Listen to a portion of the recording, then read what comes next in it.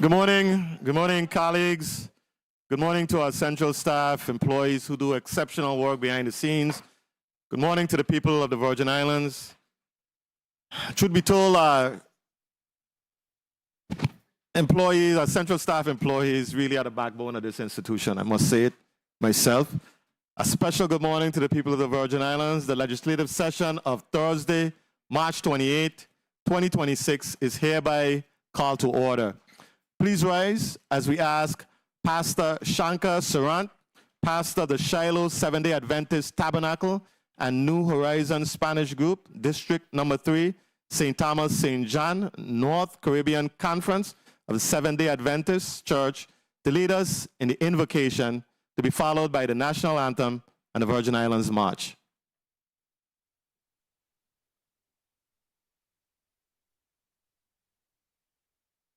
Let us pray. Heavenly Father, it is truly with grateful hearts we come this morning in recognition of the fact that you've allowed, O God, men and women to be placed in positions of trust. We pray, O God, that this morning, those whom you would have allowed to be placed in this position would recognize that except the Lord builds a house, they labor in vain that build it.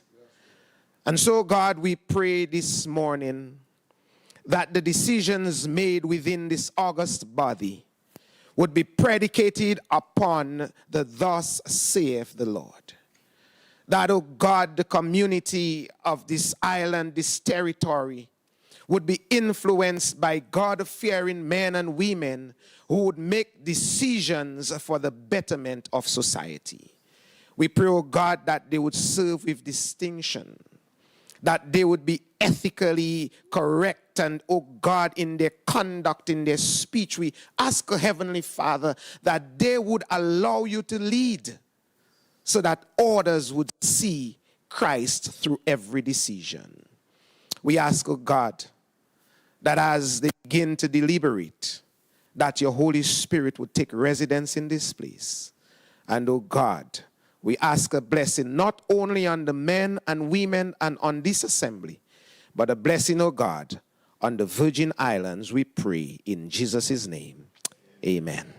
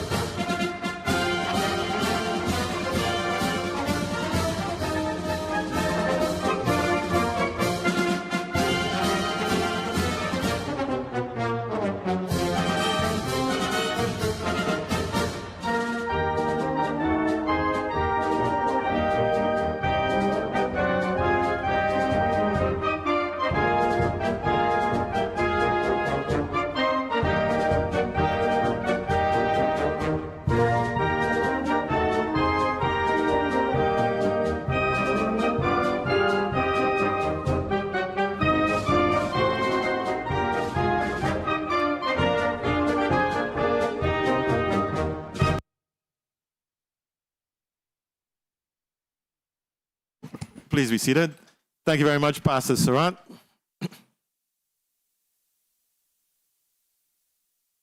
Before we begin, I would be remiss if I did not extend kudos to the thousands of Virgin Islanders who recently graduated from our territory schools, both public and private. I think I shook about 3,000 hands, and it was my honor.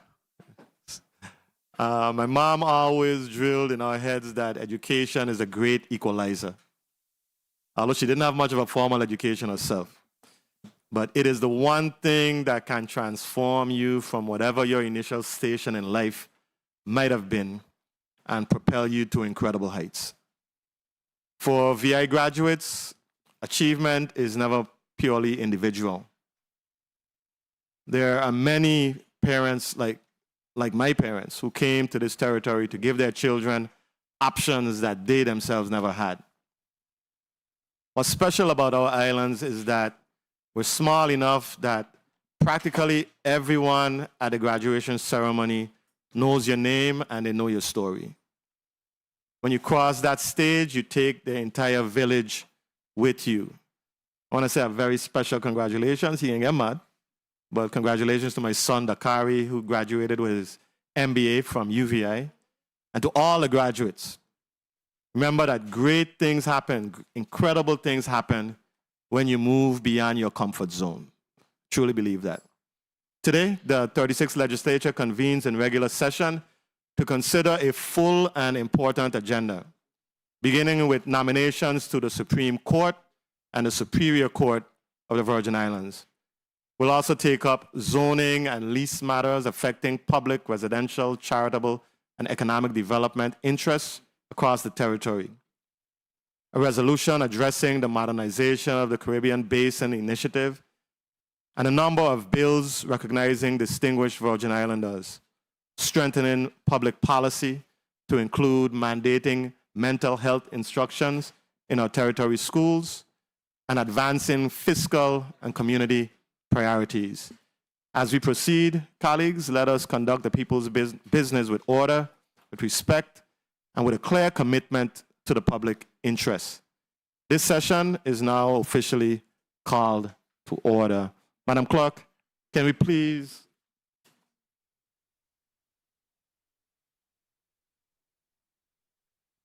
Okay. Thank you. Before we move on officially, we want to recognize the presence of the Chief Justice of the Supreme Court, the Honorable Reese Hodge. Welcome. Welcome. Now, Madam Clerk, can we please have a roll call? Senator Marvin A. Blyden. Senator Blyden, present. Senator Angel L. Bolquez Jr. Present. Senator Bolquez Jr., present. Senator Dwayne M. DeGraff. Here. Senator DeGraff, present. Senator Ray Fonseca. Here. Senator Fonseca, present. Senator Novell E. Francis Jr. I am here. Senator Francis Jr., present. Senator Alma Francis Heiliger. Senator Francis Heiliger, present. Senator Hubert L. Frederick. Present. Senator Frederick, present. Senator Kenneth L. Gittins. Senator Gittins, present. Senator Maurice C. James. Senator James, absent. Senator Franklin D. Johnson. Here. Senator Johnson, present. Senator Carla J. Joseph. Present. Senator Joseph, present. Senator Clifford A. Joseph Sr. Present. Senator Joseph Sr. present. Senator Avery L. Lewis. Senator Lewis absent. Senator Milton E. Potter. Here. Senator Potter present. Senator Kurt A. Viale. Here. Senator Viale present. Mr. President, you have 13 present, 2 absent. Thank you very much, Madam Clerk. Colleagues, we have a quorum and we are prepared to proceed. Madam Clerk, are there any pieces of correspondence to be read into the record at this time? Yes, Mr. President. Please proceed. Letter dated Tuesday, May 26, 2026, to the Honorable Milton E. Potter, Senate President. Dear Senator Potter, I hope this message finds you well. I am writing to respectfully inform you that I will arrive late to the regular session scheduled for Thursday, May 28, 2026, as I will be attending the funeral service of a close family friend, Mr. Leroy A. Gottlieb, Jr. I recognize the importance of the matters listed on the agenda and look forward to contributing to the discussion upon my arrival. In the interim, I kindly request that any pertinent information shared during my absence be forwarded to my office. Thank you for your understanding and consideration. Respectfully, Avery Lewis, Legislative Secretary, 36th Legislature of the Virgin Islands. Letter dated May 28, 2026, to the Honorable Milton E. Potter, Senate President, 36th Legislature of the Virgin Islands. Dear President Potter, I write to inform you that I will be unable to attend the legislative session scheduled for today, Thursday, May 28, 2026, at the Earl B. Otley Legislative Hall in St. Thomas. Please have my absence recorded as excused. Respectfully submitted, Maurice C. James, Esquire, Senator, 36th Legislature of the Virgin Islands. This concludes the reading of correspondence, Mr. President. Thank you very much, Madam Clerk. Please record Senator Lewis and Senator James as excused.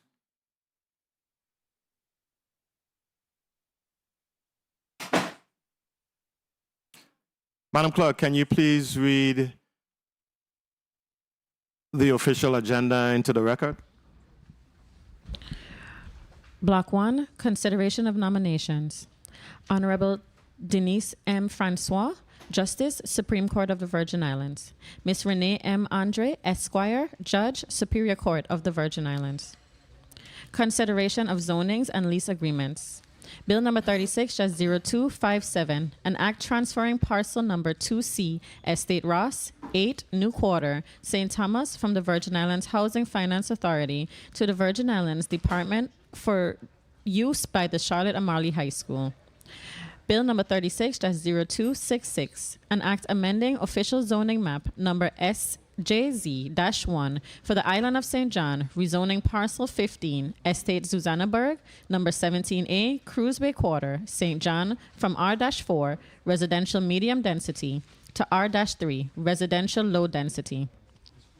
Bill number 36-0268, an act granting a zoning use variance from the P public zoning designation for parcel number 300-B, revised Cruise Bay Town, Cruise Bay Quarter, St. John. Bill number 36-0270, an act amending official zoning map number SCZ-20, St. Croix, to rezone parcel numbers 11-F and 11-G, Estate Penitentiary Land, Company Quarter, St. Croix, from R-3, residential medium density, to P public. Bill number 36-0275, an act approving the amended lease agreement between the Government of the Virgin Islands, acting through the Commissioner of the Department of Property and Procurement, and Hearts in Service Association, Inc., for the leasing of parcel number 175C, Estate Anna's Retreat, number 1, New Quarter, St. Thomas, for the purpose of providing eligible programs and services to homeless families, individuals, veterans, and at-risk youth, and the operation of a soup kitchen and other related purposes. Bill number 36-0288, an act amending official zoning map number SCZ-6 for the island of St. Croix to rezone plots numbers 242, 243, 563, and 564 Estate Strawberry Hill, Queen Quarter, St. Croix, from R-2, residential low density, 1 and 2 family, to R-4, residential medium density. Bill number 36-0289, an act granting a zoning use variance from the R-2 residential low density 1 and 2 family zoning designation for plot number 395 Estate Wim, West End Quarter, St. Croix. Bill number 36-0291, an act granting a zoning use variance to plot number 295-D-2 Estate Barren Spot, King Quarter, St. Croix, to allow warehouse and storage services, general. Consideration of resolution, Bill number 36-0194, A resolution urging the United States Congress and the Office of the United States Trade Representative to expand and modernize the Caribbean Basin Initiative, CBI, to further support economic growth and development in the Virgin Islands and the wider Caribbean region. Consideration of bills. Bill number 36-0009, an act honoring and commending Mr. Stephen Van Beverholt for his years of dedicated service and numerous contributions to the people of the Virgin Islands, and naming the office of the Virgin Islands Inspector General Building the Stephen Van Beverholt Inspector General Building.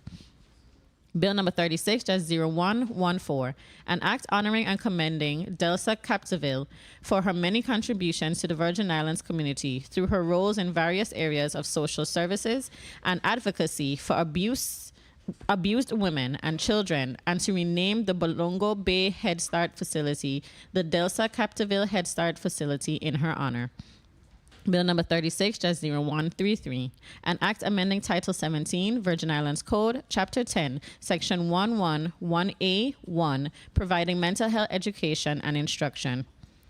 Bill number 36-0149, an act honoring and commending Janisha John for her outstanding achievements, pioneering spirit, and significant contributions to the fields of entertainment, modeling, and television production, celebrating her role as a cultural ambassador, trailblazer, and inspirational leader of the Virgin Islands. Bill number 36-0191, an act honoring and commending Detective Delbert Phipps, Jr., posthumously for his service with the Virgin Islands Police Department and to the Virgin Islands community by renaming the portion of Hospital Gata where it intersects with Veterans Drive at the Alexander Farrelly Criminal Justice Complex to the beginning of the Maud Proudfoot Drive, the Detective Delbert Phipps Jr. Memorial Street. Bill number 36-0207, an act amending Title III, Virgin Islands Code, Chapter 25, Subchapter 4, by adding Section 590D, and Title 24, Virgin Islands Code, Chapter 1, by adding Section 24, requiring employers to grant parents or legal guardians of a child with a diagnosed disability 4 hours per month of paid leave to attend the child's medical appointments. Bill number 36-0236, an act amending Title 33, Virgin Islands Code, Subtitle 3, Chapter 111, Section 3061, by increasing the amount of money that is to remain in the Virgin Islands Insurance Guarantee Fund before any interest can be deposited into the general fund. Bill number 36-0238, an act amending Title 29, Virgin Islands Code, Chapter 23, to redirect hotel development net bond proceeds to the government employees retirement system of the Virgin Islands and the Virgin Islands Government Hospitals and Health Facilities Corporation. Bill number 36-0248, an act amending Title 29, Virgin Islands Code by enacting the Commercial Property Assessed Clean Energy, CPACE Act. This concludes the reading of today's agenda, Mr. President. Thank you very much, Madam Clerk. I'm going to ask our 2 legislative pages to please come forward so that we can introduce you to the general public. Ladies and gentlemen, I'm honored to have 2 brilliant young people, recent graduates from the Charlotte Amalia High School. Chicken Hawks. We won't hold that against them. 2 brilliant Chicken Hawks, Michaela Reed and Miss Janica Gedone. I got it right? Awesome. I'm going to start with Michaela Reed. Michaela is a graduate of the Charlotte Amalia High School. Her school activities: book club, Junior State of America, Charlotte Amalian National Honors Society. Her favorite subject is math, specifically algebra. Her hobbies are drawing, cooking, baking, and sports. Extracurricular activities: basketball, volleyball, softball. Her career goal is to be a successful fashion designer with a photographer and cosmetology business on the side. So this lady can have options. Welcome to you, Michaela Reed, and we look forward to you spending a very positive and productive day with us. You can clap. You can clap. Now we have Janica Jedone, also a graduate of Charlotte Amalie High School. She will be attending Tuskegee University. I have a brother who is an alumni of that school. School activities, JSA, that's the Junior State of America. She's a member of the Student Council, an unarmed drill team. Her favorite subject is history, and her hobbies are cooking, dancing, and reading. Janica is a member of Youth Vibe and various community awareness. She's participated in various community awareness marches, walks, and runs. Her career goal is to own her own counseling psychological practice, which we drastically need here in the territory. So that is awesome. I want to welcome these two talented young ladies. Enjoy the day. We're going to give you a paycheck. Got some money coming to you. And we also have a spectacular meal, a top shelf meal. So thank you very much. Let's give them a round of applause, ladies and gentlemen. Thank you. Our session will stand in recess for 2 minutes.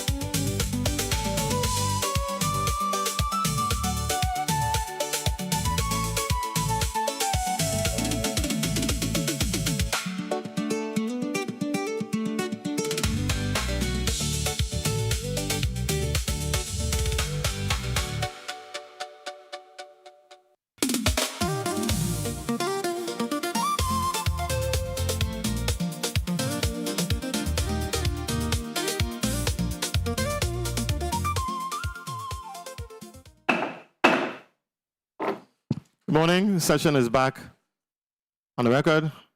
Do I have a motion? Motion. Senator Viola, you're recognized for your motion. Thank you, Mr. President. In an effort to expedite today's proceeding, I move that we waive committee report and that we immediately consider block number 1, which includes the consideration of nominations and the Honorable Denise M. Francois and the Honorable Renee M. Andre. And we also consider 4 bills, the honors individuals. We move them to block 1. Bill number 36 as 0009, an act honoring and commending Mr. Stephen Van Beverholt. Bill number 36 as 0114, an act honoring and commending Dilsa Capterville. Bill number 36, that's 0149, an act honoring and commending Janisha John. And bill number 36 as 0191, an act honoring and commending Detective Delbert Phipps. Detective Delbert Phipps, Jr., posthumously. I move for a debate time of 3 minutes. I so move. Properly moved by Senator Cordvillet, seconded by Senator Marvin Blyden, Senator Ray Fonseca, Senator Noel Francis, Senator Clifford A. Joseph, Senator Gittins, Senator Johnson, Senator Dwayne Graff. Wow. Oh my God. Having no objections? So ordered. So on for the record books.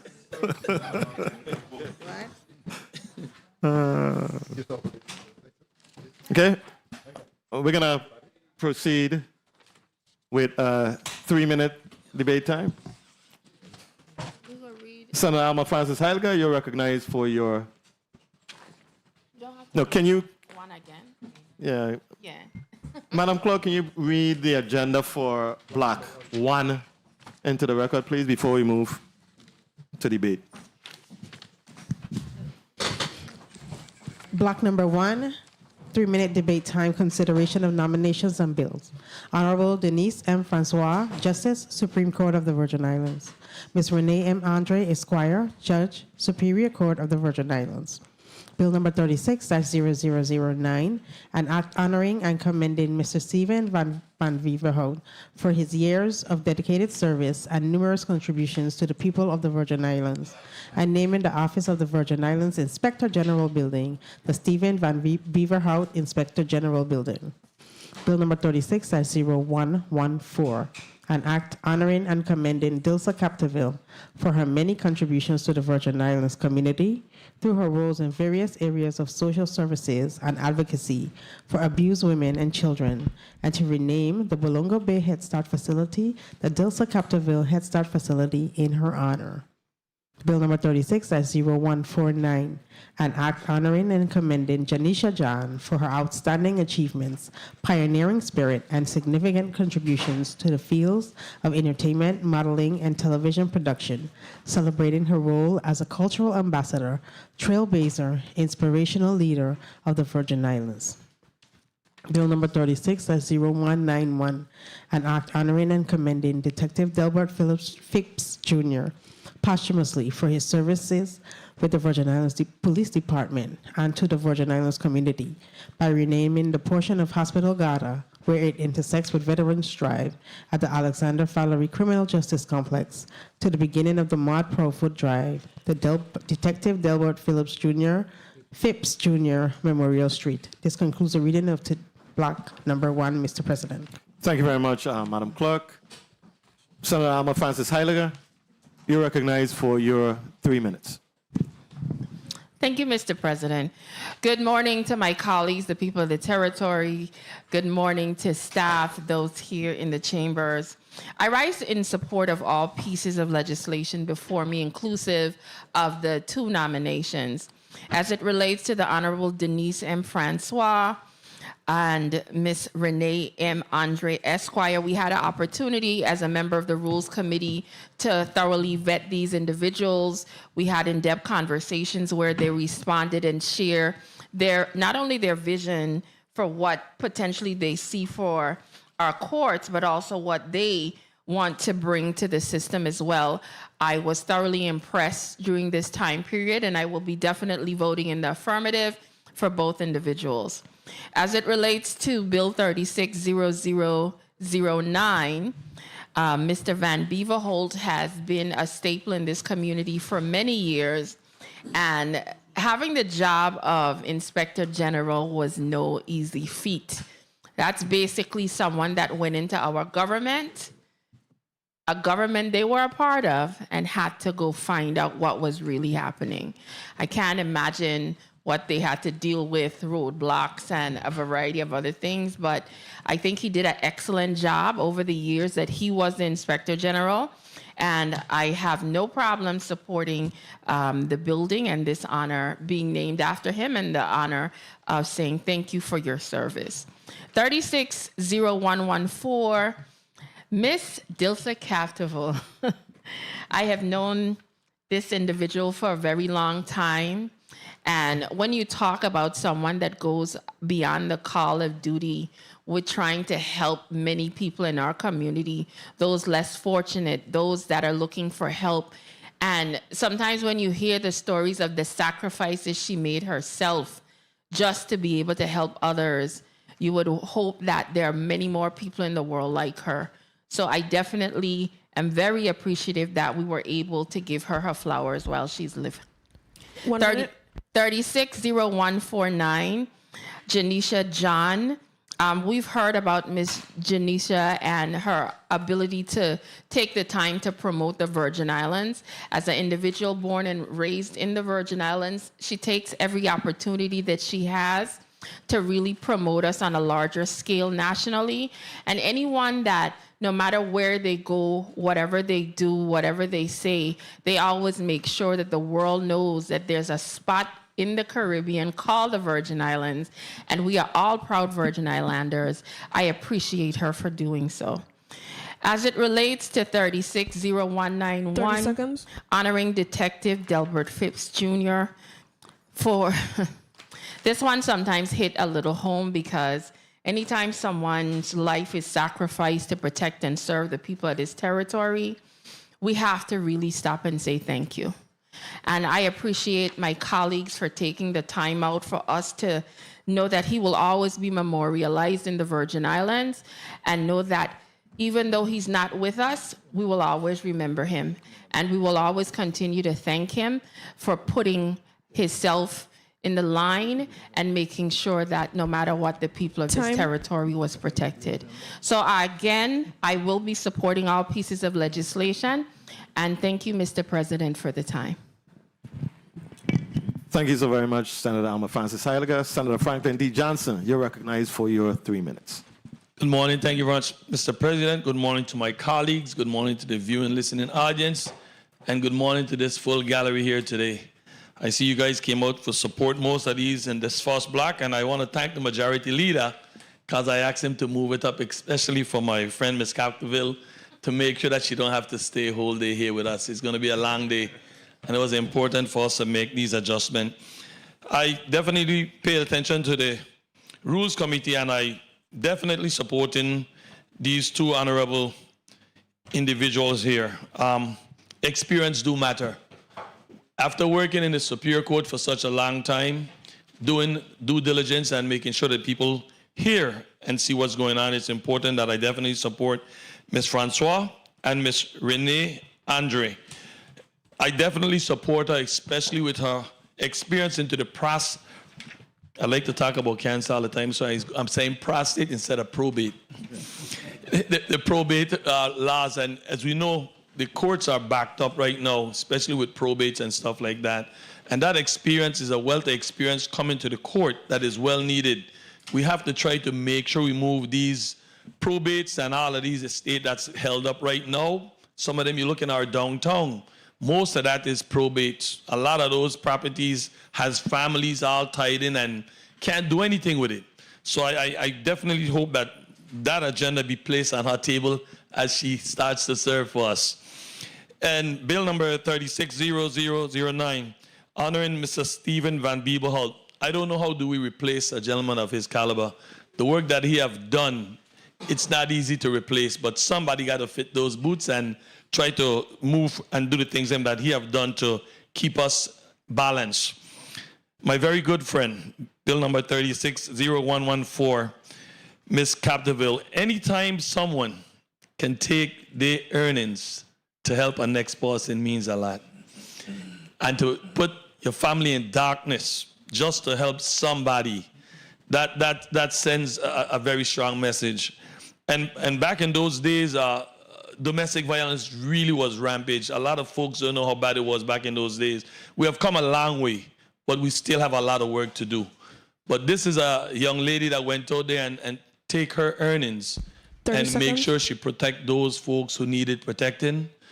Make sure that she hide them sometimes in her car, in her house, to make sure that they don't be abused the way that was being abused. And I thank you for that. I thank you for the service to make sure that women and children that was battered was protected and had a safe place, had someone that they could count on. And we definitely have to do some meeting. We got some stuff in common here. Our cancer, we're definitely going to reach out to you. I'm doing my best part on the island of St. Croix. As soon as I get some time, I'm going to make a special trip just to sit down with you, have that conversation. I'm going to wrap up with Janisha John, who wears the stripes of the Virgin Islands wherever she go. Always be proud to be a Virgin Islander. And Detective Delbert Phipps, he did the ultimate sacrifice. And when someone comes out and put their life on the line and didn't back down, trying to protect others, it's important that we recognize them. So at the appropriate time, I will be definitely voting yes in all of these measures in block number 1. Thank you very much for your lenience, Mr. President. Thank you, Senator Johnson. Senator Dwayne M. DeGraff, you're recognized for your 3 minutes. Thank you, Mr. President. Good morning, colleagues. Good morning, everyone present. You know the significance of this, the first 2 names, Honorable Denise M. Francois, Ms. Renee M. Andre Esquire, for our 2 pages who are fellow chicken hawks, to realize that in the session right now, you have the first branch, members of the first branch and the third branch of government in here in the building. I think that's a very significant, important thing to mention so you could be aware of it. Not just people sitting in the audience. You have the Chief Justice, the head of the third branch of government that run the territory here present. So it's pay attention, very significant to me. Like I told the 2 first nominations, you go ask for 14 other people to convince them to vote for you, not me. I vote yes. You know, what you do, but some things I like to pass on to continue doing. Continue remembering our Virgin Islands, our people. I've been a police for 26 years. Nobody's perfect. We make mistakes. People make mistakes. We do our job. We put them in jail, put them through a system. They come back out, and then a lot of them have to return. Keep those things in mind. Keep the people in mind first. And most of all, your staff. Take good care of your staff. They're extensions of you. And, you know, going forward, they mean the most to me when it comes to your success. So make sure you take care of those people. I vote yes for everything. Mr. Stephen Banviva putting in the amount of years. You know, when I think the amount of years he put in, and to think this is my 44th year in the government, but when I started working in 1979, you know, sometimes people say you're a relic, but hey, when you have stills to give of service of yourself, that's most important. And he has given it for many, many years. I think I'll leave Ms. Capdeville for last because she helped to raise me, make me the man I am. Detective Delbert Phipps Jr., his father and I graduated from high school together. So his son is my son. He followed in our footsteps to be police, gave the ultimate sacrifice, fear no evil, went in, gave it up. So to do this here, I'm honored to be a part of this here. Ms. Janisha John, I know I've seen her on TV. She's a big star and everything. I went St. Croix to the graduation, and she came over and called me by my name. Hey, Senator DeGraff. I felt so, wow. You know, this big international star, Virgin Islander, called me by my first name and know me. That's priceless. We must represent our own. Now, Ms. Capdeville, thank you. You know, my mom, you spent years with my mom. You helped to make me the man that I am because of respect, because of how tenacious I've seen you to be. And it wears off on people. So the great things that you do, this is the least we could have done. 30 seconds. You know, to do this for you, I'm honored. I'm honored to be here, but they were surprised today I didn't object. And you know, I didn't object because we agreed to move it on so people won't be here sitting all day. But I do object to 3 minutes when we have to talk about our people. That's my objection. But again, we're going to let it pass because we want them to have their moment in time and get through this. Thank you for the time, Mr. You President. need another minute? I will give you another minute. I'm good. Thank you very much, Senator DeGraff. Senator Angel L. Bolkes Jr., you're recognized for your 3 minutes. Thank you, Mr. President. Good morning, Mr. President. Good morning, colleagues. Good morning to the listening and viewing audience. Good morning, Central staff. Good morning to my staff. Good morning to all those present in the gallery. Good morning, Chief Justice Hodge and all other distinguished guests. And also UVI President George, good morning. I wanted to start off by saying that I only can echo the sentiments of my colleagues before me. These have all been very easy nominations, I would say, in that sense, and bills honoring individuals who are Virgin Islanders that have done exceptional things in our community. I had the opportunity to vet every single one of these bills through the Committee on Rules and Judiciary, led by the chairwoman, and other members of the committee. So this is easy for me. I plan to support each and every one of these measures when they're at the appropriate time. But I do want to say that in our society, I believe it's important, and I think we've heard it before, some of my colleagues say this from time to time, and I just want to repeat it, because it is important that we look out for one another. It is important for us to honor each other. When someone is doing good work, great work in our community, it is our duty, our human right, our duty to uplift and support our brothers and sisters. So these times when we have these resolutions and want to honor our Virgin Islanders, I must say that it makes me proud, because there are people out here in our society and even abroad in the United States of America that are doing great things and representing the Virgin Islands of the United States. So I just wanted to just put that on the record, and I would look forward to voting in the affirmative at the appropriate time. Thank you, Mr. President. Thank you very much, Senator Angel Bolkes Jr. Senator Hubert L. Frederick, you're recognized for your 3 minutes. Thank you very much, Mr. President. Colleagues, good morning. A pleasant good morning, each and every one of you.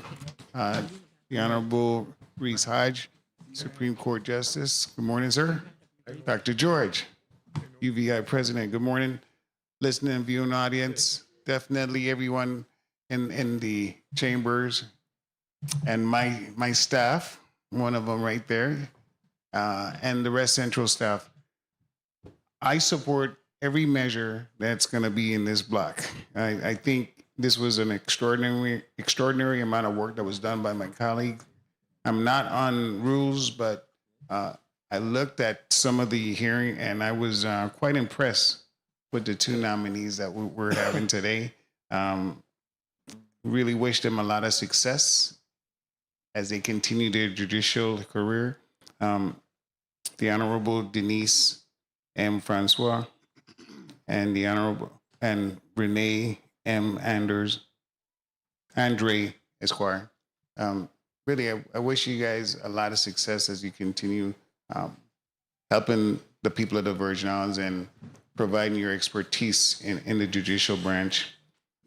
It's not easy.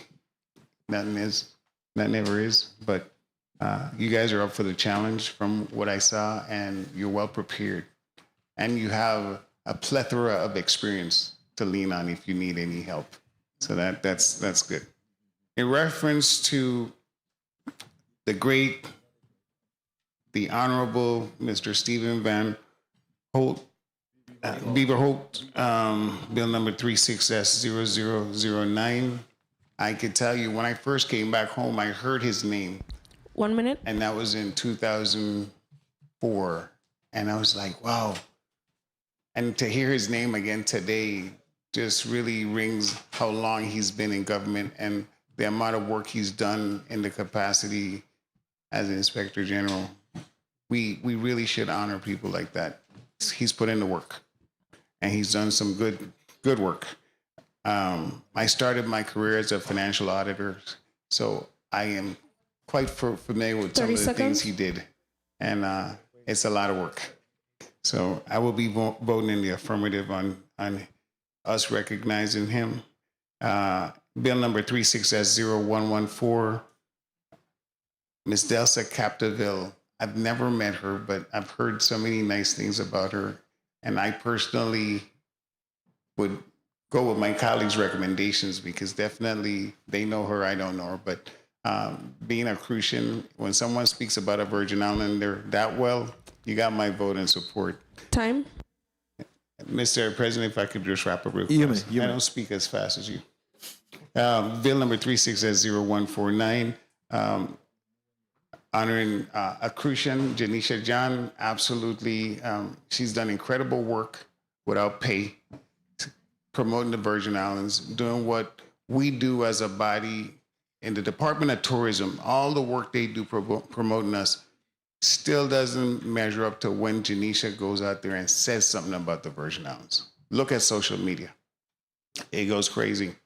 So if someone has that type of influence on the world and they're doing it for free, we should take it. We're lucky to have her. We're blessed. And we just should recognize individuals who are exceptional in the Virgin Islands. And then last but not least, without any hesitation, anyone who gives their life serving in the line of duty, Bill number 36S0191, Detective Delbert Phipps Jr., definitely. We have to honor and respect, give them all the respect in the world and the family. Thank you very much, Mr. President, for the extra time. Thank you very much, Senator Hubert L. Frederick. Senator Carla J. Joseph, you're recognized for your 3 minutes. Thank you so kindly, Mr. President. A pleasant good morning to everyone. I want to really say that this is really a wonderful day for women in the legal field.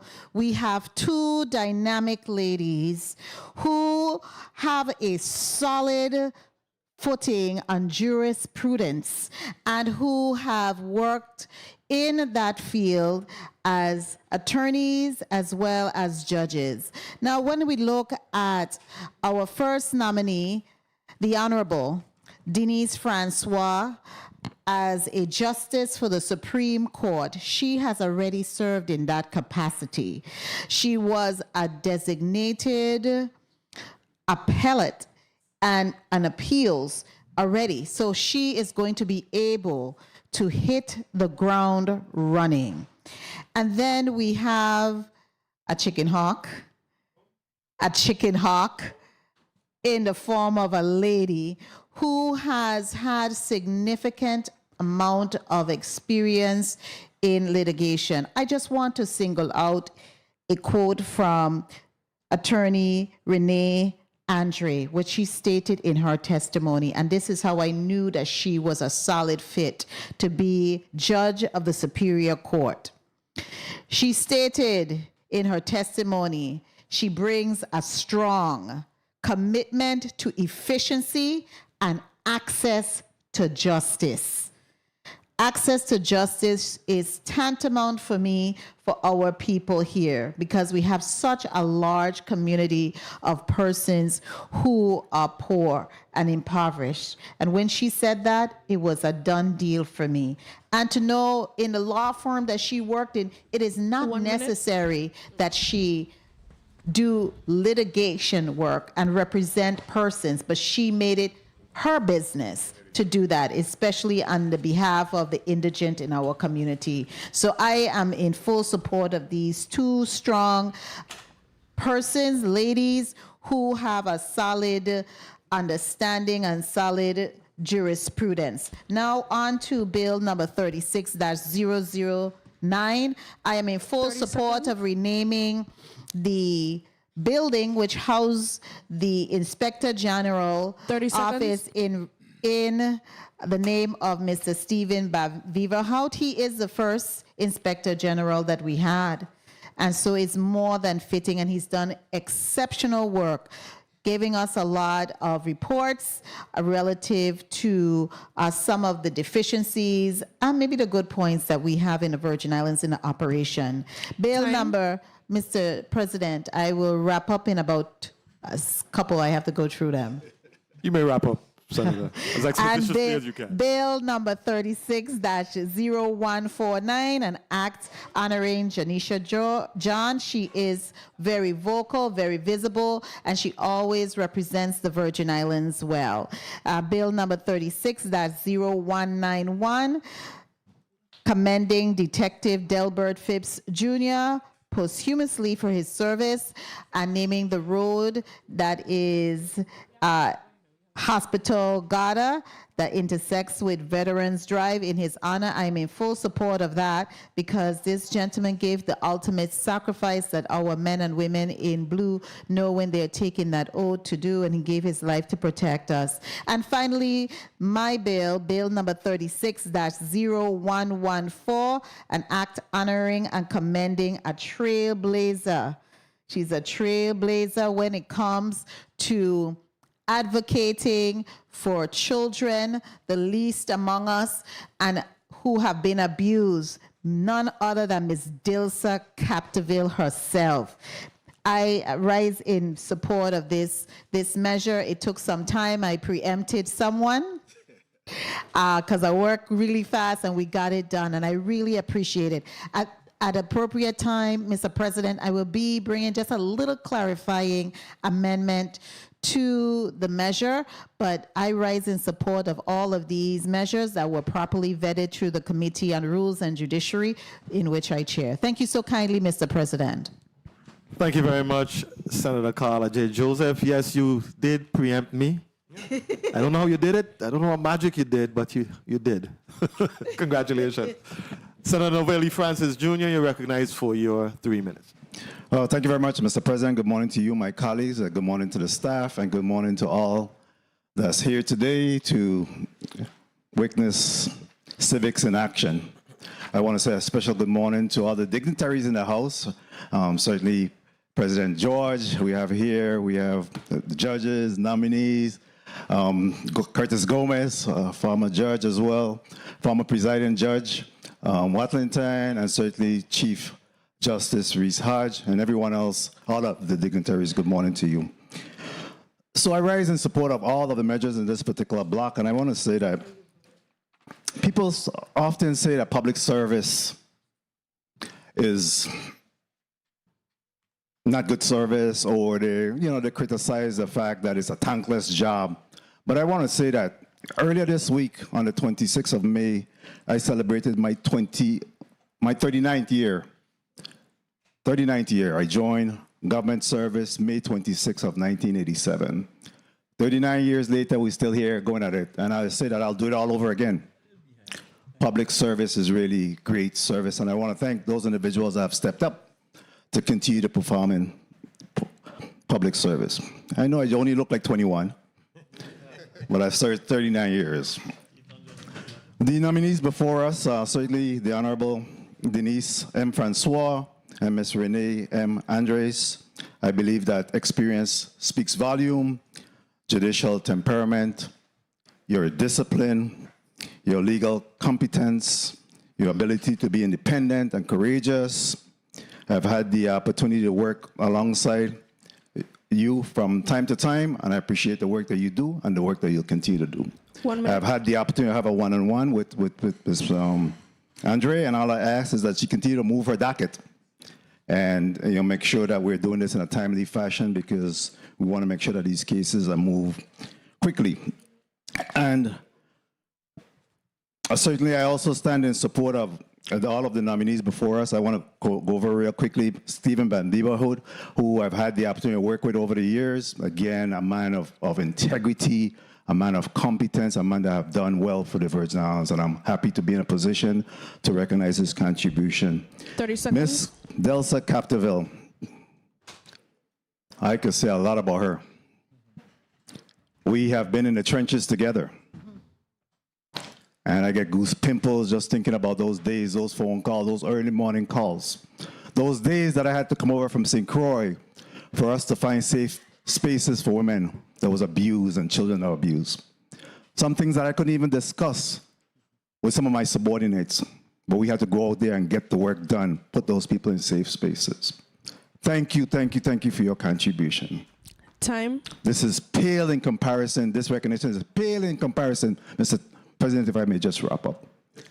Pale in comparison for the work that you have done here. Thank you on behalf of the people. We wish you well. As a cancer survivor myself, we live purposeful life when we're able to survive cancer. So I know that your work will continue, and certainly, again, I want to commend the work that you have done. And just to wrap up, Ms. Janisha John, again, we want to thank her for her ambassadorial efforts and contribution, always flying the VI flag everywhere she go and giving back, as well as my colleague, friend, and detective that paid the ultimate sacrifice, Delbert Phipps Jr. There is no more difficult position to be in than to go and report to a family that your loved one has passed. That July 4th date, we were in St. John when we got that call, and I'll tell you that marred the entire event for us when we got that call. We'll continue to pay tribute, recognize the contribution that have been made by this detective, and again, on the behalf of my family, I offer my condolences to his family, and we'll do everything possible to make sure that his contribution and his memory will live forever. Thank you very much, Mr. President, for your time.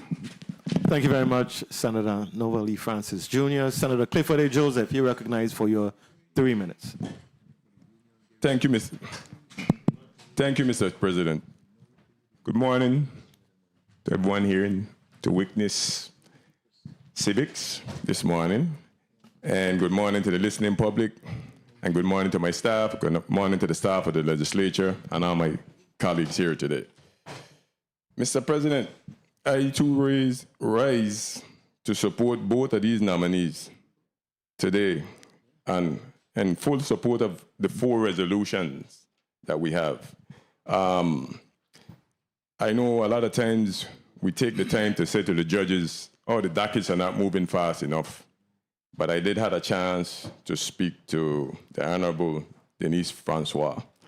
And she made it clear that don't ever forget that it's just not what's on your dockets. Sometimes we have cases that we have to deal with. Certain judges have cases to deal with, and it slows down, and it takes you off of your groove of getting your dockets moved. So again, I'm also a member of the Rules Committee. So I think I questioned all the questions I had during the rules. So when I'm saying I'm in support, my vote will be yes for the nominees for sure. I'll move on to Detective Phipps. He gave his life to this territory.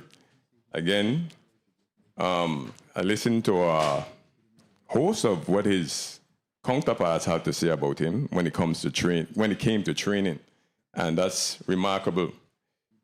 So again, that would be a yes vote as well. Janisha Jan, she's a staple on St. Croix and carries the Virgin Islands wherever she goes. But one thing she never lost is staying down to earth. So you can meet her in the street, and as beautiful as she are, she still takes the time to say hello and keep a conversation. Mr. Stephen Van Beaverhut, he provided a service and set a standard to be followed, because most of all the individual we're speaking about here today, all of them have set high standards.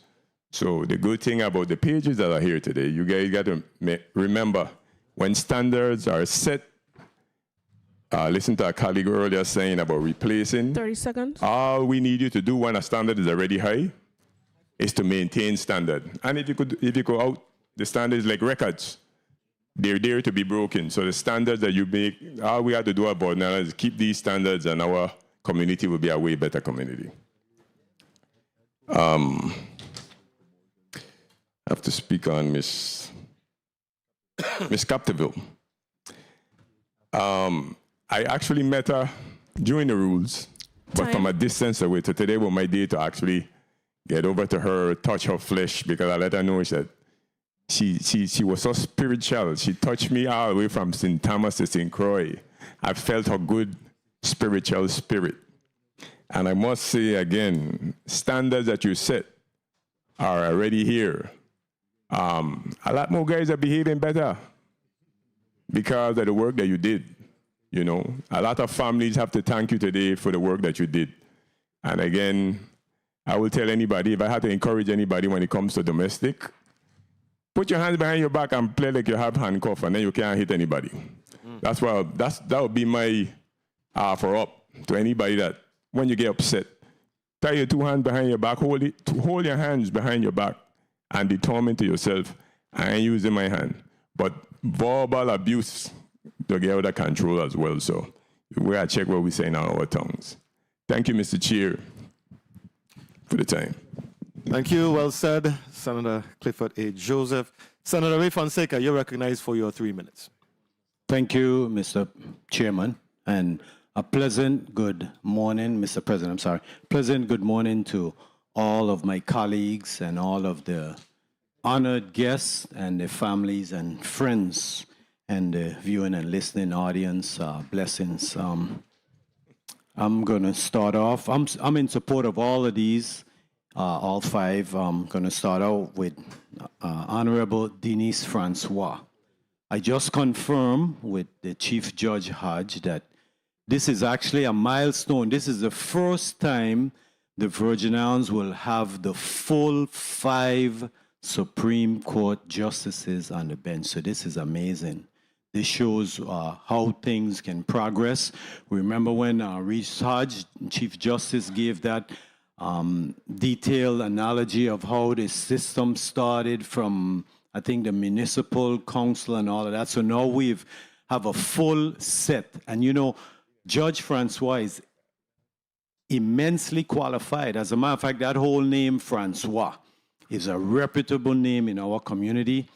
I started in the government. We're going to date ourselves. I think it was 1985, more or less. But I left for about 10 years to do some construction as a contractor. So most of my life, I was under the tutelage of the Honorable Conrad Ricky Francois. So I know that Francois name, and I definitely would support. I want to go to Miss Renee Andre. I've been checking out your resume. You're valedictorian at 3.99 GPA. Smart, and I see that you have a lot of experience. From 2008 to 2024, you've been an associate judge, so that's definitely a check. 1 minute. Stephen Van Weverhout, more than 30 years. We all know him and his legacy. He started from 1989. He served about 5 different governors. Dilsa Capdeville, good friend of mine, a respectable lady, and she is a lady of integrity because she once refused federal funding not to compromise the program. And these are the type of leaders that we are honoring here today. This is awesome. I want to go quickly to Janissa John, a model, a TV host. She was the Queen 2010.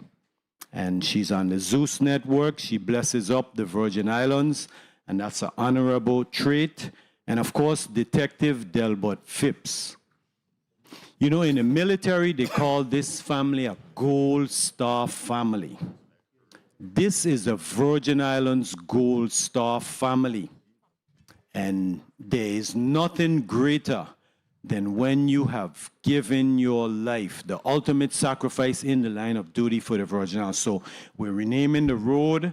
That's going to be blessings. All of these honorees are well deserving, and I'm so proud to be able to cast my vote in affirmative at the appropriate time. And Mr. President, thank you for the time. Thank you very much, Senator Ray Fonseca. Senator Marvin A. Blyden, you're recognized for your 3 minutes. Thank you so much, Mr. President. Good morning to my colleagues, listening, viewing audiences, staff, central staff. Good morning. I want to recognize former Judge Gomez, Chief Justice Reese Hodge, Territorial Judge Watlington, President George, good morning to you guys. And welcome to the first branch of government, by the way. I ride in support of all 6 nominees in this block. I must say, though, that when it comes to Honorable Denise M. Francois for Justice of the Supreme Court of the Virgin Islands and Ms. Renee M. Andre, Judge for the Superior Court of the Virgin Islands, they're both highly qualified and experienced. And experience do matter. And I want to wish you the best moving forward. And I know you're going to do a great job on behalf of our people. In respect to Mr. Stephen Van Beverholt, this gentleman is a giant in our community. His name alone speaks volume based on the work he have done here in the territory. And what he have done in terms of carrying on his legacy is trained his staff properly and assured that they were ready, so when he move on, to continue the excellent work that they do on his behalf, on behalf of the people also. They have always strived for excellence, and I respect that tremendously. In respect to bill number 36.0114, when it comes to Delsa Capterville, Ms. Capterville is still here serving, despite all of her many, many, many accomplishments and her many challenges in terms of fighting on behalf of those that needed it at their lowest point. And to have that name on the Head Start facility is where it all begins. So that speaks a lot about who she is and what she has done. And in terms of her being an advocate for many, being a role model, a trailblazer, I could go on and on with the adjectives all day. But Ms. Capterville, we love you, we respect you, and we are honored to have you in our presence. And I must say, many young ladies in the community also that you have assisted will never forget you. Because many times people listen to what you say, but they will never, ever, ever forget what you do on their behalf. And that's one thing I've done from a young age. I always do the right thing. I always work on behalf of the people. And you don't have to do much talking. Talk is cheap. What have you done for me lately? And you are still in the fight. You are still on the grind. And I must say congratulations in advance. And thank you for your public service and your heart. Because you have a servant's heart. And that's very important. In respect to bill number 36.0149, Ms. Janisha John. This young lady, I knew her from seeing on TV many times. And my colleagues to my right always bragged about her. She's from St. Croix. You know, he hear about these crucial people. And she's from St. Croix, and she down to earth for real. And I love her spirit. I love that she always wear the Virgin Islands on her chest. She always talk about the Virgin Islands everywhere she go. And she actually have made connections. She have done many, many in terms of looking out for younger girls and many other Virgin Islanders. And I must say, big up to you every time. And I respect you and thank you for your service. And lastly, bill number 36.0191, Delbert Phipps, Jr. I worked with his dad when I was younger in my earlier days at Pueblo, my first job. And I have always respected him, his demeanor, his mentality, and his son have followed in his footsteps. And I must say, he paid the ultimate sacrifice. You know, when many of us, you know, see trouble, many people run, but individual like him run toward the issue and deal with it, because I must say that's who he was, and he couldn't help himself. But nonetheless, he had a very bright future, and he was doing great things as a young black Virgin Islander. And we need more like him in terms of our young black males in the territory. You know, we need more of them to step up and do the right thing on behalf of the people. Again, I stand in support of all 6 nominees in this block, and thank you so much, Mr. President, for the time. Thank you. Thank you very much, Senator Marvin A. Blyden. Senator Kurt A. Viola, you're recognized for your 3 minutes. Thank you, Mr. President. And good morning to the people of the Virgin Islands. Good morning, colleagues. Good morning to everyone in the well. We have a number of individuals from the judicial branch to witness the consideration of the nomination of the Honorable Denise Francois and the Honorable Renee N.M. Andre. And I'm sure that you're going to get all the votes. You're going to get 14 votes. It's a no-brainer.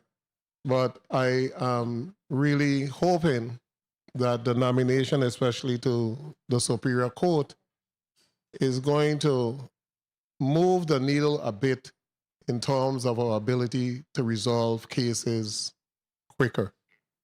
Because we have seen in the community within the last months a number of individuals that have fallen on the wayside, that are facing gun charges for years, that are facing other criminal activity, and the cases languish, whether it is a court or the Attorney General office.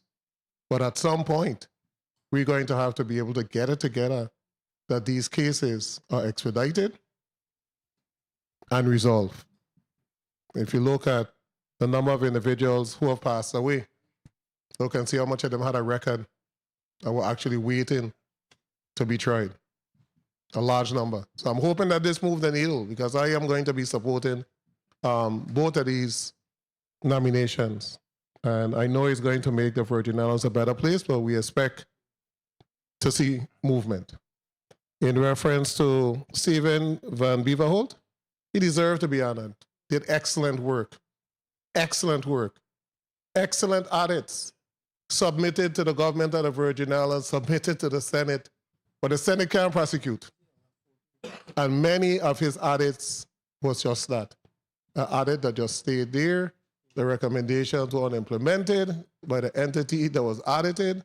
The Attorney General office sat on it. Discussion of possible criminal activity wasn't addressed. So I'm hoping that honoring this individual will put the spark in us to realize that we got to do different. It's audit and WAPA and everything else. Tell him if you read it. It's like a playbook as to what needed to change for now. But it was not changed because of the structure we have. We can't elect an attorney general, blah, blah, blah. But we got to do better. Dilsa Captiville, I don't know you personally, but I know you. Can you hear your name all the time? Something like this, Captiville, Captiville. So when I got into there, I was like, which one is Dilsa Captiville? Because your name is kind of famous or synonymous with just helping. So you could have been nominated to name anything and everybody would have said yes. Because that is the type of respect that you garner in this community, not from this body, but just overall in the community. I just heard glowing reports in reference to the work that you have done. Janisha John, a complex graduate of Barracuda, the school that I was the principal for. I think she was a class of 2005. Virgin Islands ambassador. Very big in California, but always remembering the Virgin Islands, always repping the Virgin Islands, always proud to say she's a Virgin Islander, and comes home on a regular basis and bring individuals from the mainland to show them this beautiful community that we live in. Despite all the problems, this is a beautiful place. So Janisha, just congratulations to her. She has done such a wonderful job representing the Virgin Islands, representing St. Croix, and I know that she's just going to continue to make us proud. The last bill number 36-0191, Detective Delbert Phipps. The one is sad, Junior. It's just sad because he died in the line of duty. So it's only fitting that we do something in his honor. And to all the other individuals who protect this community on a regular basis, we pray for their safety, and we honor all of those first responders by being able to honor this individual for dying for the community that he served. Thank you, Mr. President. Thank you very much, Senator Kurt Ville. Senator Kenneth Gittins, you're recognized for your 3 minutes.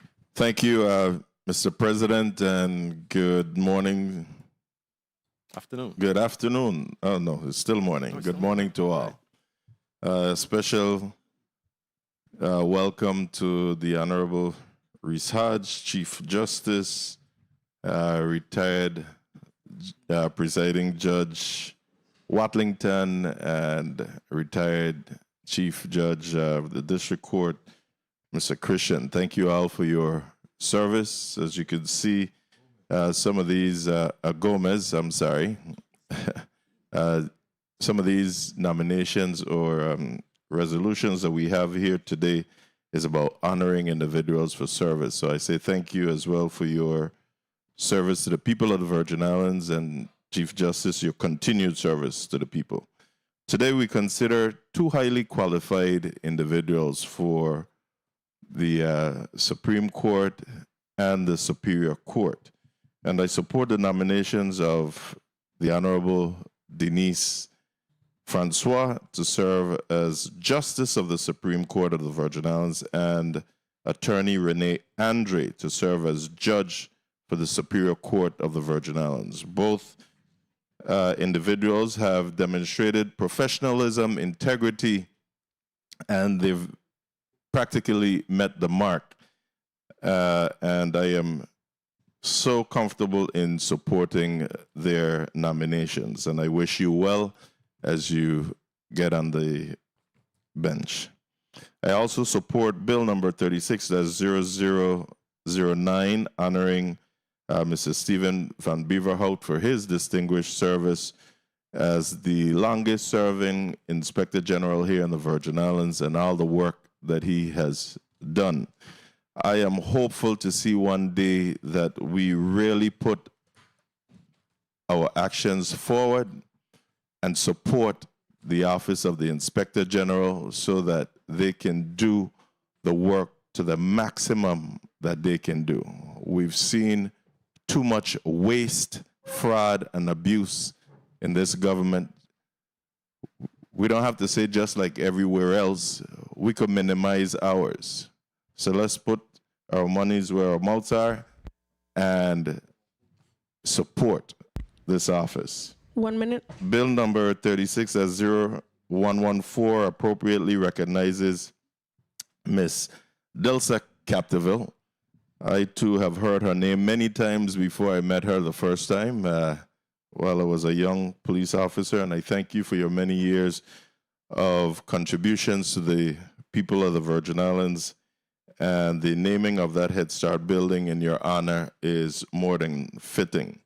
Bill number 36-0149 honors Ms. Janisha John for her accomplishments 30 in seconds. entertainment, modeling, television production, and everything that you have heard. You heard about her wearing the Virgin Islands on her chest wherever she goes. I call her the Wonder Woman of the Virgin Islands. I say thank you to you as well.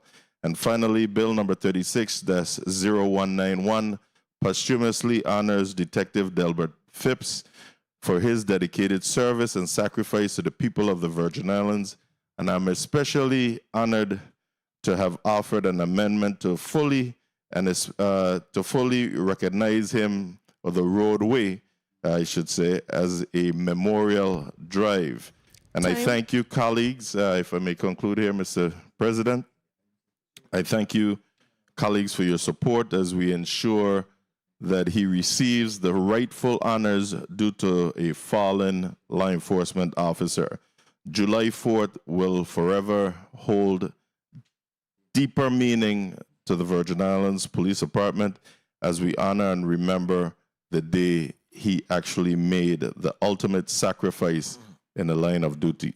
I fully support all the nominations and the measures in this block, and I look forward to supporting each and every one. Thank you so much. Thank you very much, Senate Vice President Kenneth Gittins. Colleagues, I rise also in support of all of the items in this block. Without question, a strong judiciary is foundational to the rule of law here in the U.S. Virgin Islands. I am grateful that the governor sent down, grateful for the quality and the caliber of personnel that the governor sent down to fill these two very important posts. Honorable Denise Francois is no stranger to anyone in the U.S. Virgin Islands. She's clearly a committed, intelligent, level-headed jurist who has done her part in, dispensing justice here in our territory. We're fortunate that she has agreed to serve in this very important post as Justice to the Supreme Court. Likewise, Ms. Renee M. Andre Esquire, I found her to be a very poised, very thoughtful, a very knowledgeable jurist who exuded a sense of striving for fairness. approaching matters without a preconceived perspective, being willing to listen to both sides before rendering a decision. I have a very good feeling about her and about this nomination. I think we're very fortunate to have her also. I really believe that progressive communities honor and recognize those among us who have achieved excellence in their specific area. And I speak about Mr. Stephen Van Beverhout and the fact that we had the good judgment to select him to receive special recognition. Mr. Van Beverhout has served this community in the capacity of Inspector General for several decades. He's a straight shooter. I remember serving as Director of Personnel. When you see Stephen Van Beverhout or any of his people lurking around the building, you get a little uneasiness in your stomach. He didn't do anything wrong, but he is just someone who comes on the scene to assess what is happening. If you were smart, you would recognize the suggestion that he is offering, not get defensive. It's always a way to improve systems at your department or agency. My department at that time was the Division of Personnel, and I took his suggestions very constructively. 30 seconds. When I speak about Dilsa Capdeville, I want to sing a song. I do. May the work I've done speak for me. May the work I've done speak for me. I can stop while I had Tony Ayala. But the quality of work that Dilsa Capdeville has done to this community, in this community, speaks for itself. She is a relentless warrior who's passionate about her work. But she's a warrior for the most vulnerable in our community. She's not going to accept no for an answer. She's going to find a way. And that is what I have learned most from my engagement with Dilsa. I consider her to be a friend, not a fair-weathered friend. She's there through good times and bad. And she is always willing to give you sound, level-headed advice. My colleague beat me to the punch, but I was fortunate enough to be able to sign on as a prime sponsor to this bill.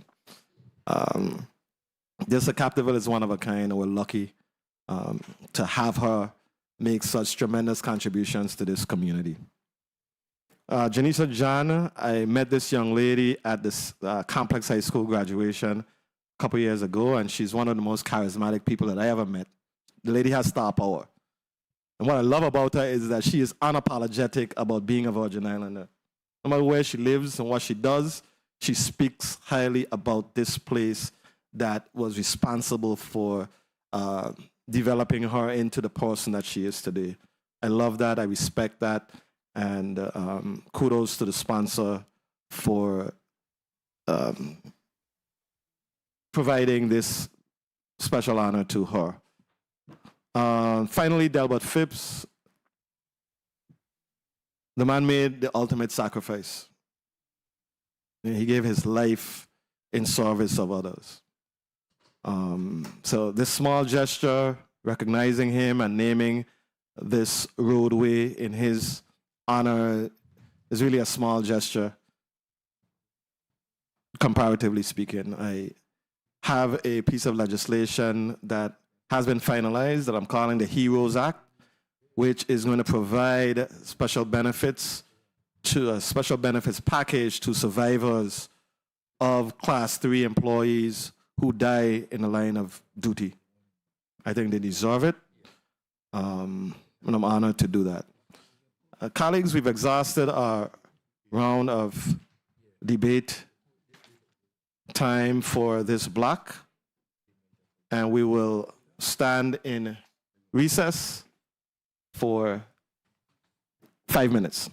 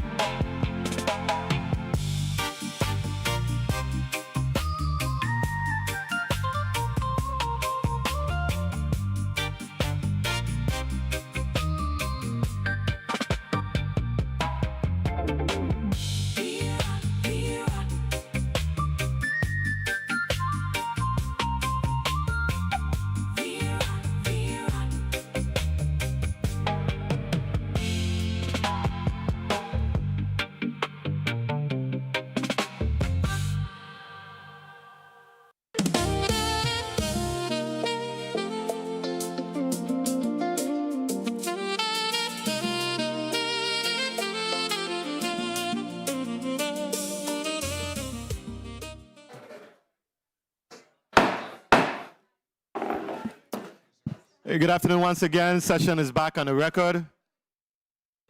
Madam Clerk, can you please call up the first item in block 1? Block number 1, Honorable Denise M. Francois, Justice, Supreme Court of the Virgin Islands. Thank you.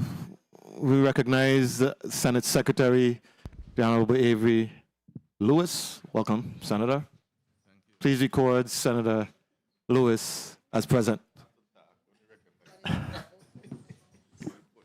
Can we have a roll call, Madam Clerk? Senator Marvin A. Blyden. Roll call. No, I'm sorry.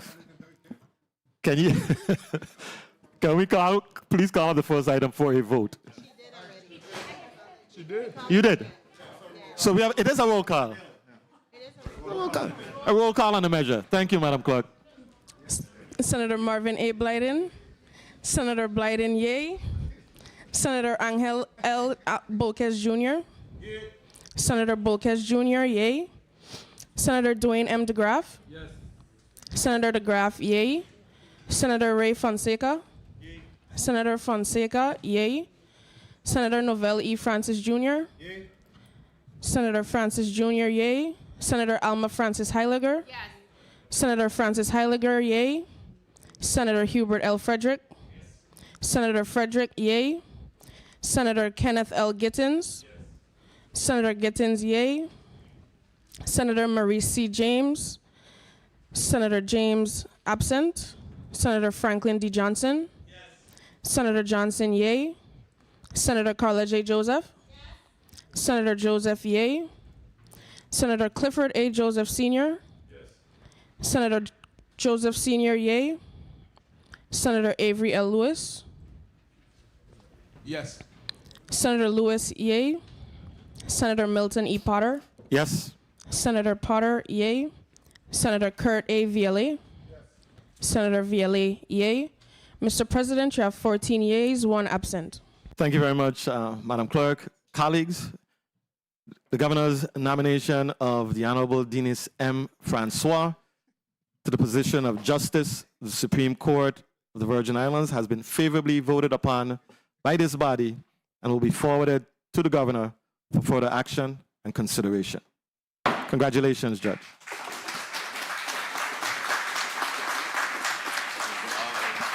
Yeah. Madam Clerk, can you please call up the next item? Ms. Renee M. Andre, Esquire, Judge, Superior Court of the Virgin Islands. Roll call, please. Senator Marvin A. Blyden. Senator Blyden, yay. Senator Angel L. Bolquez Jr. Senator Bolquez Jr., yay. Senator Dwayne M. DeGraff. Senator DeGraff, yay. Senator Ray Fonseca. Senator Fonseca, yay. Senator Novell E. Francis Jr. Senator Francis Jr., yay. Senator Alma Francis Heiliger. Senator Francis Heiliger, yay. Senator Hubert L. Frederick. Senator Frederick, yay. Senator Kenneth L. Gittins. Senator Gittins, yay. Senator Maurice C. James. Senator James, absent. Senator Franklin D. Johnson. Yes. Senator Johnson, yay. Senator Carla J. Joseph. Yes. Senator Joseph, yay. Senator Clifford A. Joseph Sr. Yes. Senator Joseph Sr., yay. Senator Avery L. Lewis. Yes. Senator Lewis, yay. Senator Milton E. Potter. Yes. Senator Potter, yay. Senator Kurt A. Viale. Yes. Senator Viale, yay. Mr. President, you have 14 yeas, 1 absent. Thank you very much, Madam Clerk. Colleagues, the nomination of Renee M. Andre Esquire to the position of Judge, Superior Court of the Virgin Islands has been favorably voted upon by this body and will be forwarded to the Governor for further consideration and action. Congratulations, Judge Andre.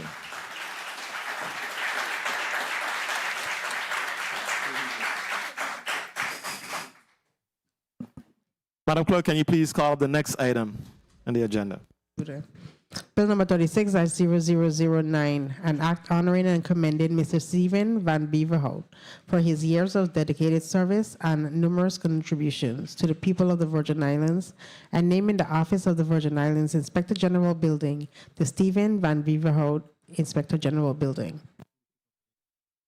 Roll call, please. Senator Marvin A. Blyden.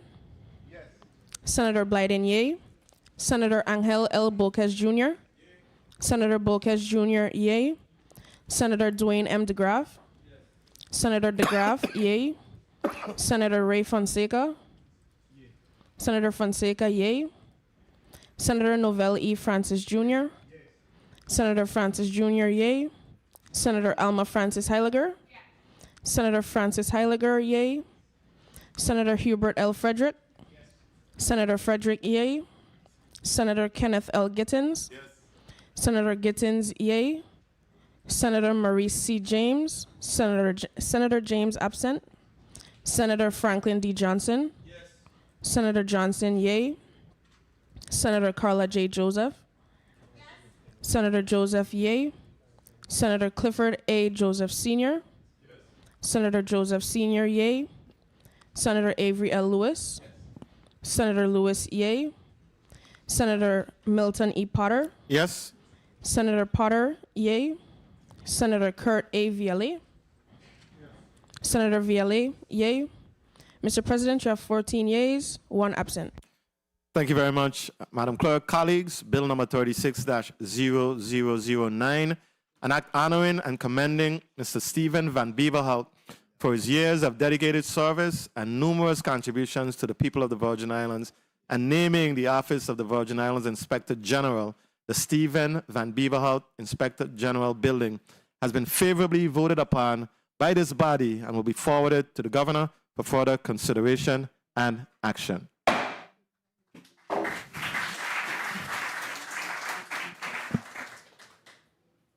Madam Clerk, can you please call up the next item on the agenda?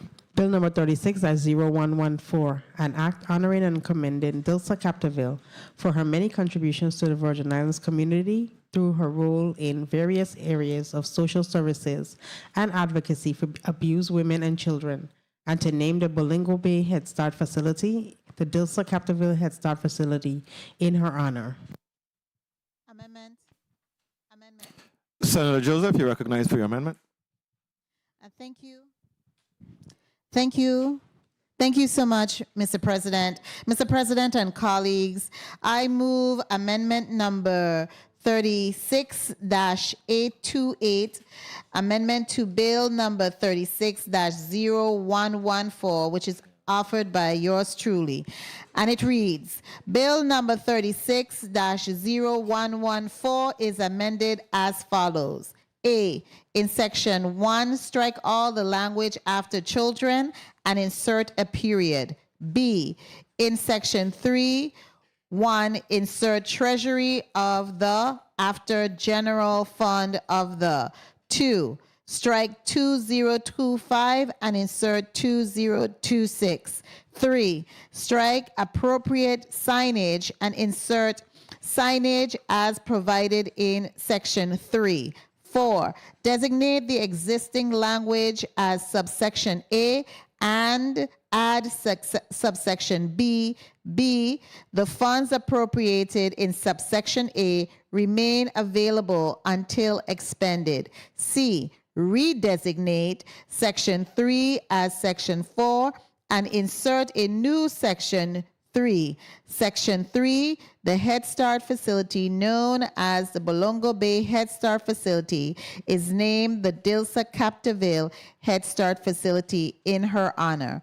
The Virgin Islands Department of Public Works shall erect the appropriate signage bearing this name. I so move. Properly moved by Senator Carla J. Joseph, seconded by Senator Avery Lewis, Senator Marvin Blyden, Senator Ray Fonseca, Senator Clifford Joseph, Senator Novell E. Francis, Senator Franklin D. Johnson, Senator Hubert L. Frederick, Senator Angel L. Bolquez, and Senator Alma Francis Heiliger. Hearing no objections, so ordered.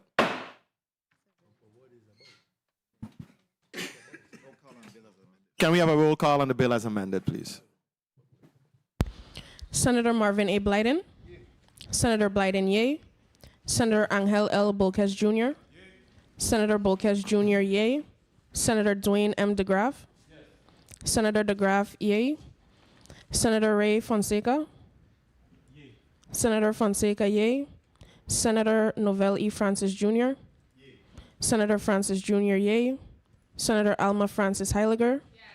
Senator Francis Heiliger, yay. Senator Hubert L. Frederick. Senator Frederick, yay. Senator Kenneth L. Gittins. Senator Gittins, yay. Senator Maurice C. James. Senator James absent. Senator Franklin D. Johnson. Senator Johnson, yay. Senator Carla J. Joseph. Senator Joseph, yay. Senator Clifford A. Joseph Sr. Senator Joseph Sr., yay. Senator Avery L. Lewis. Senator Lewis, yay. Senator Milton E. Potter. Yes. Senator Potter, yay. Senator Kurt A. Viale. Senator Viale, yay. Mr. President, you have 14 yeas, 1 absent. Thank you very much, Madam Clerk. Colleagues, Bill number 36-0114, an act honoring and commending Dilsa Capdeville for her many contributions to the Virgin Islands community through her roles in various areas of social services and advocacy for abused women and children, and to rename the Bolongo Bay Head Start facility the Dilsa Capdeville Head Start facility in her honor, as amended, has been favorably voted upon by this body and will be forwarded to the governor for further consideration and action. Congratulations.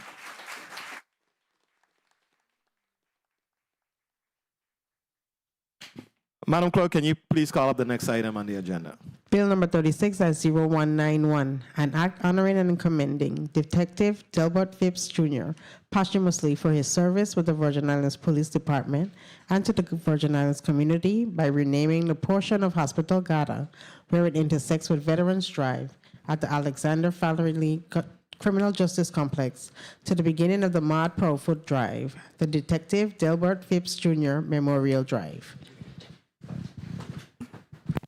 Thank you very much. I'm sorry. Thank you very much.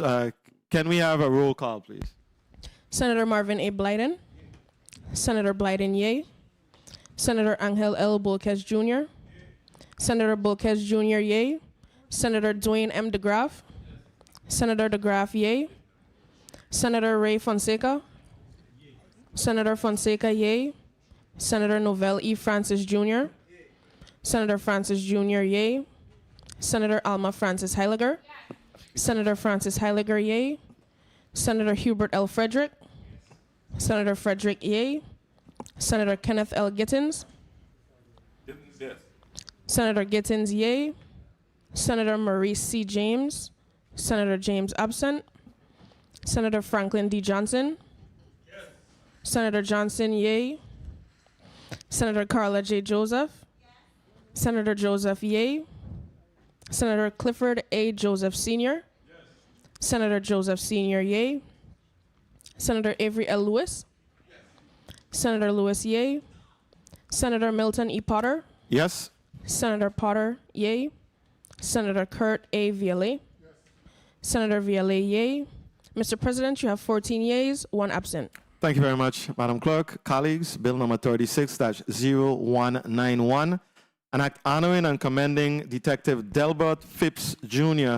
posthumously for his service with the Virgin Islands Police Department and to the Virgin Islands community by renaming the portion of Hospital Gata where it intersects with Veterans Drive at the Alexander Farrelly Criminal Justice Complex to the beginning of the Maud Proudfoot Drive, the Detective Delbert Phipps Sr. Memorial Street, has been favorably voted upon by this body and will be forwarded to the governor for further consideration and action.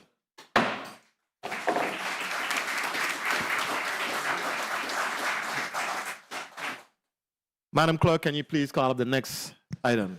Bill number 36-0149, an act honoring and commending Janisha John for her outstanding achievements, pioneering spirit, and significant contributions to the fields of entertainment, modeling, and television production, celebrating her role as a cultural ambassador, trailblazer, and inspirational leader of the Virgin Islands. Thank you. Roll call, please. Senator Marvin A. Blyden. Senator Blyden, yay. Senator Angel L. Bolquez Jr. Senator Bolquez Jr., yay. Senator Dwayne M. DeGraff. Senator DeGraff, yay. Senator Ray Fonseca. Senator Fonseca, yay. Senator Novell E. Francis Jr. Senator Francis Jr., yay. Senator Alma Francis Heiliger. Senator Francis Heiliger, yay. Senator Hubert L. Frederick. Senator Frederick, yay. Senator Kenneth L. Gittins. Senator Gittins, yay. Senator Maurice C. James. Senator James absent. Senator Franklin D. Johnson. Senator Johnson, yay. Senator Carla J. Joseph. Senator Joseph, yay. Senator Clifford A. Joseph Sr. Senator Joseph Sr., yay. Senator Avery L. Lewis. Senator Lewis, yay. Senator Milton E. Potter. Yes. Senator Potter, yay. Senator Kurt A. Viale. Senator Viale, yay. Mr. President, you have 14 yeas, 1 absent. Thank you very much, Madam Clerk. Colleagues, Bill number 36-0149, an act honoring and commending Janisha John for her outstanding achievements, pioneering spirit, and significant contributions to the fields of entertainment, modeling, and television production, celebrating her role as a cultural ambassador, trailblazer, and inspirational leader of the Virgin Islands, has been favorably voted upon by this body and will be forwarded to the governor for further consideration and action. Congratulations, everyone. We're going to ask our Sergeant at Arms to escort Judge Francois for us into the well.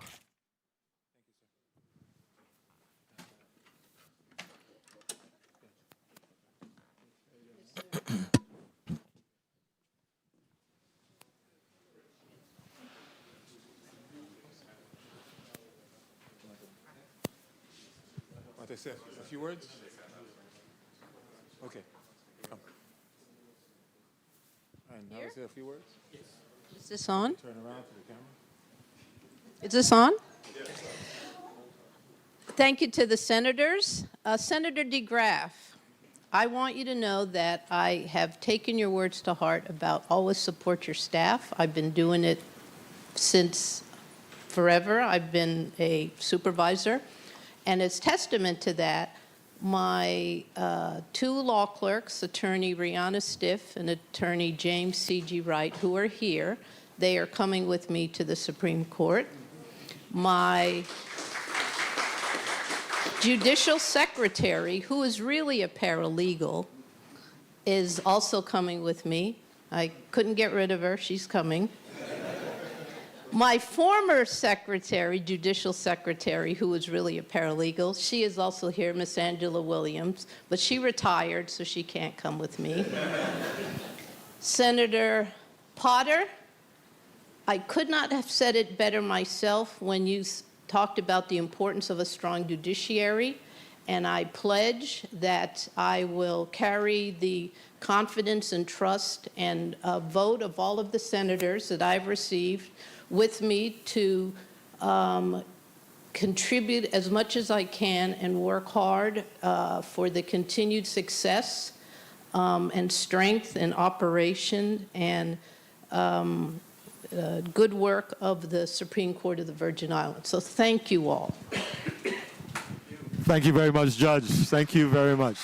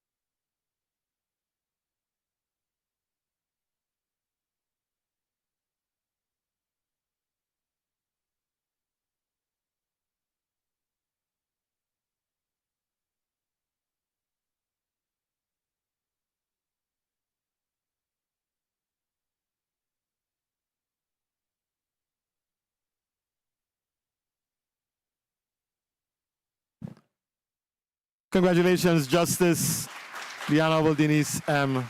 Francois.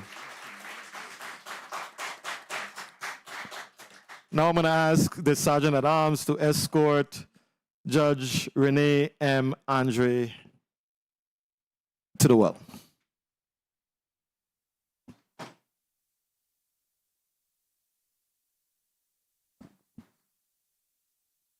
Thank you. Good afternoon, everyone. I jotted down a few notes so I don't forget anything. I probably will, but excuse me.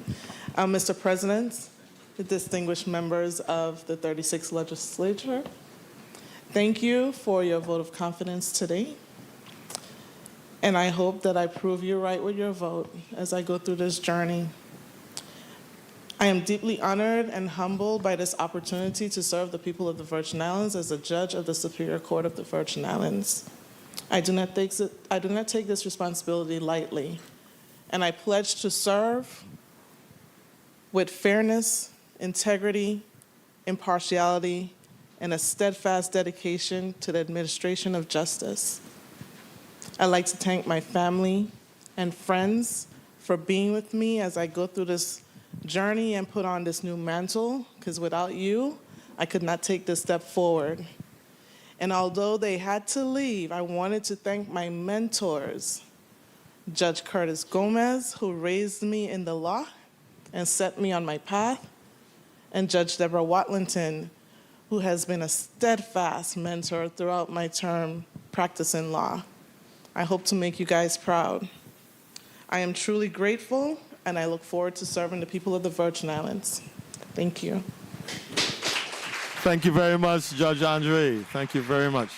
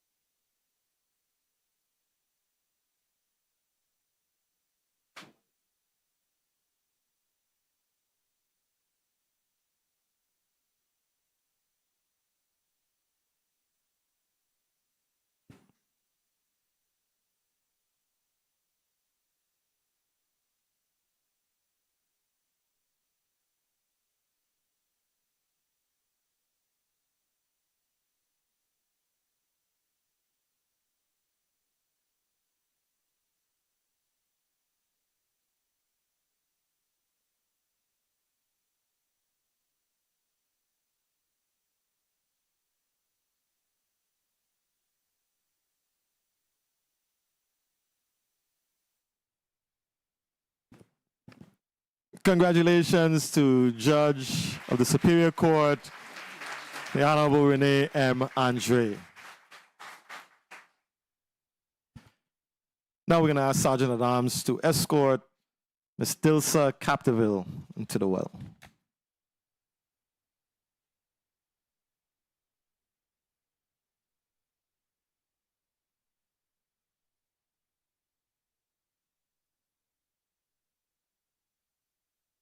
Uh-oh.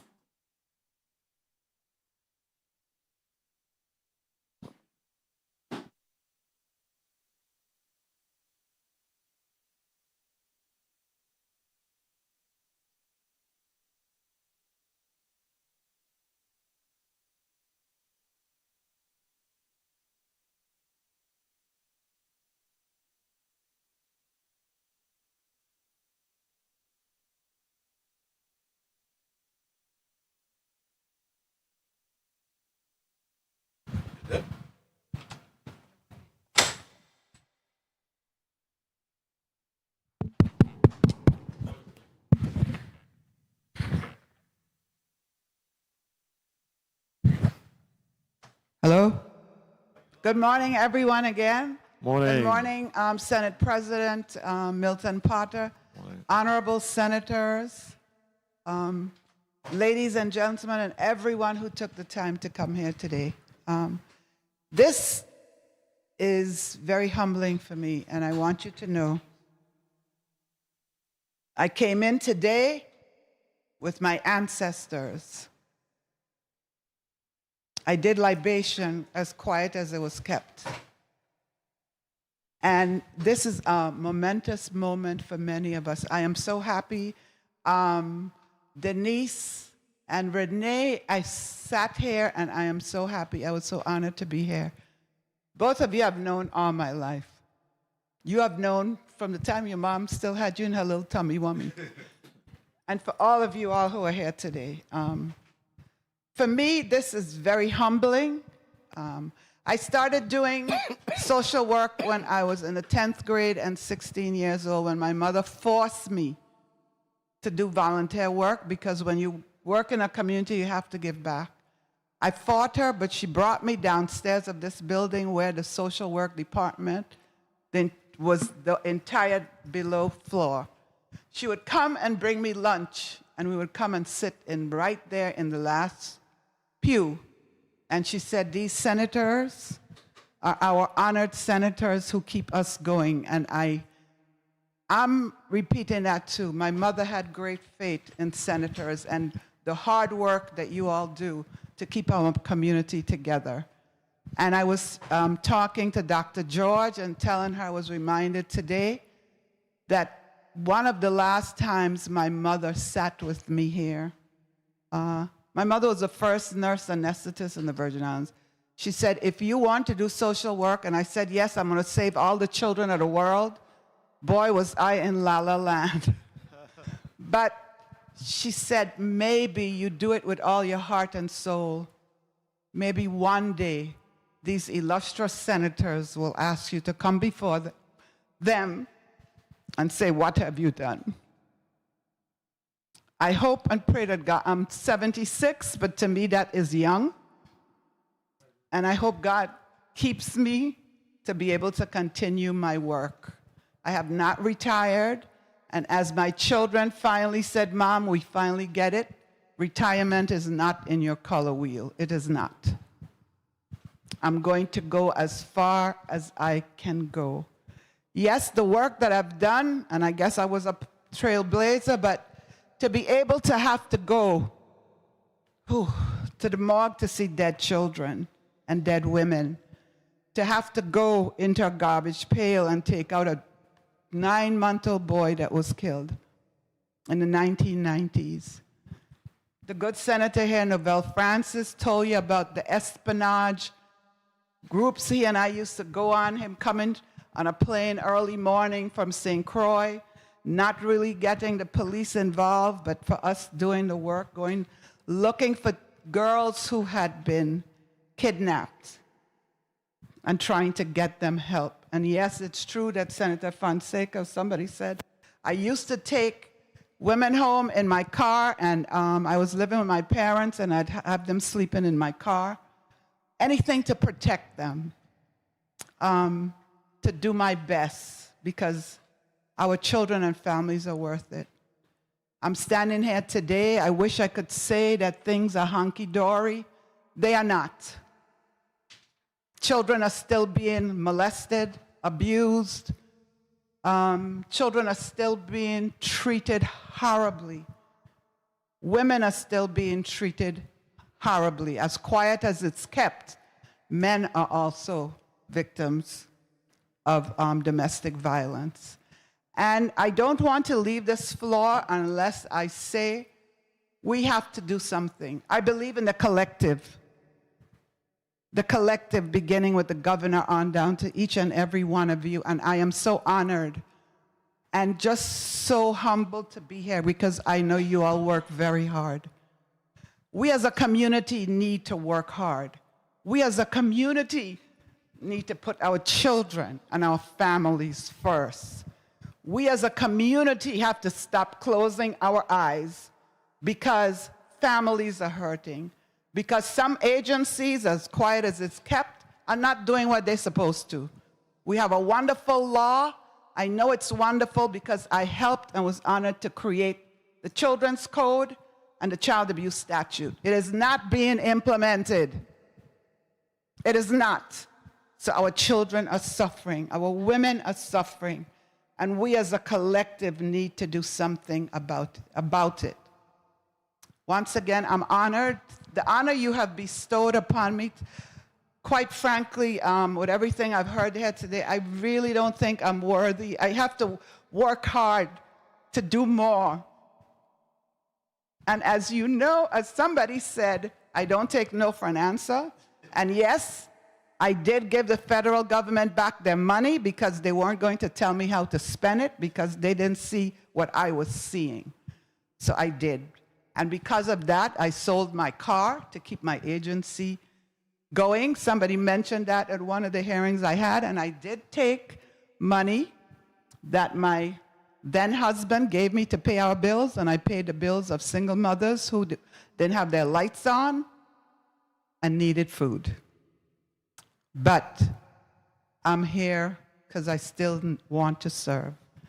I thank you all for coming. Senators, I thank you for taking the time to read about me. Those of you that don't know me, a lot of you I know. And Senator Johnson, you and I have promised we're going to work on cancer in the Virgin Islands. And Senator Francis, we added you to the list because there's a lot. We are colleagues in having that experience. So we're going forward with that as well. Thank you, everyone, for coming, for being here, for listening, for honoring the people who have been honored here today. And I wish us well as a community. I wish us well as a people. And I hope and pray that we can move on and as a collective, do what we need to do to get our islands where they should be. God bless each of you. God bless you, senators. God bless the Virgin Islands and Senator Joseph and Senator Potter. Thank you for even considering me with all the people I could think of whose names should have been considered. So thank you all. Have a wonderful day. Thank you. Thank you very much, Ms. Capdeville. Thank you very much, Ms. Capdeville. The session will stand in recess for 5 minutes.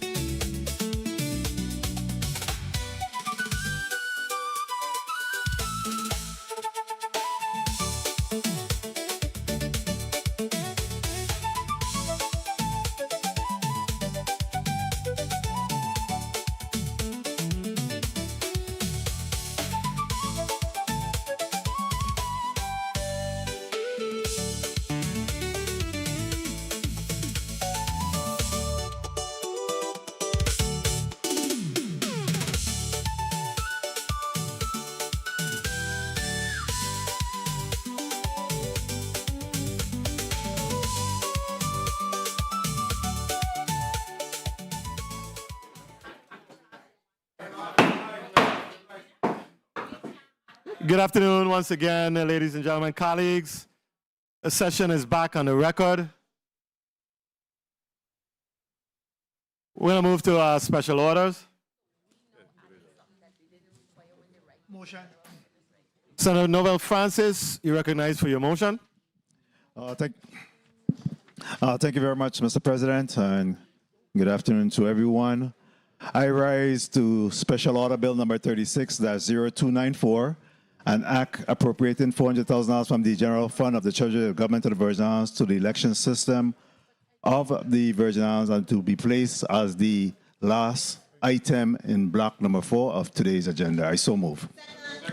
Properly moved by Senator Novelli Francis, seconded by Senator Clifford A. Joseph, Senator Carla A. Joseph, objected to by Senator Dwayne DeGraff. Roll call. Roll call.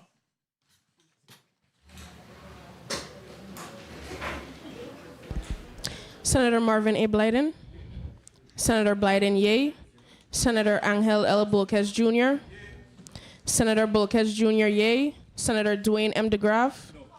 Senator DeGraff, no, nay, sorry. Senator Ray Fonseca.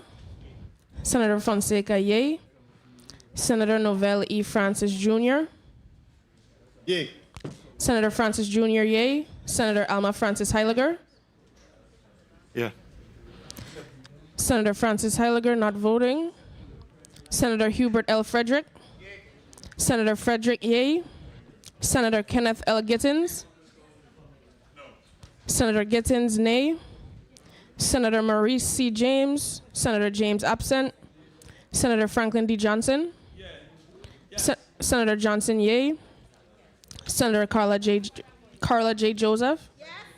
Senator Joseph, yay. Senator Clifford A. Joseph Sr. Senator Joseph Sr., yay. Senator Avery L. Lewis. Senator Lewis, yay. Senator Milton E. Potter. Yes. Senator Potter, yay. Senator Kurt A. Viale. Senator Viale, yay. Mr. President, you have 11 yays. Please record Senator Alma Francis Heiliger's vote as no. Mr. President, you have 11 yays, 3 nays, and 1 absent. Thank you very much, Madam Clerk. The motion carries.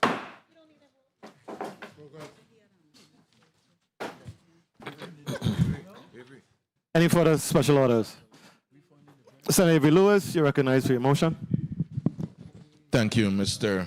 President. I rise to move special order bill number 36-0283 to today's agenda.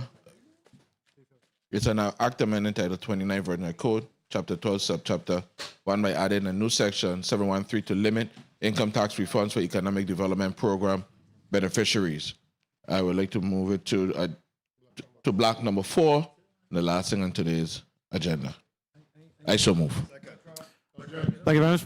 Properly moved by Senator Avery Lewis, seconded by Senator Marvin Blyden, Senator Ray Fonseca. Objected to, seconded also by Senator Novelli Francis.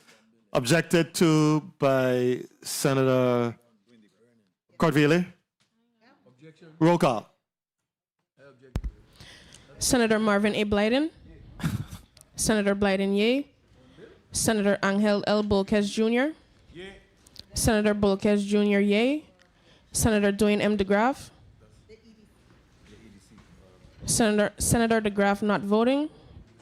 Senator Ray Fonseca. Senator Fonseca, yay. Senator Novell E. Francis Jr.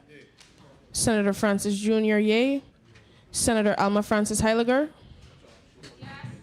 Senator Francis Heiliger, yay. Senator Hubert L. Frederick. Senator Frederick, yay. Senator Kenneth L. Gittins. Senator Gittins not voting. Oh. Senator Gittins, yay. Senator Maurice C. James. Senator James, absent. Senator Franklin D. Johnson. Senator Johnson, yay. Senator Carla J. Joseph. Senator Joseph, yay. Senator Clifford A. Joseph Sr. Senator Joseph Sr., yay. Senator Avery L. Lewis. Yes. Senator Lewis, yay. Senator Milton E. Potter. Yes. Senator Potter, yay. Senator Kurt A. Viale. Senator Viale, yay. Mr. President, you have 13 yeas, 1 absent, 1 not voting. Thank you very much, Madam Clerk. The motion carries. Allow you, Senator Avery Lewis, an opportunity to explain the bill. Thank you, Mr. President. Mr. President, what I'm actually doing here is I'm bringing a bill we have some EDC beneficiaries currently now that where at present the government of the Virgin Islands faces more than 40 million in tax refund obligation tied to companies already receiving substantial reductions in their tax liabilities through EDC benefits. What I'm trying to do is prohibit that from continue happening because they're receiving all our benefits already, 90% here, 100% there, and so forth. We're not abolishing the program, we're not destroying the program, but we just have to be fair about it. The legislation does not repeal EDC benefits. Companies will still receive substantial tax incentive already authorized under the law. But the government should not be reducing taxes on one hand while writing refund checks on the other hand to incentivize, for the same incentivized income.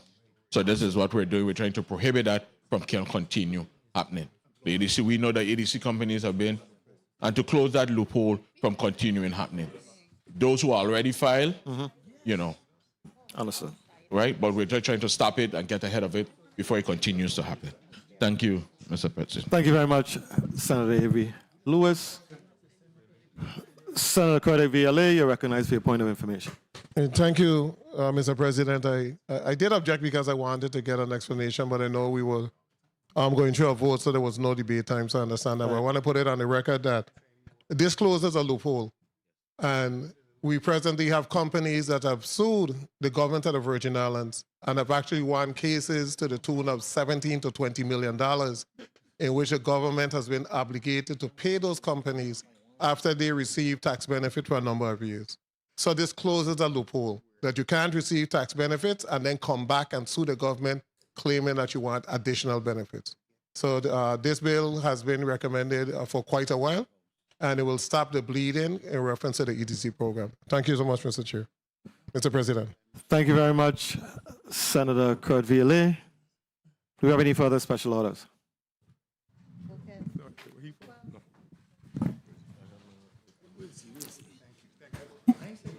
Motion.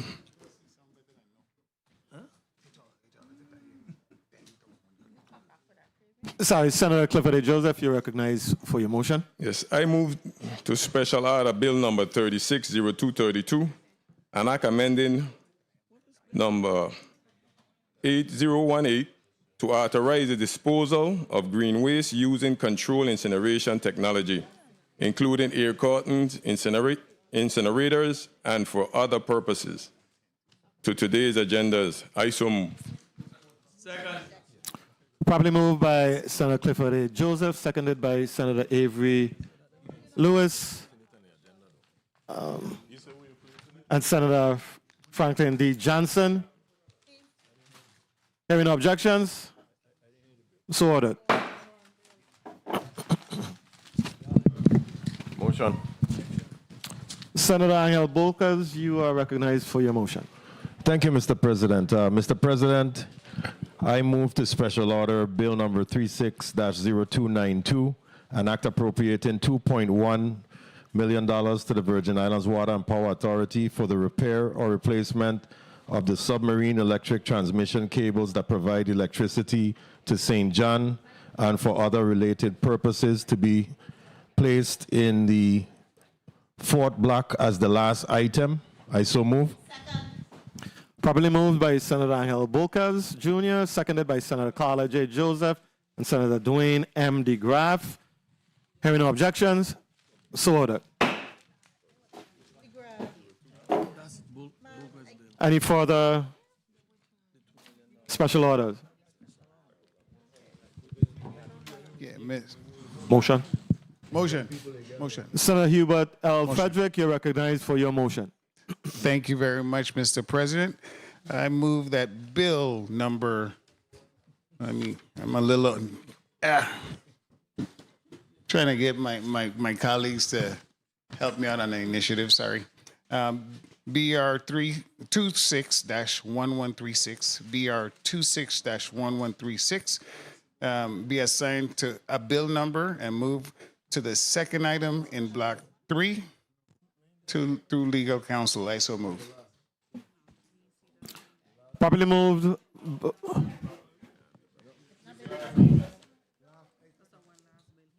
Properly moved by Senator Hubert L. Frederick.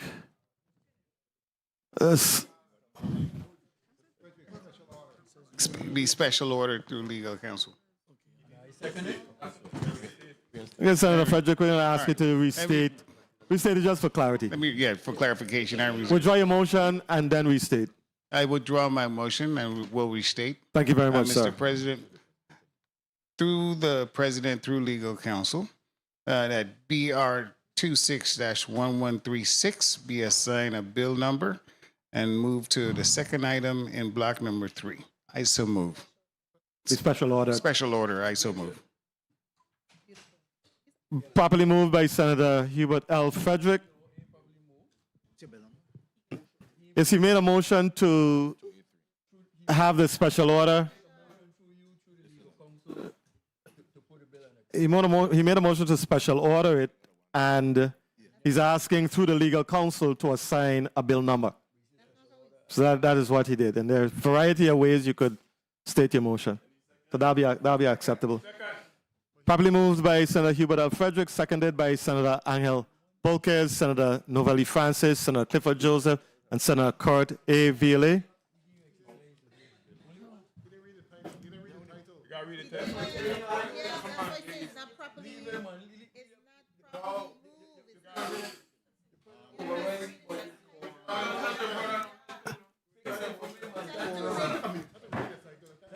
We're gonna take a quick 1-minute recess. A session will stand in recess for 1 minute.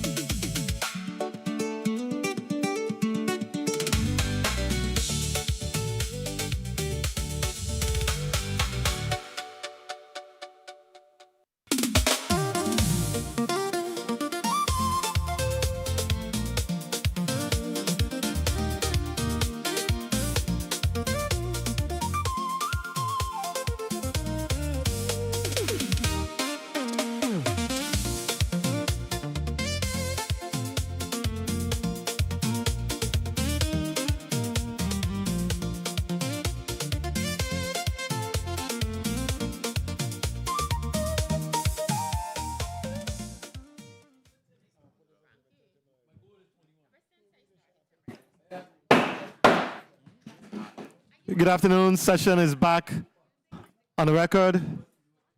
Do I hear a motion? Senator Hubert L. Frederick, you're recognized for your motion. Yeah, Mr. President, I'd like to withdraw I move to withdraw my previous motion, which is BR 26-1136. I so move. I so move. Properly moved by Senator Hubert L. Frederick, seconded by Senator Kenneth Gittins and Senator Kurt Violet. Hearing no objection, motion is withdrawn.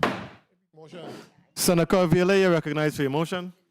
Thank you, Mr. President. Mr. President, I move that BR 26-1142, an act amending Act number 9028 to include a $2.3 million appropriation for the University of the Virgin Islands Scholarship Revolving Fund and amending Title 17 Virgin Islands Code, Chapter 15, Section 190 DDJ2 by changing the funding source of the University of the Virgin Islands Scholarship Revolving Fund, be given a bill number, and be special ordered as the last item in block number 4. I so move. Properly moved by Senator Corey Violet, seconded by Senator Marvin A. Blyden and Senator Carla Joseph and Senator Avery Lewis. Hearing no objection, so ordered.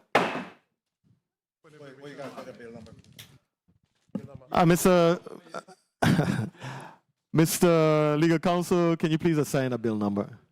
Mr. President, this matter bears bill number 36-296. 0296. Thank you very much, Mr. Legal Counsel. That bill now carries bill number 36-0296. Thank you.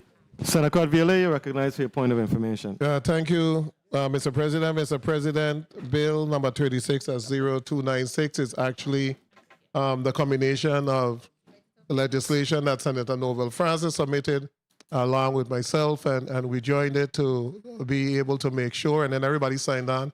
We joined this legislation to make sure that UVI free tuition debt for the spring semester, which is some $500,000, will be taken care of, along with the online courses that are being given to full-time students, along with summer session 1, summer session 2, and the fall semester.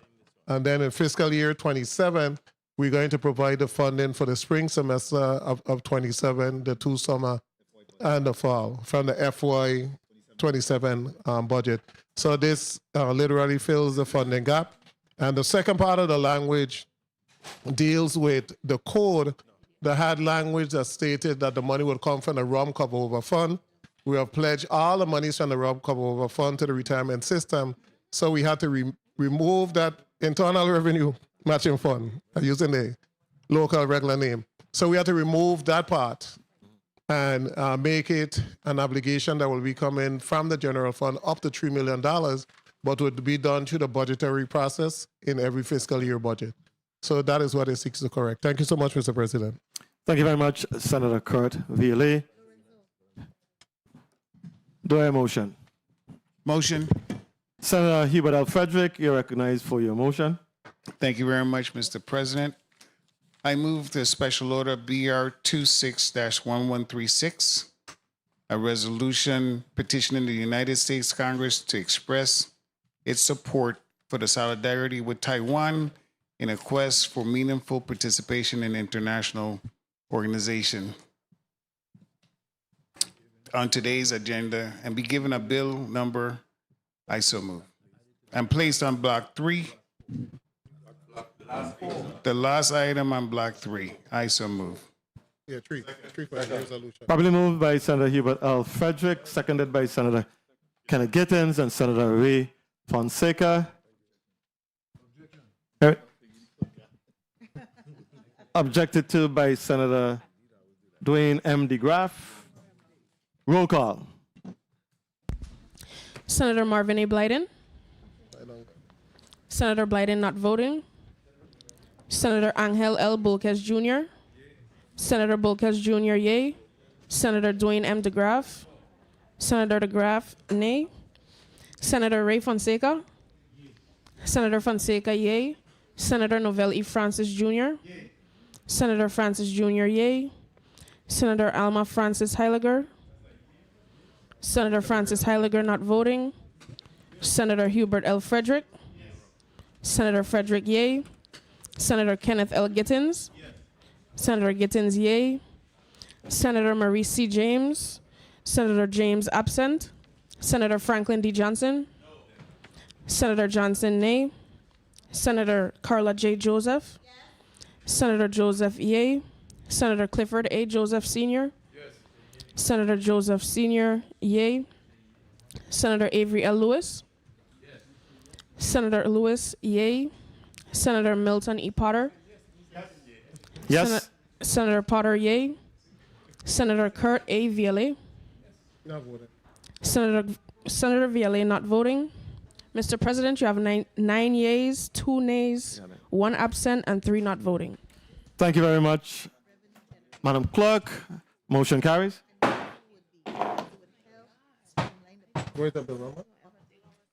Mr. Legal Counsel, can you please assign a bill number? Mr. President, this matter bears Bill number 36-0297.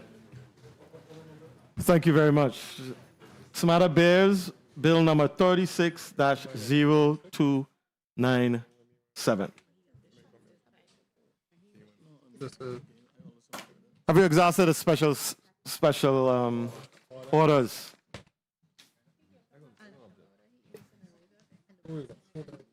Yes, we have. Is there a motion? Give us 1 minute, Louis. Session will stand in recess for 2 minutes.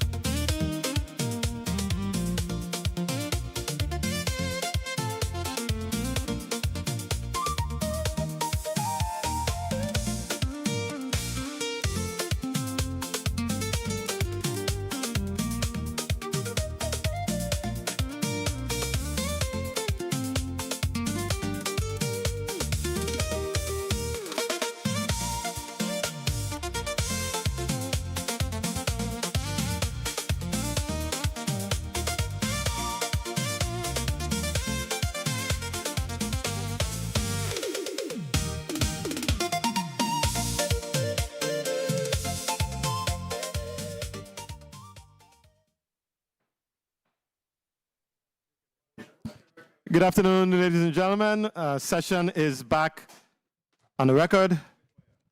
Motion. Senator Violet, you're recognized for your motion. Thank you, Mr. President. Mr. President, I move to reorder the agenda as follows. Block number 2 will be the consideration of resolution, zoning, and lease agreements, beginning with 36-0194, 36-0297, 36-0257, 36-0266, 36-0268, 36-0270, 36-0275, 36-0288, 36-0289, 36-0291, and be allotted a debate time of 3 minutes. Block number 3 will consist of bill number 36-0133, 36-0207, 36-0236, 36-0238, 36-0248, 36-0294, 36-0283, 36-0232, 36-0292, 36-0296, and please, 36-023, 0236 as the non-germane bill, and place that as the last item on the agenda. I so move. Thank you. Properly moved by Senator Claude Violet, seconded by Senator Marvin Blyden, Senator Noel Francis, and Senator Kenneth Gittins, objected to by Senator Carla J. Joseph.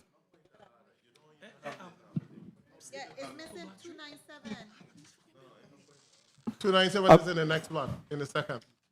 So do we have a debate time? Yes, you have 4 minutes. Are you withdrawing your objection? Okay, she did. She did. Roll call. Roll call. Objected. Roll call.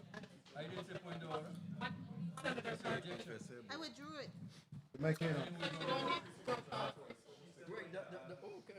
Yeah, she said point of order. He said objection. I was looking for 297. I found it. Yeah. You had said the amount of minutes. Can we please have a roll call? I do listen.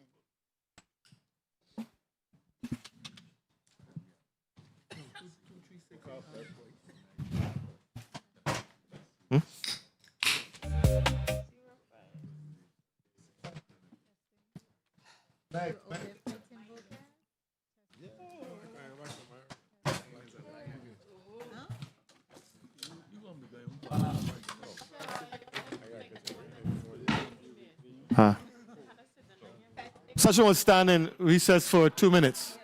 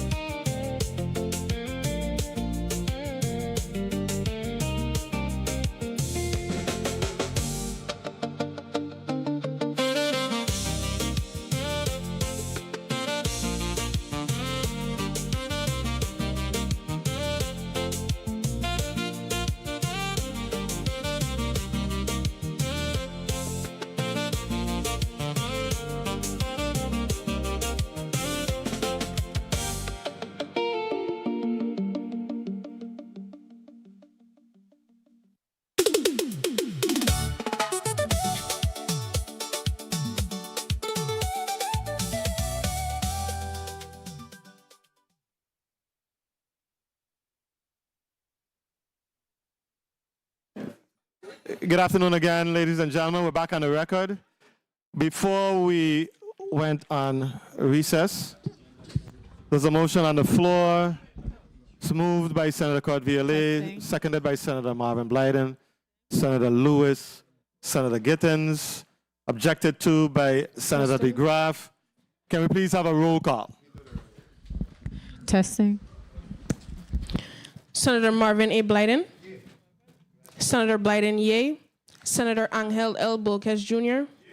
Senator Bolkes Jr., yay. Senator Dwayne M. DeGraff. No. Senator DeGraff, nay.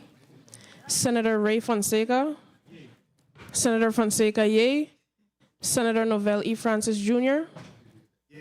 Senator Francis Jr., yay. Senator Alma Francis Heiliger. Senator Francis Heiliger, yay. Senator Hubert L. Frederick. Senator Frederick not voting. No. Senator Frederick absent. Senator Kenneth L. Gittins. Senator Gittins, yay. Senator Marie C. James. Senator James absent. Senator Franklin D. Johnson. Senator Johnson, yay. Senator Carla J. Joseph. Senator Joseph, yay. Senator Clifford A. Joseph Sr. Senator Joseph Sr., yay. Senator Avery L. Lewis. Senator Lewis, yay. Senator Milton E. Potter. Yes. Senator Potter, yay. Senator Kurt A. Violet. Senator Violet, yay. Mr. President, you have 12 yays. Mr. President, you have 13 yays, 1 nay, 1 absent. Thank you very much. The motion carries. We're going to move to debate time. 3-minute debate time. Senator Alma Francis Heiliger. I'm sorry. Madam Clerk, can you please read the agenda into the record for Block 2? Yes. Block 2, consideration of resolutions, zonings, and lease agreements. Bill number 36-0194, a resolution urging the United States Congress and the Office of the United States Trade Representative to expand and modernize the Caribbean Basin Initiative, CBI, to further support economic growth and development in the Virgin Islands and the wider Caribbean region. Bill number 36-0297, a resolution petitioning the United States Congress to express its support and solidarity with Taiwan in its quest for meaningful participation in international organizations. Bill number 36-0257, an act transferring parcel number 2C, Estate Ross, 8, New Quarter, St. Thomas, from Virgin Islands Housing Finance Authority to the Virgin Islands Department of Education for the use of the Charlotte Amalie High School.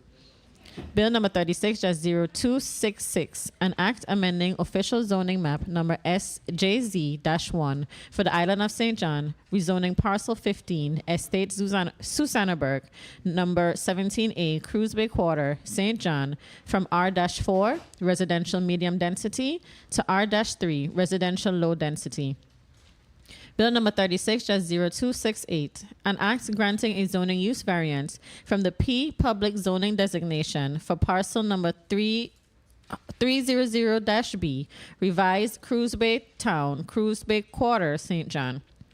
Bill number 36-0270, an act amending official zoning map number SCZ-20, St. Croix, to rezone parcel numbers 11-F and 11-G, Estate Penitentiary Land, Company Quarter, St. Croix, from R-3, residential medium density, to P public.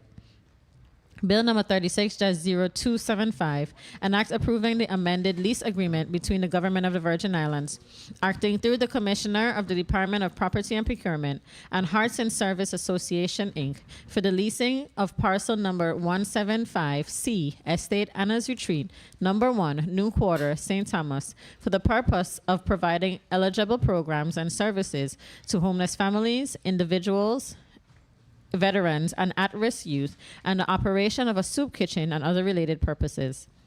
Bill number 36-0288, an act amending official zoning map number SCZ-6 for the island of St. Croix to rezone plot numbers 242, 243, 563, and 564, Estate Strawberry Hill, Queen Quarter, St. Croix from R-2, residential low density, 1 and 2 family, and R-4, residential medium density. Bill number 36-0289, an act granting a zoning use variant from the R-2 residential low density 1 and 2 family zoning designation for plot number 395 Estate Wim, West End Quarter, St. Croix. Bill number 36-0291, an act granting a zoning use variant to plot number 295-D-2 Estate Barren Spot, King Quarter, St. Croix to allow warehouse and storage services, general. This concludes the reading of block number 2, Mr. President. Thank you very much, Madam Clerk. Senator Alma Francis Heiliger, you're recognized for your 3 minutes. Thank you, Mr. President. Good day to my colleagues. Good day to the people of the territory. Good day to those here in the chambers and to staff. I do rise in support of several pieces of legislation here as it relates to 360-257. I definitely have no problem with us doing what we need to do in order to transfer this parcel to for the use of the Charlotte Amalie High School. As you know, we are building out that school, and any additional land that can be utilized to assist with the further expansion of the school, I think is a definite plus. 360266, 360268. These specific 2 parcels of land, I did have an opportunity to hear in regards, they're both on the island of St. John. I think for the 2 projects definitely had to do, I believe one was a hotel, one had to do with, if I recall correctly, a car wash. So I am definitely in support of any attempts to do any type of economic development here in the territory. Moving right along, 36070, 360275.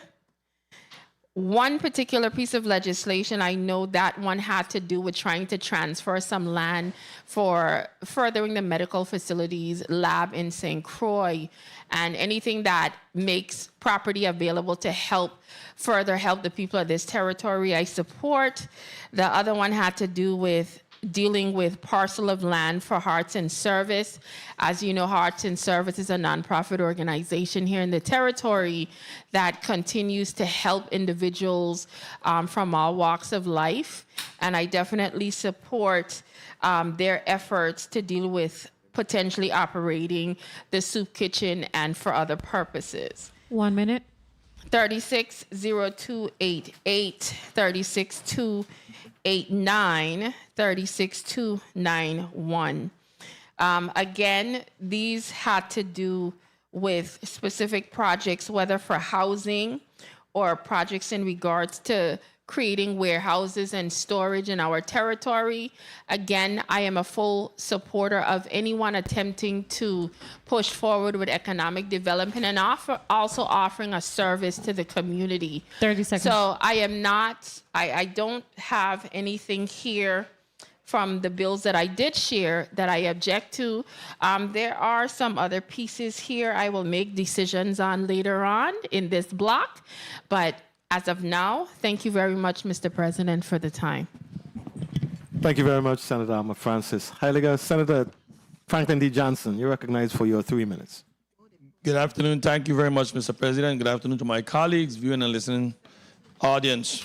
I stand and rise in most of the bill in this block here. Probably only have about one I can't actually support at this time. But I definitely want to, give kudos to those who are willing to invest into our territory, especially when it comes to housing. So bill number 360288, bill number 360289, bill number 360291. All of these bills address housing, something that we know we have issues with, shortage. And I definitely support these measures in that position. Bill number 360275, when it comes to providing for homeless, in regards to the soup kitchen, we have to step up to the plate and put our money where our mouth is. We got to make sure we provide for the homeless and those who are less unfortunate. So support that. I will support that measure. Bill number 360266, Susanna Berg Estate. When local folks willing to put up to make sure that we have a buck in this game, you have to support them. We have to always be willing to support our local initiative like this. We continue saying we need development, we need hotel, and when families come together to make sure that this is accomplished, we should do whatever we can to support them. And I definitely support in that measure. Bill number 360268, the car wash in Cruz Bay. Again, local folks trying to be a part of this community and pay some tax. And that's what it's all about when you make these measures and make these things happen. Definitely will be supporting. And at the appropriate time, these are the measures. As the time comes, I'll definitely decide where I go with them. Thank you very much, Mr. President, for the time. Thank you very much, Senator Franklin D. Johnson. Senator Dwayne DeGraff, you're recognized for your 3 minutes. Thank you, Mr. President. Good afternoon, colleagues. Good afternoon, everyone. I rise to support most of the bills in this block, but definitely not all. Bill number 36-0257, an act transferring parcel number 2C Estate Ross, 8 New Quarter, St. Thomas, from the Virgin Islands Housing Finance Authority to the Virgin Islands Department of Education for use by the Charles Tamale High School. Much needed land. The greatest high school in the world was dismantled. Demolished. I didn't want to use that word. It sounds so rough. Was dismantled for whatever purposes. Now, in order to bring us back to our mightiness, the mighty Chicken Hawks, this parcel of land is much needed. So I ask my colleagues to support that piece definitely. Thank you very much for that. Bill number 36-0266, an act amending official zoning map number SJZ-1 for the island of St. John, rezoning parcel 15 Estate Susannaburg, number 17A Cruz Bay Quarter, St. John, from R4 residential medium to R3 residential low density. Like I told my good friend for that property, the property is zoned for 6 stories. Don't sign anything, or as we are saying in Verona, don't sign nothing that says you will agree to not build 6 stories. If the law allows it, keep it in mind that, hey, it's there for you to do. You may not want to, that's fine. But don't agree to anything keeping us down. I ain't gonna agree to that. 1 minute. And bill number 36-0275, Hearts in Service Association, Inc. They provide services to our needy in the territory. So again, I ask my colleagues to support them because we, this body, provide a great service to the territory in the work that we do and the appropriations that we make. But when you have an extension of an organization 30 seconds. that goes out and actually addresses the needs of our needy population, I think that is totally great for them to be doing. So, hey, I support them. I ask my colleagues to support bill number 36-0275. Thank you for the time, Mr. President. Thank you very much, Senator Dwayne M. DeGraff. Senator Angel L. Bolquez Jr., you're recognized for your 3 minutes. Thank you, Mr. President. Mr. President and colleagues, I rise in support of all the bills in this block. I want to pay particularly some attention to bill number 36-0194, as the Caribbean Basin Initiative is due to expire in 2030, and being that this piece of legislation has now made it to this juncture, it shows the proactive position of this organization, this institution, in relation to that measure. And the resolution is urging the modernization and the expansion of the Caribbean Basin Initiative and the Trade Partnership Act to better position the Virgin Islands and the wider Caribbean for the future economic growth and opportunity of the Caribbean. As we all know, the Virgin Islands occupies a very unique position as both a territory of the United States of America and a strategic Caribbean hub for trade, commerce, tourism, and regional engagement. And this resolution recognizes that global economy and also that it has actually evolved significantly since the original enactment of the CBI, which was back in the 1980s. And that modernization is needed more so now than ever to support emerging industries such as digital services, renewable energies, climate resilient infrastructures, and so forth. And simply put, the measure is just highlighting our strategic importance to the United States of America, and of course, being able to strengthen that regional economic security and supporting lawful trade and encouraging workforce development for the Virgin Islands and the Greater Caribbean. So the resolution is also about positioning us for that long-term economic competitiveness. 1 minute. And to also have a voice when those discussions come up. I know I've expanded most of my time on that, but I also wanted to state for bill numbers 360266 and 0268, which are for the island of St. John with the car wash. I fully support that. I know that they were not here with us when we had the committee of the whole, but they did provide answers to the inquiries and queries of senators that was emailed to us. We received a copy from the president's office, and I have no issues with supporting that measure. And of course, the zoning for the expansion or the being able to have a hotel, if I can call it that, on St. John. And of course, one of our own, Mr. Jones, who has done a lot of wonderful economic advancements in that area. And I know if he has his hands in it, it's going to be great. So definitely want to support that. And I apologize for abusing my time, but thank you, Mr. President. No problem at all, Senator. Senator Hubert L. Frederick, you're recognized for your 3 minutes. Thank you very much, Mr. President. A pleasant good afternoon, colleagues, listening and viewing audience. Mr. President, I support most of the initiatives that in this block, specifically as it relates to the economic development measures that we're about to vote on. I think it's essential, being the chair of the Economic Development and Agriculture Committee, that we support any initiative that could move the Virgin Islands forward. And these two are pivotal to that effect. You can't say you want to move forward and grow the economy if you're not even willing to make some modest change. These two initiatives are not difficult by any means. It doesn't require any money initially. So I think we should all support these initiatives because in the long run, the broader picture, it makes sense to grow the Virgin Islands. Respectfully, if you look at bill number, since my colleague spoke a lot about bill number 360194, I'm going to pivot and go to 36-0297, which is a resolution that we are supporting because the proclamation was made by the governor in January. It's a renewal of a proclamation and resolution that we had with the Taiwanese in the past. This continues strengthening our relationship with the Taiwanese because the Taiwanese are interested in a bilateral relationship with the U.S. Virgin Islands. With that comes the possibility, the prospects of economic growth.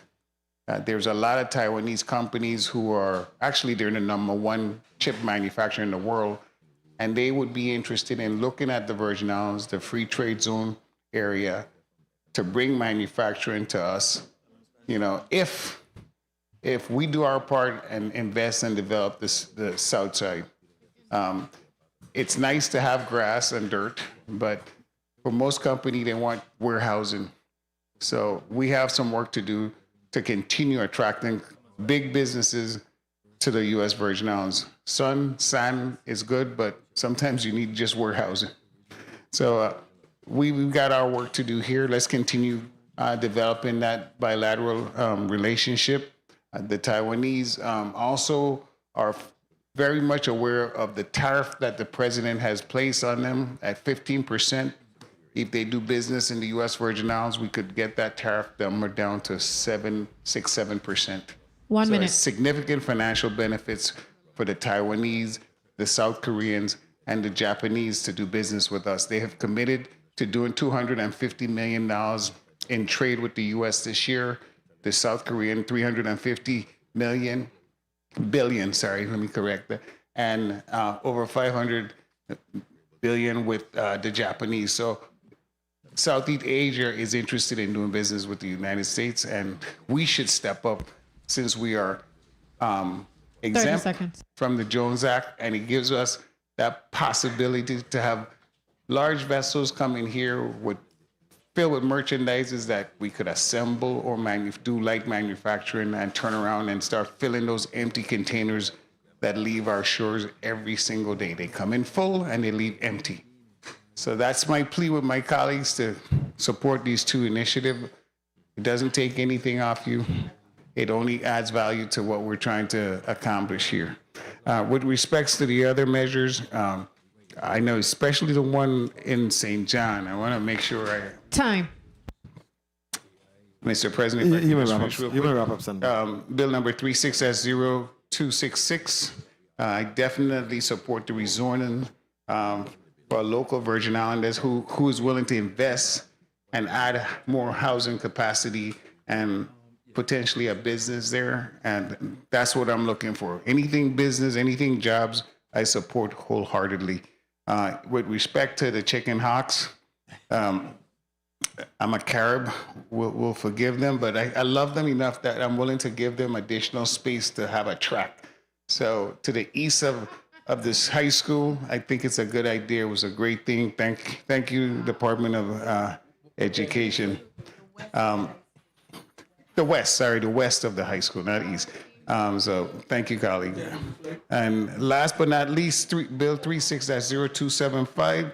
I want to give a shout out to Hearts and Service Association for the wonderful work they do for less fortunate individuals in the Virgin Islands, homeless, veterans, at-risk youth.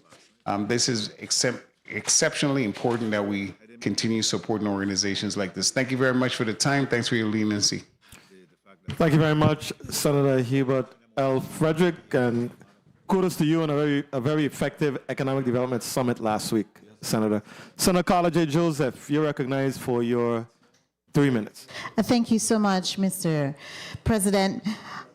Mr. President and colleagues, I stand today and rise in strong support of a series of bills that together represent a bold step forward for the Virgin Islands, bills that address our economic future, educational needs, community well-being, and responsible land use. I want to just highlight quickly, if I can, some of the significance and positive impact these measures make to the lives and the people of the Virgin Islands. Economic growth. Bill number 36-0194 urges the United States, Congress, and the Office of the United States Trade to representative to expand and modernize the Caribbean Basin Initiative. This opened doors for us far as economic growth with our Caribbean neighbors and the world. Bill number 36-0297 petitions Congress to support Taiwan participation in international organization. Again, reaching a global scale so that we could have some level of economic growth in the Virgin Islands. Although we are smart, we are expanding our reach. Educational and community investment. Bill number 36-0257, transfer land to the west of the Charlotte Amalie High School. This is a major investment. It transfers this land to be used for the Charlotte Amalie High School and ensures that our youth have the facility and resources needed to thrive and become our leaders of tomorrow. 1 minute. Responsible zoning and land use. I have to say bill number 36-0266. This is being proposed by is Son of the Soil from St. John, which will definitely have a positive impact. I don't know any St. Johnians who is proposing to build a hotel. So this is definitely a trailblazer on our Love City island of St. John. And I say kudos to the landowners because we want to see it done. I've seen this site many times and I am impressed. Then we have bill number 36, that's 0286, which also does that, promoting balanced development while respecting the community needs. 36, that's 0270. This is for St. Croix. It also helps with infrastructure and growth, as well as bill 36, that's 0288, and bill 36, that's 0289. Of course, these are all to meet the housing needs in that big island. And bill number 360291 grants a variance for storage and services. Time. And finally, Mr. President, I'm going to wrap up really quickly. Yes, you may. Thank you so kindly. And then, last but not least, this is what many of us need to be doing and have that heart of service. This lease agreement, bill number 36-0275, approves a lease government land for a very awesome organization, Hearts in Service Association, enabling this program to provide homeless individuals, families, veterans, at-risk youth, and also operate a soup kitchen on this land. This is a direct investment in the most vulnerable persons among us in in our community, reflecting our values of compassion and kindness. Each of these bills, Mr. President and colleagues, in this block is for a stronger and more resilient Virgin Island, and I am in full support of each one of these measures. Thank you so much, Mr. President, for the time. Thank you very much, Senator Carla J. Joseph. Senator Novell E. Francis Jr., you're recognized for your 3 minutes. Thank you very much, Mr. President. I rise in support of most, if not all, of the measures in this particular block, block number 2. It speaks to economic development, housing, services, addressing some of our homeless concern. Certainly, I want to touch on a few of them real quickly. I stand in support of the resolution, again, with Taiwan. I was the bill sponsor twice before where we were able to recognize that bilateral relationship between the Virgin Islands and Taiwan. And I truly believe that there are some opportunities there that we continue to explore. I want to take this time to commend the chair of Economic Development and Agriculture in terms of putting on that summit. That discussion was really ripe and transparent in terms of how do we best come together as a community to address the issue of the rebuild that's required here in the territory, in particular in the South Shore area, and how as a government we could support that development there. I'm hoping that since we have already started that spark, that we could have further discussion in respect to that and really come together in creating the necessary think tank to move that project forward. As you know, I was the bill sponsor in the South Shore Enterprise Zone, and we really see those opportunities that we continue to miss, that we really need to get the move on because it really speaks to economic development and agriculture in that area. I support the bill for the Department of Education and the land acquisition there, and I'm happy that the Department of Education as well as the Housing Finance Authority have been able to reconcile their indifferences where they were charging a fee for them to be able to utilize that land. I'm hearing that it's a fair exchange at this point, and I think that's commendable. That's how we are supposed to be working as a government to be able to support each other. In terms of the Susannaberg project, I certainly stand in full support of that. Again, how do we as a government develop? We want to have these P3s, public-private partnership with everybody. 1 minute. That come in here and all they want to do is a lot of time is just to be able to take from us. How can we partner with our very own in this community, Mr. Jones and other families here that wants to do the development? How do we have a seat at the table and bring the EDA, bring all of the necessary entities together so that they could have a successful project and give them a real hand up, so that they could be able to survive and then, take ourselves out of it and allow them to exist. So 30 seconds. I'm hoping for that discussion. In regards to the penitentiary line on St. Croix, where the St. Croix Laboratory will be relocated from the former Charles Howard Hospital, now the Donna Christensen Health Center, and being able to have that facility now be accredited and recognized for them to be able to continue to do laboratory work on St. Croix is something that I truly support. All of the other measures here, I want to commend also those individuals, those young members of our community that's talking about developing additional housing and turning these small spaces into multiple housing, so again, that they could have a seat at the table as we continue to be challenged by our housing stock. So I stand in support of most, if not all, of the measures in this particular block. Thank you very much for the time and opportunity, Mr. President. Thank you very much, Senator Nobel E. Francis Jr. Senator Clifford A. Joseph, you're recognized for your 3 minutes. Good afternoon, and thank you, Mr. President. I rise in support of most, if not all, of the measures in this block. The resolution in this block expressing the territory's desire to do more thoughtful considered in the Caribbean Basin Initiative and support the work that is being done with Taiwan. Most of the zoning in this block was non-controversial to me, so I feel that for further development of the Virgin Islands, I am glad to support Bill number 360289 to allow for a use variance, to allow for care opportunities for our elders, and and especially closing out this month for Older American Month, and Bill number 360257 for the Charlotte Amalie High School and the rebuild that is occurring at the school.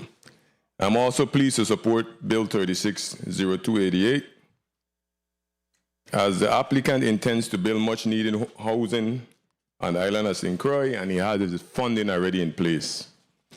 Again, if you take me to St. John, I would support Brother Jones and his hotel without question. So I ain't think I have to mention much of what I know for sure I'm going to be supporting up. But yeah, I'm in support. And the single lease in this block will allow Heart in Services to continue the important work that they are doing in providing services to the homeless families, individuals, veterans, and at-risk youths, and to the operations of a soup kitchen and other related purposes. That is great. This institution, as far as the Senate, to continue to put monies forward. 1 minute. Appropriating monies for the mentally challenged and homeless. And for some reason, money stays just where we put them for a very long time. So I'm happy to see that we have the soup kitchen coming online. Thank you, Mr. Chair, for your time. Thank you very much, Senator Clifford A. Joseph. Senator Ray Fonseca, you are recognized for your 3 minutes. Yes, thank you, Mr. President, and good afternoon to all the viewing and listening audience. I, too, am in support of all of these in Block 2. 10 different resolutions, zonings, and lease agreement. But since I only have 3 minutes, I want to concentrate on 3 of them.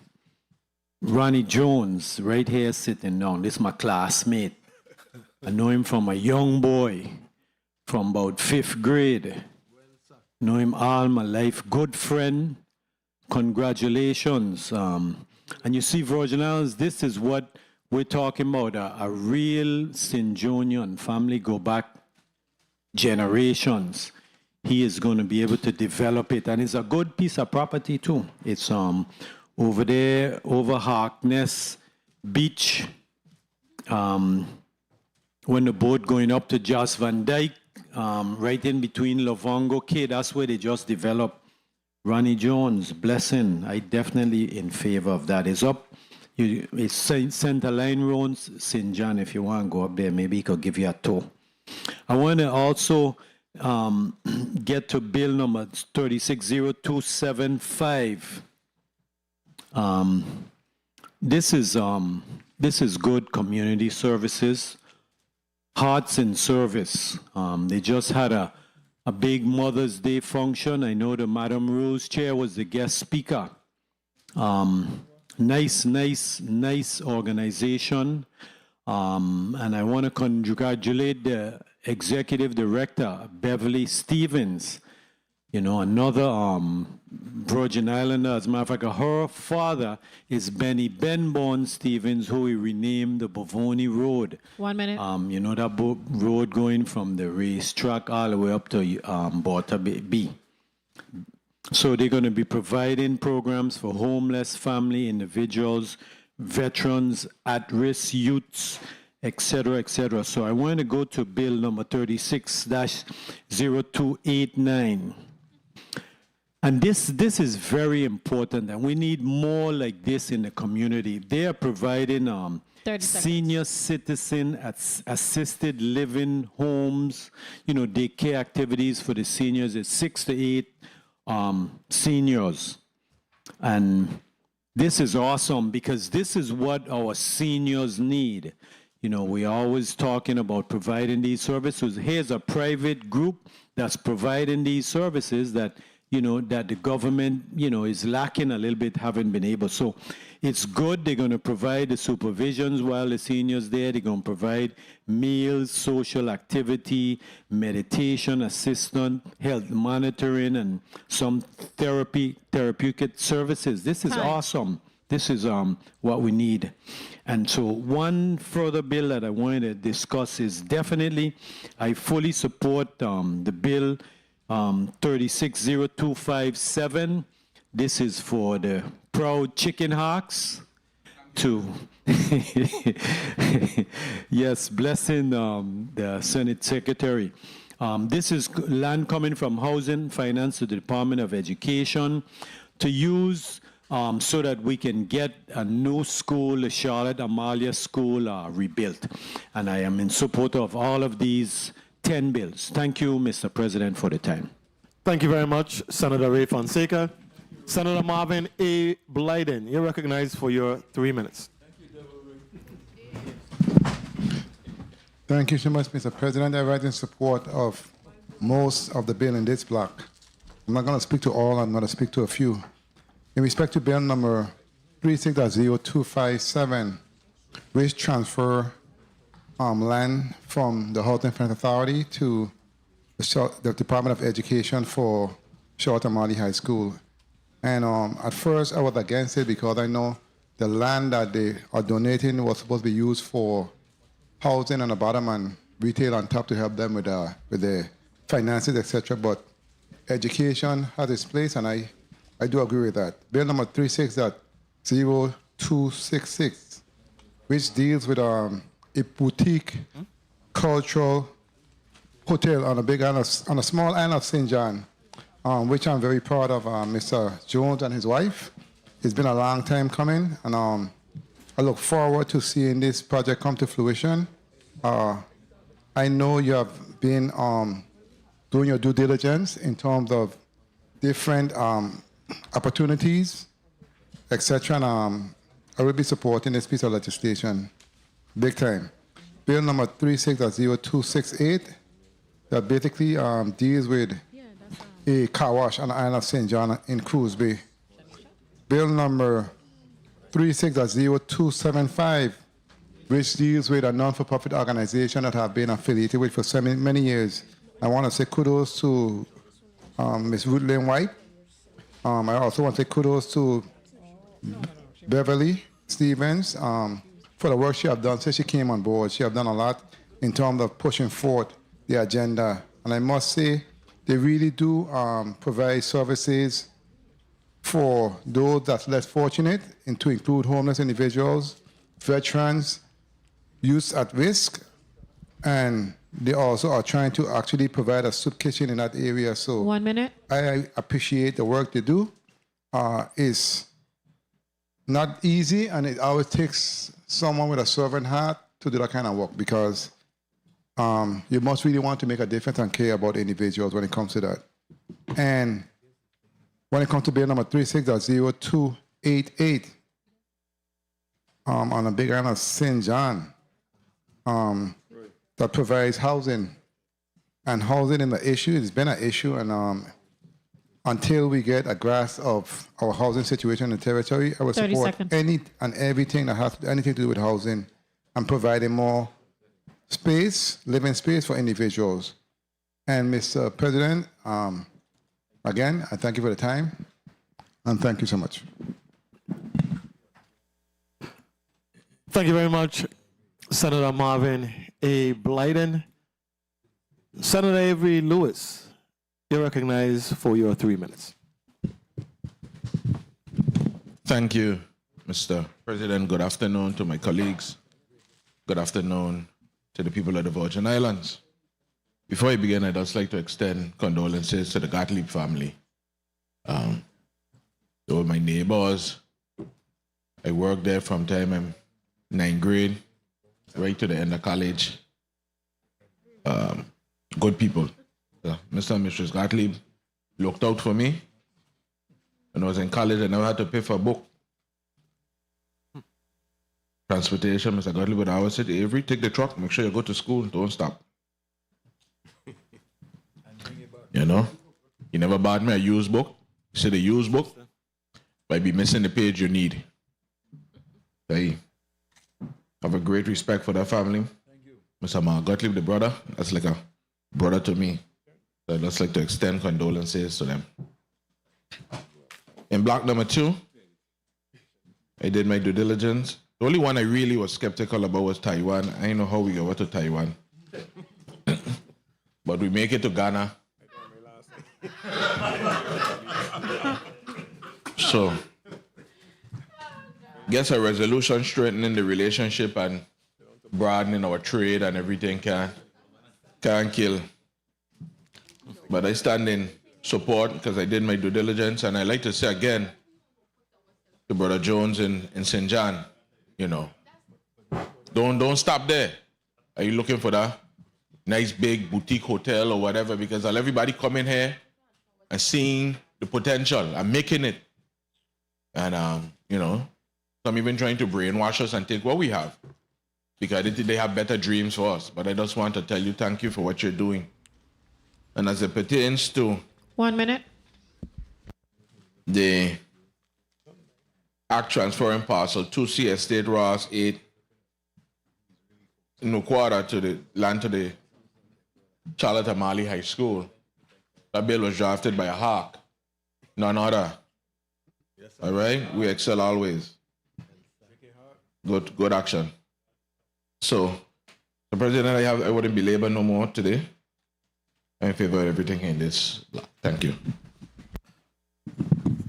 Thank you very much, Mr. Secretary. Okay.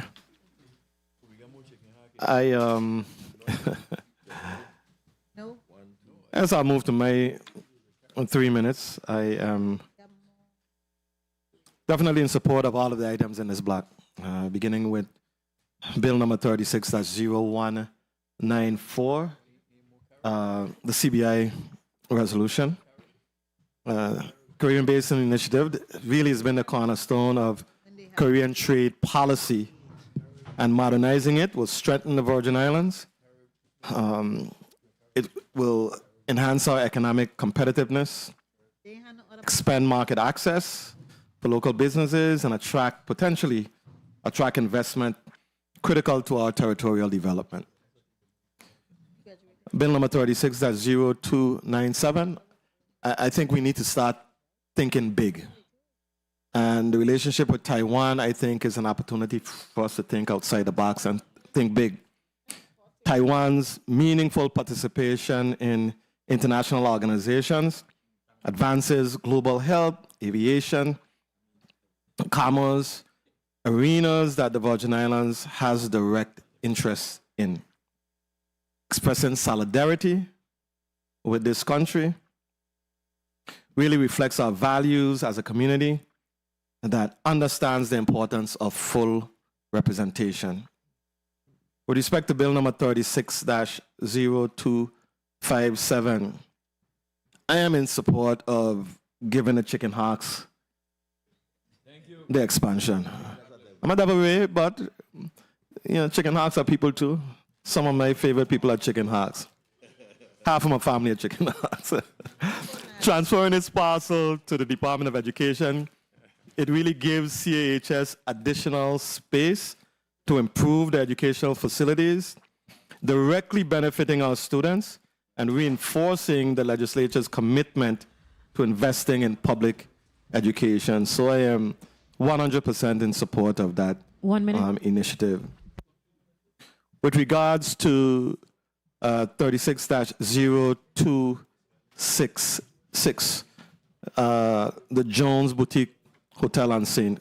John, I really express kudos to Mr. Jones and the other principals of this initiative. I was very excited with the concept of this hotel and it really being a part and settling into the environment. 30 seconds. Something special on a special island, which is St. John. The view from that hill is just incredible if you've never seen it before.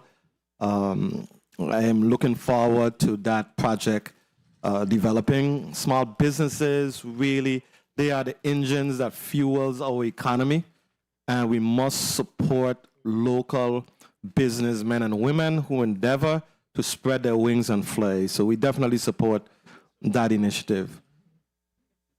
With regard to bill number 36-0270, the estate penitentiary land to public, the rezoning to public, reclassifying this land as public opens the door for government facilities or community services that serve the broader public good, responsible use of land in the company quarter. So we support that initiative. And finally, we'll talk about Hearts in Service. This lease agreement really empowers a proven, tested nonprofit organization that has been around and filling really a lot of the gaps that government services have not been able to totally address. They will continue to, this agreement will allow them to continue providing shelter, meals, and services to homeless families, veterans, and at-risk youth. Approving it really demonstrates our commitment to our most vulnerable residents in this community. At the appropriate time, I plan to vote in the affirmative for all of the bills in this initiative. Colleagues, we have exhausted debate time for block number 2. Madam Clerk, can you please read the agenda for block number 3?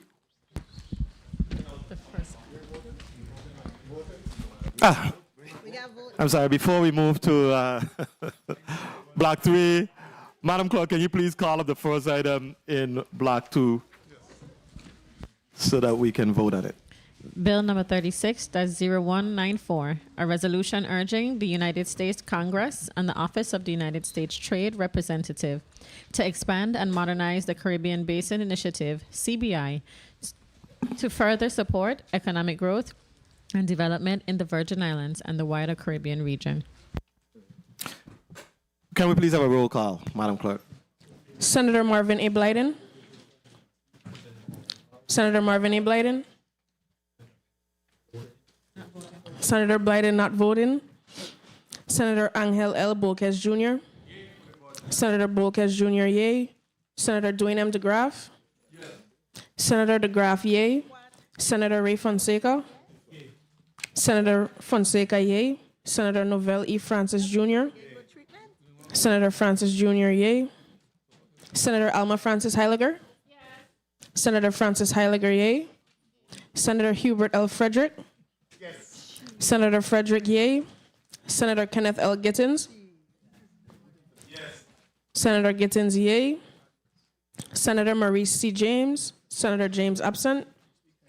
Senator Franklin D. Johnson. Senator Johnson, yay. Senator Carla J. Joseph. Senator Joseph, yay. Senator Clifford A. Joseph Sr. Senator Joseph Sr., yay. Senator Avery L. Lewis. Senator Lewis, yay. Senator Milton E. Potter. Senator Potter, yay. Senator Kurt A. Viale. Senator Viale, yay. Mr. President, you have 13 yeas, 1 absent. Thank you very much. Please record Senator Blyden's vote as yes. Mr. President, you have 14 yeas, 1 absent. Thank you very much, Madam Clerk. Colleagues, Bill number 36-0194, a resolution urging the United States Congress and the Office of the United States Trade Representative to expand and modernize the Caribbean Basin Initiative to further support economic growth and development in the Virgin Islands and the wider Caribbean region has been favorably voted upon by this body and will be forwarded to the governor for further consideration and action. Madam Clerk, can you please call up the second item in this block? Bill number 36-0297, a resolution petitioning the United States Congress to express its support and solidarity with Taiwan in its quest for meaningful participation in international organizations. Thank you very much. Madam Clerk, can you please have a roll call? Senator Marvin A. Blyden. Senator Blyden not voting. Senator Angel L. Bolquez Jr. Senator Bolquez Jr., yay. Senator Dwayne M. DeGraff. Senator DeGraff, yay. Senator Ray Fonseca. Senator Fonseca, yay. Senator Novell E. Francis Jr. Senator Francis Jr., yay. Senator Alma Francis Heiliger. Senator Francis Heiliger not voting. Senator Hubert L. Frederick. Senator Frederick, yay. Senator Kenneth L. Gittins. Senator Gittins, yay. Senator Maurice C. James. Senator James absent. Senator Franklin D. Johnson. Senator Johnson, nay.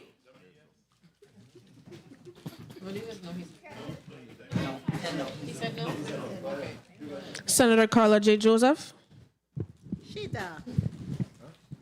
Yes. Senator Joseph, yay. Senator Clifford A. Joseph Sr. Senator Joseph Sr., yay. Senator Avery L. Lewis. Senator Lewis, yay. Senator Milton E. Potter. Yes. Senator Potter, yay. Senator Kurt A. Viale.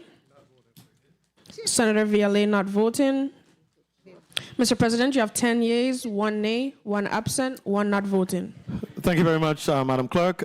Colleagues, Bill number 36-0297, a resolution petitioning the United States Congress to express its support for and solidarity with Taiwan in its quest for meaningful participation in international organizations has been favorably voted upon by this body and will be forwarded to the governor for further consideration and action. Madam Clerk, can you please call the next item up on the agenda?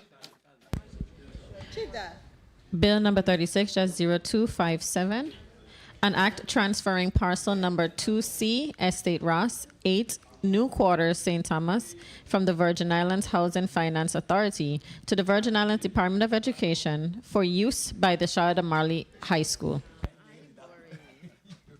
Can we please have a roll call? Senator Marvin A. Blyden. Senator Blyden, yay. Senator Angel L. Bolquez Jr. Senator Bolquez Jr., yay. Senator Dwayne M. DeGraff. Senator DeGraff, yay. Senator Ray Fonseca. Senator Fonseca, yay. Senator Novell E. Francis Jr. Senator Francis Jr., yay. Senator Alma Francis Heiliger. Senator Francis Heiliger, yay. Senator Hubert L. Frederick. Senator Frederick not voting.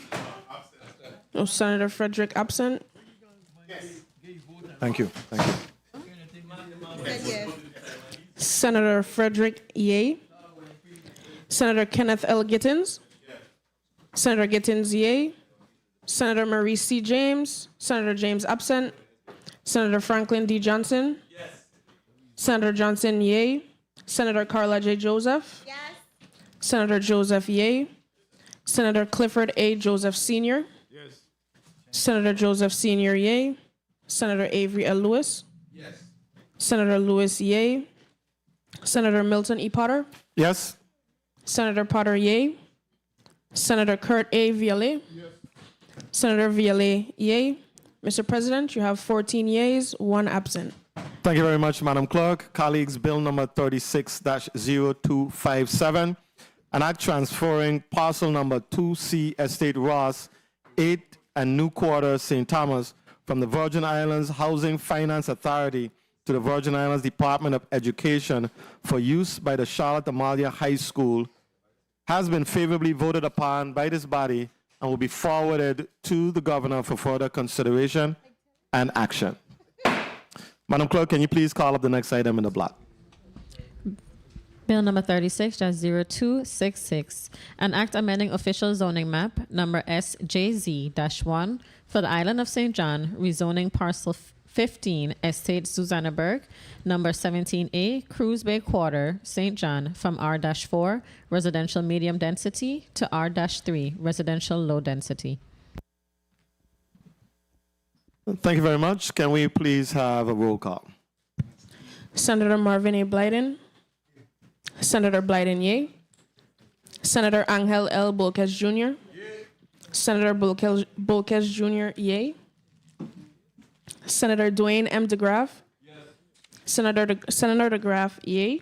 Senator Ray Fonseca. Senator Fonseca, yea. Senator Novell E. Francis Jr. Senator Francis Jr., yea. Senator Alma Francis Heiliger. Senator Francis Heiliger, yea. Senator Hubert L. Frederick. Senator Frederick, yea. Senator Kenneth L. Gittins. Senator Gittins, yea. Senator Maurice C. James. Senator James absent. Senator Franklin D. Johnson. Senator Johnson, yea.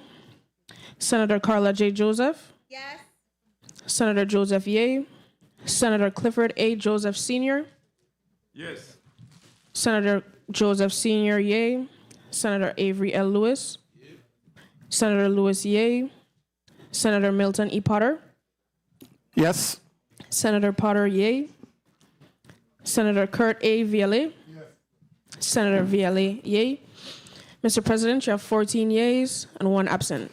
Thank you very much, Madam Clerk. Colleagues, bill number 36-0266, an act amending official zoning map number SJZ-1 for the island of St. John, rezoning parcel 15 Estate Susannaburg number 17A, Cruise Bay Quarter, St. John, from R4 residential medium density to R3 residential low density, has been favorably voted upon by this body and will be forwarded to the governor for further consideration and action.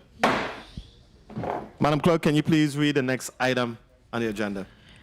Bill number 36-0268, an act granting a zoning use variance from the P public zoning designation for parcel number 300-B, revised Cruise Bay Quarter, Cruise Bay Town, Cruise Bay Quarter, St. John. Roll call, please. Senator Marvin A. Blyden. Senator Blyden, yea. Senator Angel L. Bolquez Jr. Senator Bolquez Jr., yea. Senator Dwayne M. DeGraff. Senator DeGraff, yea. Senator Ray Fonseca. Senator Fonseca, yea. Senator Novell E. Francis Jr. Senator Francis Jr., yea. Senator Alma Francis Heiliger. Senator Francis Heiliger, yea. Senator Hubert L. Frederick. Senator Frederick, yea. Senator Kenneth L. Gittins. Senator Gittins, yea. Senator Maurice C. James. Senator James absent. Senator Franklin D. Johnson. Senator Johnson, yea. Senator Carla J. Joseph. Senator Joseph Ye. Senator Clifford A. Joseph Sr. Senator Joseph Sr. Ye. Senator Avery L. Lewis. Senator Lewis Ye. Senator Milton E. Potter. Yes. Senator Potter Ye. Senator Kurt A. Viale. Senator Viale Ye. Mr. President, you have 14 yeas, 1 absent. Thank you very much, Madam Clerk. Colleagues, bill number 36-0268, an act granting a zoning use variance from the P public zoning designation for parcel number 300-B, revised Cruz Bay Town, Cruz Bay Quarter, St. John, has been favorably voted upon by this body and will be forwarded to the governor for further consideration and action. Madam Clerk, can you please call up the next item? Bill number 36-0270, an act amending official zoning map number SCZ-20 St. Croix to rezone parcel numbers 11-F and 11-E Estate Penitentiary Land, Company Quarter, St. Croix, from R-3 residential medium density to P public. Thank you very much, Madam Clerk. Can we please have a roll call? Senator Marvin A. Blyden. Senator Blyden Ye. Senator Angel L. Bolkes Jr. Senator Bolkes Jr. Ye. Senator Dwayne M. DeGraff. Senator DeGraff absent. Senator Ray Fonseca. Senator Fonseca Ye. Senator Novell E. Francis Jr. Senator Francis Jr. Ye. Senator Alma Francis Heiliger. Senator Francis Heiliger Ye. Senator Hubert L. Frederick. Senator Frederick Ye. Senator Kenneth L. Gittins. Senator Gittins Ye. Senator Maurice C. James. Senator James absent.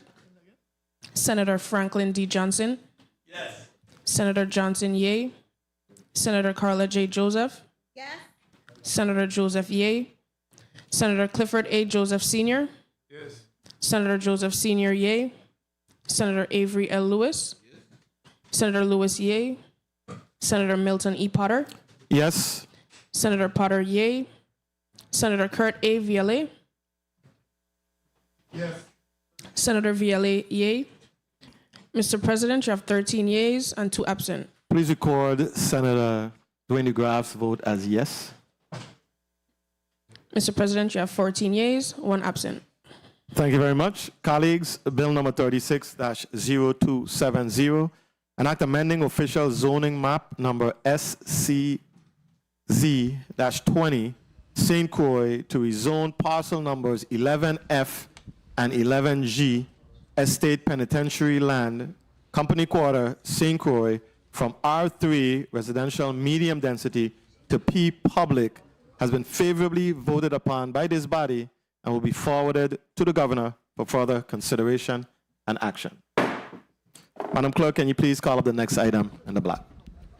Bill number 36-0275, an act approving the amended lease agreement between the government of the Virgin Islands, acting through the Commissioner of the Department of Property and Procurement, and Hearts in Service Association, Inc., for the leasing of parcel number 175C, Estate Anna's Retreat, number 1, New Quarter, St. Thomas, for the purpose of providing eligible programs and services to homeless families, individuals, veterans, and at-risk youth, and the operation of a soup kitchen and other related purposes.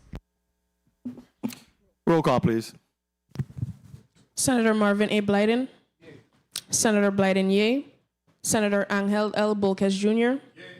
Senator Bolkes Jr. Ye. Senator Dwayne M. DeGraff. Senator DeGraff Ye. Senator Ray Fonseca. Senator Fonseca Ye. Senator Novell E. Francis Jr. Senator Francis Jr. Ye. Senator Alma Francis Heiliger. Senator Francis Heiliger Ye. Senator Hubert L. Frederick. Senator Frederick Ye. Senator Kenneth L. Gittins. Senator Gittins Ye. Senator Maurice C. James. Senator James absent. Senator Franklin D. Johnson. Senator Johnson Ye. Senator Carla J. Joseph. Senator Joseph Ye. Senator Clifford A. Joseph Sr. Senator Joseph Sr. Yay. Senator Avery L. Lewis. Senator Lewis Yay. Senator Milton E. Potter. Yes. Senator Potter Yay. Senator Kurt A. Viale. Senator Viale Yay. Mr. President, you have 14 yeas and 1 absent. Thank you very much, Madam Clerk. Colleagues, Bill number 36-0275, an act approving the amended lease agreement between the government of the Virgin Islands, acting through the Commissioner of the Department of Property and Procurement and Hearts and Service Incorporated for the leasing of parcel number 175C, Estate Anna's Retreat, number 1, New Quarter, St. Thomas, for the purpose of providing eligible programs and services to homeless families, individuals, veterans, and at-risk youth, and the operation of a soup kitchen and other related purposes, has been favorably considered by this body and will be forwarded to the governor for further consideration and action. Madam Clerk, can you please call up the next item in this block? Bill number 36-0288, an act amending official zoning map number SCZ-6 for the island of St. Croix to rezone plot numbers 242, 243, 563, and 564, Estate Strawberry Hill, Queen Quarter, St. Croix, from R-2 residential low density 1 and 2 family to R-4 residential medium density. Thank you. Roll call, please. Senator Marvin A. Blyden. Senator Blyden, yay. Senator Angel L. Bolkes Jr. Senator Bolkes Jr., yay. Senator Dwayne M. DeGraff. Senator DeGraff, yay. Senator Ray Fonseca. Senator Fonseca, yay. Senator Novell E. Francis Jr. Senator Francis Jr., yay. Senator Alma Francis Heiliger. Senator Francis Heiliger, yay. Senator Hubert L. Frederick. Senator Frederick, yay. Senator Kenneth L. Gittins. Senator Gittins, yay. Senator Maurice C. James. Senator James absent. Senator Franklin D. Johnson. Senator Johnson, yay. Senator Carla J. Joseph. Senator Joseph, yay. Senator Clifford A. Joseph Sr. Senator Joseph Sr., yay. Senator Avery L. Lewis. Senator Lewis, yay. Senator Milton E. Potter. Yes. Senator Potter, yay. Senator Kurt A. Viale. Senator Viale, yay. Mr. President, you have 14 yeas, 1 absent. Thank you very much. Colleagues, Bill number 36-0288, an act amending official zoning map number SCZ-6 for the island of St. Croix to rezone plot numbers 242, 243, 563, and 564, Estate Strawberry Hill, Queen Quarter, St. Croix, from R2 residential low density 1 and 2 family to R4 residential medium density, has been favorably voted upon by this body and will be forwarded to the governor for further consideration and action. Madam Clerk, can you please call the next item up in the agenda? Bill number 36-0289, an act granting a zoning use variance from the R-2 residential low density 1 and 2 family zoning designation for plot number 395 Estate Wim, West End Quarter, St. Croix. Roll call, please. Senator Marvin A. Blyden. Senator Blyden, yay. Senator Angel L. Bolkes Jr. Senator Bolkes Jr., yay. Senator Dwayne M. DeGraff. Senator DeGraff, yay. Senator Ray Fonseca. Senator Fonseca, yay. Senator Novell E. Francis Jr. Senator Francis Jr., yay. Senator Alma Francis Heiliger. Senator Francis Heiliger not voting. Senator Francis Heiliger, yay. Senator Hubert L. Frederick. Senator Frederick, yay. Senator Kenneth L. Gittins. Senator Gittins, yay. Senator Maurice C. James. Senator James absent. Senator Franklin D. Johnson. Senator Johnson, yay.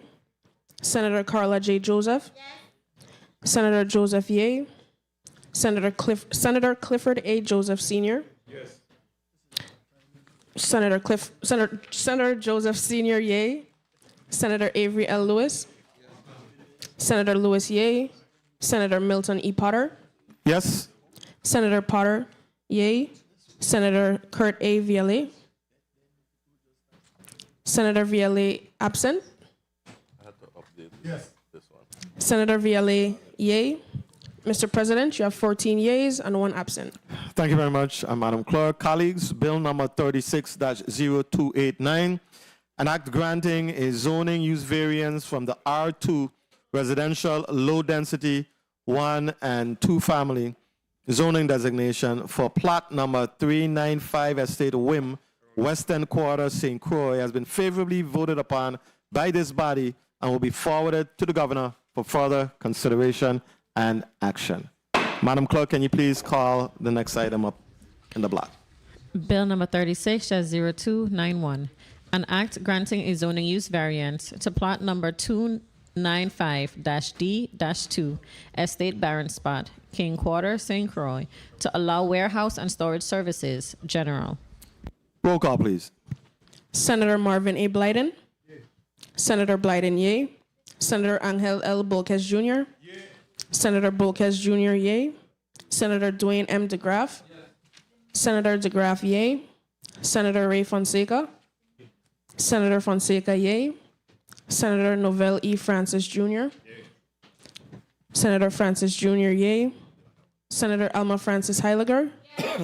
Senator Francis Heiliger, yay. Senator Hubert L. Frederick. Senator Frederick, yay. Senator Kenneth L. Gittins. Senator Gittins, yay. Senator Maurice C. James. Senator James absent. Senator Franklin D. Johnson. Senator Johnson, yay. Senator Carla J. Joseph. Yes. Senator Joseph, yay. Senator Clifford A. Joseph Sr. Senator Joseph Sr., yay. Senator Avery L. Lewis. Senator Lewis, yay. Senator Milton E. Potter. Yes. Senator Potter, yay. Senator Kurt A. Viale. Senator Viale, yay. Mr. President, you have 14 yeas and 1 absent. Thank you very much, Madam Clerk. Colleagues, Bill number 36-0291, an act granting a zoning use variance to plot number 295D2, Estate Barren Spot, King Quarter, St. Croix, to allow warehouse and storage services general, has been favorably voted upon by this body and will be forwarded to the governor for further consideration and action. Session will stand in recess for 3 minutes.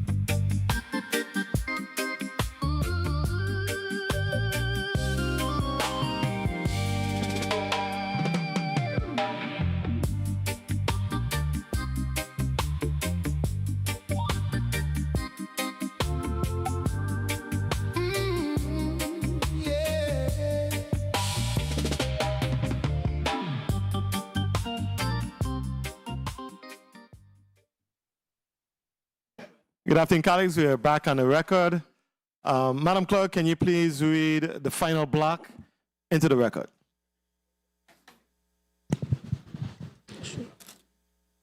That's number 5. Yeah.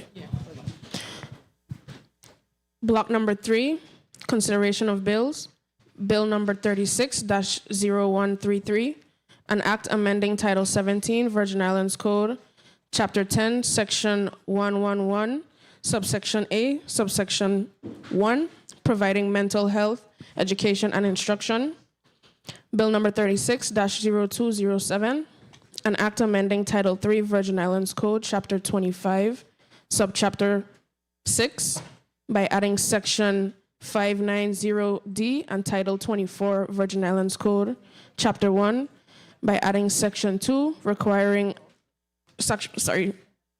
by adding Section 24, requiring employers to grant parents or legal guardians of a child with a diagnosed disability 4 hours per month of paid leave to attend the child's medical appointments. Bill number 36-0238, an act amending Title 29, Virgin Islands Code, Chapter 23, to redirect hotel development net bond proceeds to the government employees retirement system of the Virgin Islands and the Virgin Islands Government Hospitals and Health Facilities Corporation. Bill number 36-0248, an act amending Title 29, Virgin Islands Code, by enacting the Commercial Property Assessed Clean Energy CPACE Act.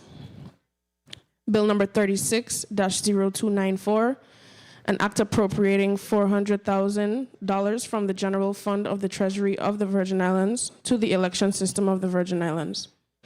Bill number 36-0283, an act amending Title 29, Virgin Islands Code, Chapter 12, Subchapter 1, by adding a new Section 713C to limit income tax refunds for economic development program beneficiaries.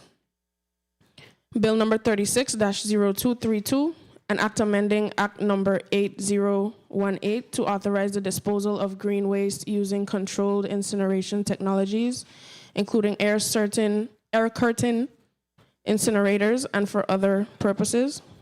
Bill number 36-0292, an act appropriating $2,100,000 to the Virgin Islands Water and Power Authority for the repair or replacement of the submarine electrical transmission cables that provides electricity to St. John and for other related purposes.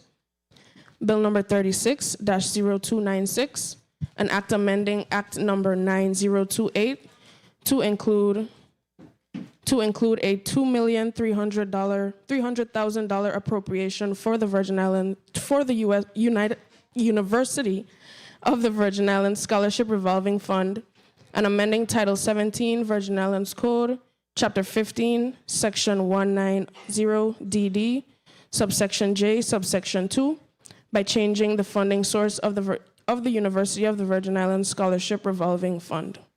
Bill number 36-0236, an act amending Title 33 Virgin Islands Code, Subtitle 3, Chapter 111, Section 3061, by increasing the amount of money that is to remain in the Virgin Islands Insurance Guarantee Fund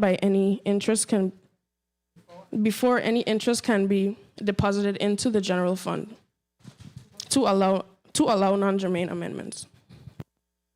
This concludes the reading of the agenda for Block 1. Block 3. Thank you very much, Madam Clerk. Senator Alma Francis Heidegger, you may proceed with your 4-minute round. Thank you so much, Mr. President. Good day to my colleagues, to the people of the territory, once again to staff. I rise in support of several pieces of legislation in this block. When it comes to health education and making sure that individuals with mental health issues get the help that they need and the education that is necessary, I think that is a very important thing that we should do. When it comes to mental health concerns, that is something very close to me. as I have been dealing with a family member for several years. And sometimes when you live it, it's a totally different situation when you just hear about it. I want to speak a little bit on 360207, just giving parents the opportunity to go and parents and guardians to go and deal with people and young children that have disabilities or medical appointments. I think it's a beautiful thing when we, as the very representatives of the people, always be reminded that sometimes people just need a little bit of help. And when we could give them the time off so they could also help their children and young ones, I think it's a beautiful thing.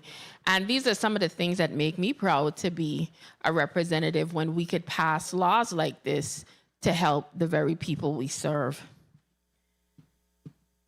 The situation in regards to the CPAC, I think I don't have any concerns with that. Act appropriating $400,000 from the general fund. I will not be supporting this because I'm not paying for anybody's primary. I will never. We cannot be in a situation where these political parties have gone to court to showcase that they're independent. The Republican Party puts their money where their mouth is, and it's less than 1,000 of them. They've spent $250,000 to run their own elections. But for some reason, a political party that has about 100 people running it wants us to pay for their primaries as well. You know, if you're gonna have that type of boasting that there's 30,000 plus registered Democrats, maybe you should fundraise. Because I think it's an unfair situation where one party comes up with their money to run their stuff, but the Democrats want to tell you that they could do what they want with their party, but the government needs to pay for it. So I don't support that. I also want to speak on limitation about the income taxes for EDC beneficiaries. I think that's a good piece of legislation to somehow start capping that. I also support... 1 minute. I also support the legislation as it relates to granting several pieces of these zonings.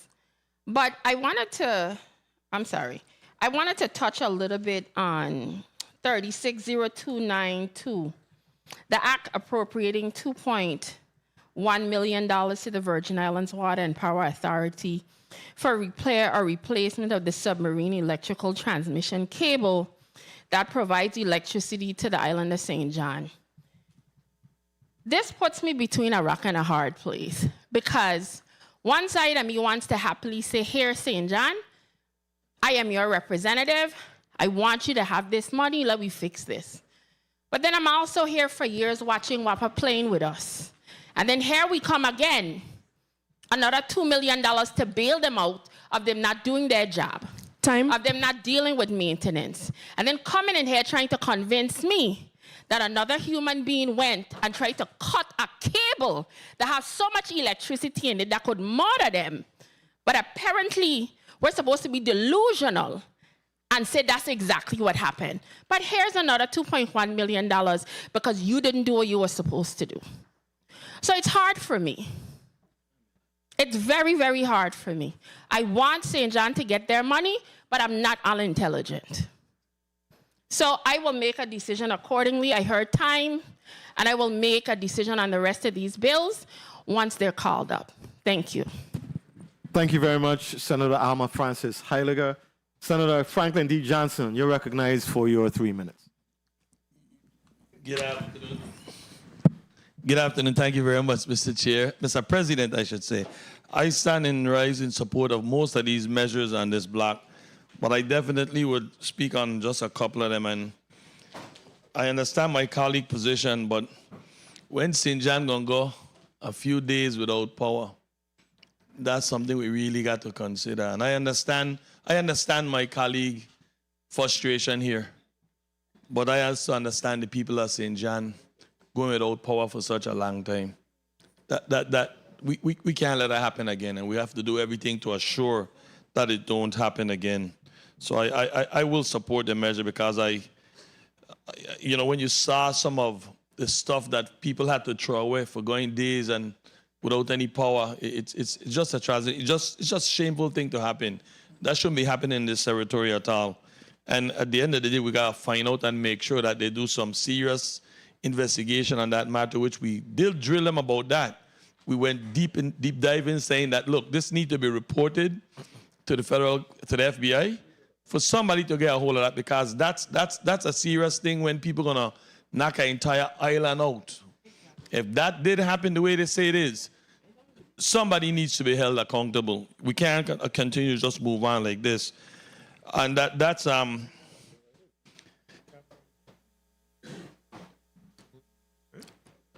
was just looking for that bill to make sure I'm on target. But anyway, I definitely will be supporting that measure. When we talk about bill number 360283, making sure that these EDC company that comes here don't get too swag at us. We have to protect our interests and not allow them to get a free ride and still come back to get a next ride. It's costly to the people of this territory when we give up all of these breaks and give them these incentives and then they turn back and now come taking us to court. Imagine that. You give these folks all of these incentives to come here, and when they're done, they say, well, you know what? You owe me some tax money too. It can't work both ways like that. We definitely have to make sure that we don't allow this to happen. Bill number 360232. As I come over here today, and I look at Anguilla, the last picture that we showed, there was an area that you could have drive in and dump your green waste. I dump green waste maybe every 2-3 weeks. I have a bunch of banana tree, mango tree, you name it. And ever so often, if you get a hand of banana, you gotta cut that whole tree down. And my banana trees, they throw out in 3 sets. 1, 2, 3. And when they throw out 1, 2, 3, you got 3 trees you got to take down. Can't pile that up in my yard. I got to trim them up, carry them to the dump. The last time I went to the dump, which was 2 weeks ago, you can't even drive in. You're now throwing it on the side. So now they have to open a next area. And I'm telling you all this seriously. If that green waste that we have on St. Croix ever light and fire, that airport ain't gonna run. People are being airlifted daily. That airport cannot open if that catch on fire. So I definitely supporting to make sure that we could cut this down. Hurricane season is around the corner. St. Croix got a lot of green. And if hurricane season come and FEMA tell us plain out, straight out, they ain't moving a green waste, you know. What we waiting for? We're going to wait for our next storm to come. The simple tropical storm come. Every banana tree that I have to get knocked down. Time. And every single one of them have to go to the landfill because that's green waste. At the appropriate time, Mr. Chair, I won't use up all the rest of my time. I'll be voting on these measures accordingly. Thank you very much, Mr. President. Thank you very much, Senator Franklin D. Johnson. Senator Dwayne M. DeGraff, you're recognized for your 4 minutes. Thank you, Mr. President. Good afternoon, colleagues. Good afternoon, everyone present. You know, I want to officially again vehemently, strongly object to Bill number 36-0236, an act amending Title 33 Virgin Islands Code, Subtitle 3, Chapter 111, Section 3061, by increasing the amount of money that is to remain in the Virgin Islands Insurance Guarantee Fund before an interest can be deposited into the general fund. We're moving that bill from 50 million to 55 million. I think when I first came here in the 32nd, I think it went down to 10 million, $20 million. We worked hard to get that money back up to now we're looking at $55 million for the people of the territory. I applaud because we work hard on that. But to use that as the non-germane bill to attach some of the atrocious amendments that I see coming before us, we're going to have a fight. I'm objecting to everything because I'm saying Are you buckled down because we're going to be here late? Because I'm objecting to everything.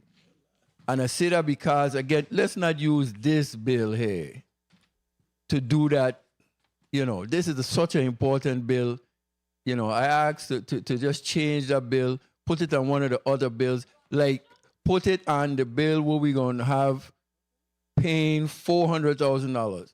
In the 2026 budget, I think we have a line item for it's $250,000 or $275,000 that we did from last year. We're doing the budget cycle for the election system. Now we're asking for $400,000. Either we're anticipating runoffs and all these things, or cost of living. Boy, this is ridiculous. So I too don't support paying for no primaries. So again, I vehemently oppose to that. It's not fair to the people of the territory. You know, so I definitely want to make sure we put on the block, because I'm saying now, Bill number 360294, an act appropriating $400,000 from the general fund of the Treasury for the Virgin Islands, to the election system of the Virgin Islands. Do they deserve the money? Yes, to run an election. If we didn't put $275,000 in, I could say patience. Maybe we didn't include the money, but we put it in. We go make it seem as if we didn't do our job when a year ago, or not a year, some months ago, we did our job and appropriated the money knowing that the election coming up in 2026. So like we just say, like I tell people, I don't buy cat in bag. Ain't no way I don't support that. Do you want to support it? That's how you. Now, the bill, the ban bill, the 36-0232. An act amending Act number 8018 to authorize the disposal of green waste using controlled incineration technologies, including air curtain, incinerators, and for other purposes. 1 minute. To the sponsor of the bill, it is needed. It is needed very much so on St. Croix, as we saw pictures of green waste. And like I told the sponsor, and I ain't going to tell him behind the scenes, I'm going to say it publicly. The issue I have with St. Thomas is, to me, Bovoni landfill is a bomb. It's a ventilating where they use trying to get methane gas, to regulate methane gas. And we want to go and put the incinerator. I don't want no fire around no kind of gas. 30 seconds. Because the analogy I was using to tell Mr. President, which I have done as an auto mechanic, you fill a bucket of gasoline. Can you throw a match in it? What would happen if you throw a match in it? It will out. Because of the high concentration of the liquid in the gas, it's going to out it. But put a cup of gas in a bucket, a little fume, stir up a bit, and throw a match. Before the match leave your hand, you're going to be on fire. This is what it is I am afraid of. Time. Not that the bill isn't a good bill. The bill is needed. But the location on St. Thomas, I don't agree. So therefore, I won't support the bill. On St. Croix, I'm willing to support it if it's just for St. Croix. Now we try to figure out where we're going from there. Thank you for the time, Mr. President. Thank you very much, Senator Dwayne DeGraff. I am not sticking around when you throw that match in that thing of gasoline, Senator. Just FYI, okay? Senator Angel Bolquez Jr., you're recognized for your 4 minutes. Thank you, Mr. President. Good evening. Well, what time is it? Good afternoon, evening? Evening, Mr. President and colleagues. Central staff for sticking it out with us and legal counsel and the listening and viewing audience. I rise in support of most of the bills in this block, if not all, and I say that because I am under the impression that there are amendments, and if those amendments are applied, then I will definitely support all of the measures in this block. Until then, I will stay on standby. But I wanted to pay some particular attention to Bill 36-0292. And that is the bill concerning appropriating $2.1 million to the Water and Power Authority for the repair of the submarine electronic transmission cables between the islands of St. John and St. Thomas. We know that the current cable that we have, the only one between St. John and St. Thomas, is a spliced cable that consists of two separate cables that were joined in order to create one cable. There are approximately 4 cables running between the islands of St. John and St. Thomas, and the one cable we have now is a combination of 2 separate cables that were joined together so that electricity can flow from St. Thomas to St. John. We want to repair these cables. We do not want the repeat of what has happened many times before that have changed or have made people's lives and livelihoods difficult, especially our elderly population who require electricity for certain medications. And we have had town halls and discussions. Some of my colleagues who are here today have been in those town halls with me and discussions. And we have information and data from the Water and Power Authority in relation to this project, and we see it fit that this is something that definitely needs to happen because we do not want a repeat of an emergency situation or potentially the loss of life. So I want to thank all of my colleagues who have signed on to this piece of legislation. I understand what one of our colleagues is expressing. The Water and Power Authority has a lot of issues. We know the issues, and we will continue to have to apply purview over the Water and Power Authority, but the state of electricity is an emergency here in the Virgin Islands, power generation. So we know what the issues are, and I know for many, many 1 minute. years this body has supported the Water and Power Authority on many other different measures, but I'm asking you all, and of course with the support of the ones who've already signed on, to please support this measure, as it is definitely something that will help our situation on the island of St. John. Thank you for the time, Mr. Chair. Mr. President. Thank you very much, Senator Angel Bolkes Jr. Senator Hubert L. Frederick, you're recognized for your 4 minutes. Thank you very much, Mr. President. Pleasant good afternoon, colleagues, listening and viewing audience, people of the Virgin Islands. I support most of these initiatives in the final block 3. What I think is very important is that Bill number 36-0133, that we finally have additional pieces of legislation to support mental health. I hope we have the funding for it, but I think this is important to at least start addressing some concerns that we have, that if we start exposing our young people to what mental health illnesses is, it might provide more assistance to them.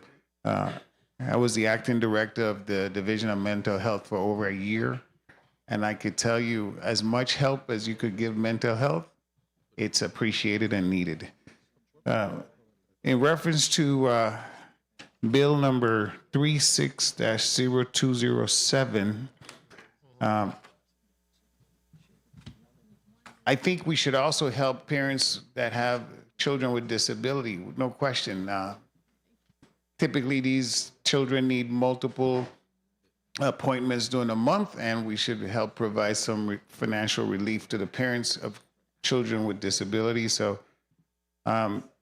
anything that we could do to help a little bit, it helps as a community. So this is a community endeavor to me, and it's only for government employees, so it's okay.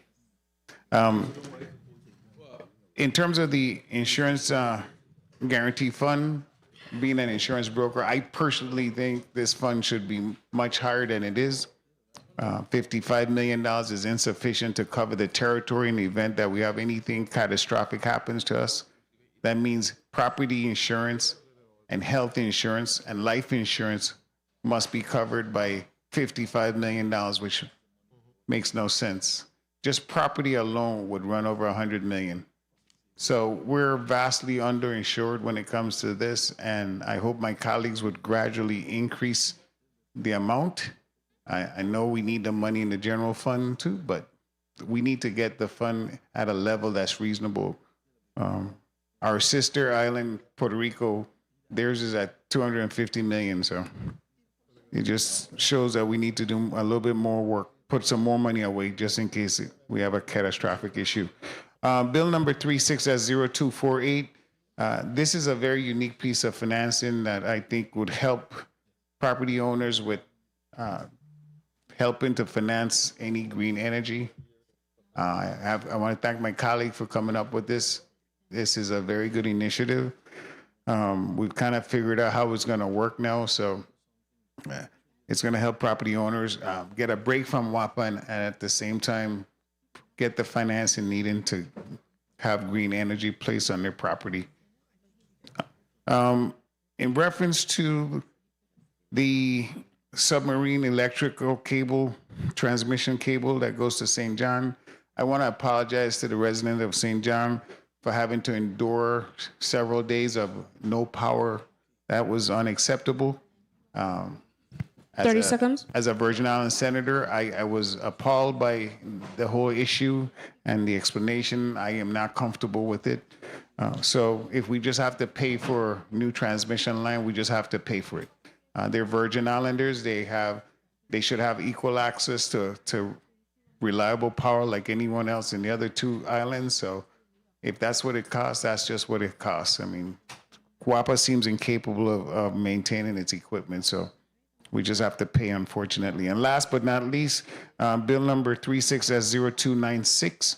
This one, I'm especially happy to see that my colleagues have, Mr. President, can I just end up? That we've been able to come up with, we came up with some additional funding to complete the Virgin Islands scholarship for students that attend the University of the Virgin Islands.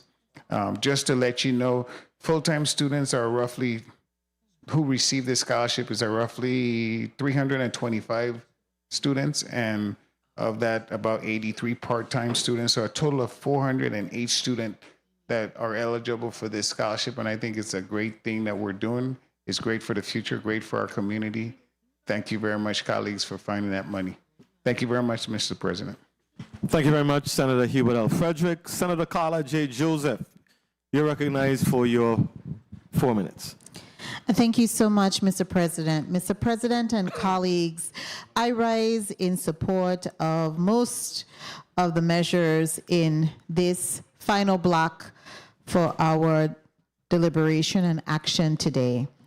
Let me just start off with bill number 36-0133. This legislation ensures that students receive vital mental health education and instruction in school by prioritizing mental health. We empower our youth with the knowledge and resources to manage stress, grief, build resiliency, as well as seek help when they are needed. So it's critical because we have a lot of our young people who are transitioning and having a lot of challenges. So this is more so of a preventative measure to help our young people. So I'm in full support of this measure. Bill number 36-0207. This is another good measure to help families, and we want to be all about families and young people. It's grants parents or guardian of children with diagnosed disabilities 4 hours per month of paid leave for medical appointments. This bill in itself demonstrates compassion and practical support for families facing very unique challenges. It helps parents balance work and caregiving for their children while improving the quality of life at the same time. So I'm in full support of that measure. I also am in full support of bill number 36-0283 by limiting the income tax funds for economic development program beneficiary. This bill really fills a loophole that some of our EDC beneficiaries were getting away with, where they will be getting tens of millions of tax refund. Imagine that. They are already getting a whole heap, multitude of tax benefits, being an EDC beneficiary, and still yet, I tell you, level of greed, my son, never amazes me.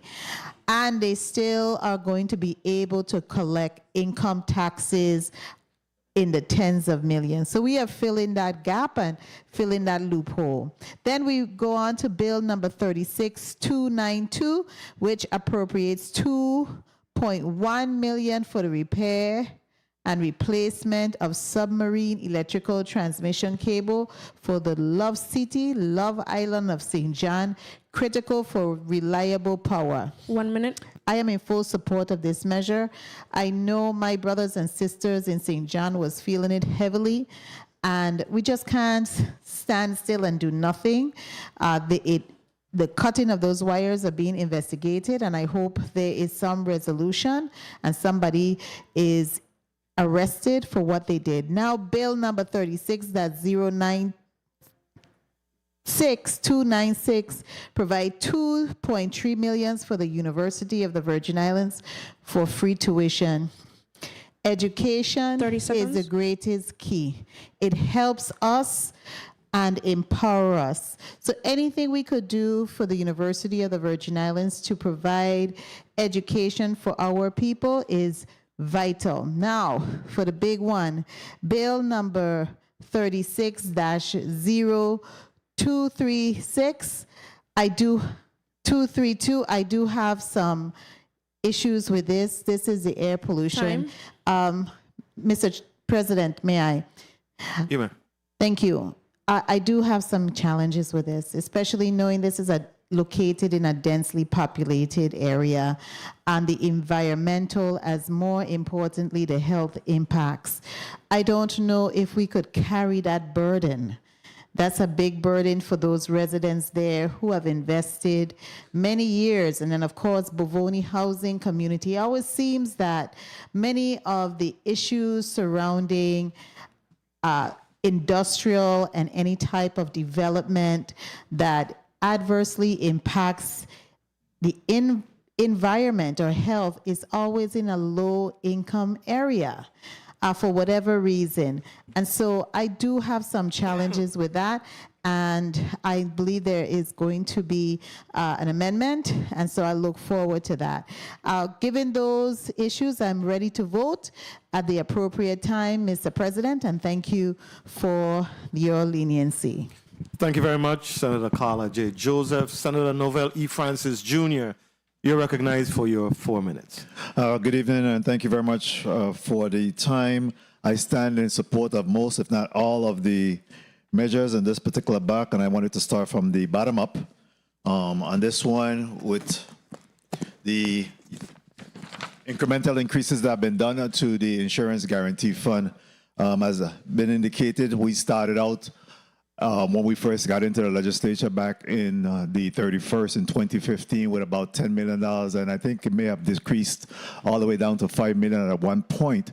However, incrementally, we have made a decision. This body has made a decision, and I'm very proud of our ability to do that, to raise that amount now to about $55 million.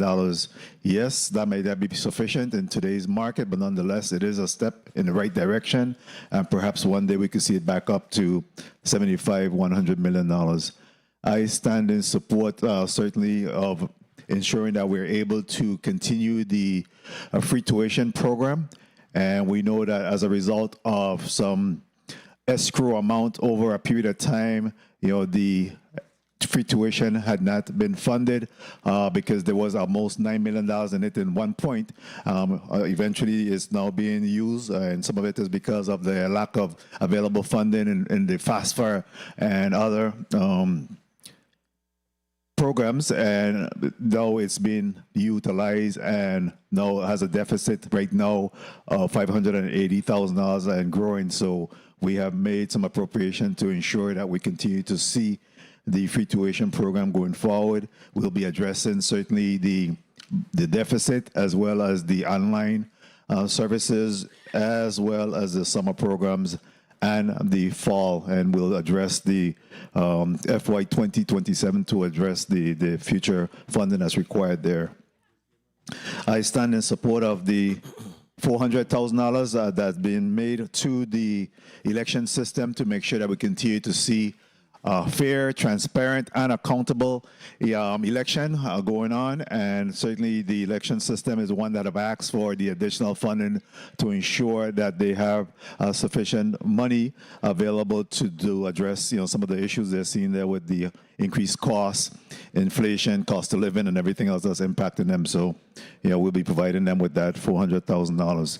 I want to say that I stand in full support of the St. John and the fact that we're, equipping them with that $2.1 million to help them with address the submarine cable issue there. And I'm happy to also recognize that in the very near future, we're hoping to see that based on a 3 megawatt of generation that'll be available to St. John, they'll be somewhat self-sufficient moving forward in the future. That is commendable. That is a step in the right direction. Finally, where St. John has been given some priority and will be able to have some self-sustainability moving forward with any future power outages once that is done. From what I've read so far, they have, when some of the WAPR as well as the engineer have visited and looked at the generators that will be required, purchased, and be made available. In addition to ODR and WAPR, just really working together to address all of our WAPR infrastructure here in St. Thomas as well as in St. Croix as well. So, like I say, I certainly stand in support of most of all of these considerations. I just want to make for a record of note, all of the appropriation for today during this session will be at the tune of $7,065,000. Let me say that again. All of the appropriation that's being moved today will be at the tune of $7,065,000. So, we have to be extremely careful, guarded as we move forward in terms of, these appropriations, because, if we don't have the funding to be able to make that all them be worth is what's written on the paper. So we have to continue to be fiscally responsible, be good stewards of the government funds as we continue to see that there is a number of appropriations coming through for consideration. Thank you very much, Mr. President, for the time and opportunity. Thank you very much, Senator Novell E. Francis Jr. Senator Clifford A. Joseph, you're recognized for your 4 minutes. Good evening, Mr. President, and good evening to everyone in the room and the listening public. I rise to support just about all the bills in this block. Bill number 360133. It's critical that we recognize the importance of taking the proactive steps to support emotional and psychological well-being of our children. I thank you, Mr. President, and your decision to brought that bill forward. I also rise to support Bill number 360248, proposed by my freshman colleague who stick it in the paint with me. I had begun drafting a similar legislation. I guess we're thinking alike. But a matter that this legislation created new pathways for business owners to invest in clean energy. It's okay for us to keep around here saying you can't get money from the bank, can't get money from wherever. Here it is, you have an option. Just like any bank or any other lending institution. Think about any person in here. You lend anybody anything, you want a return on your buck. Even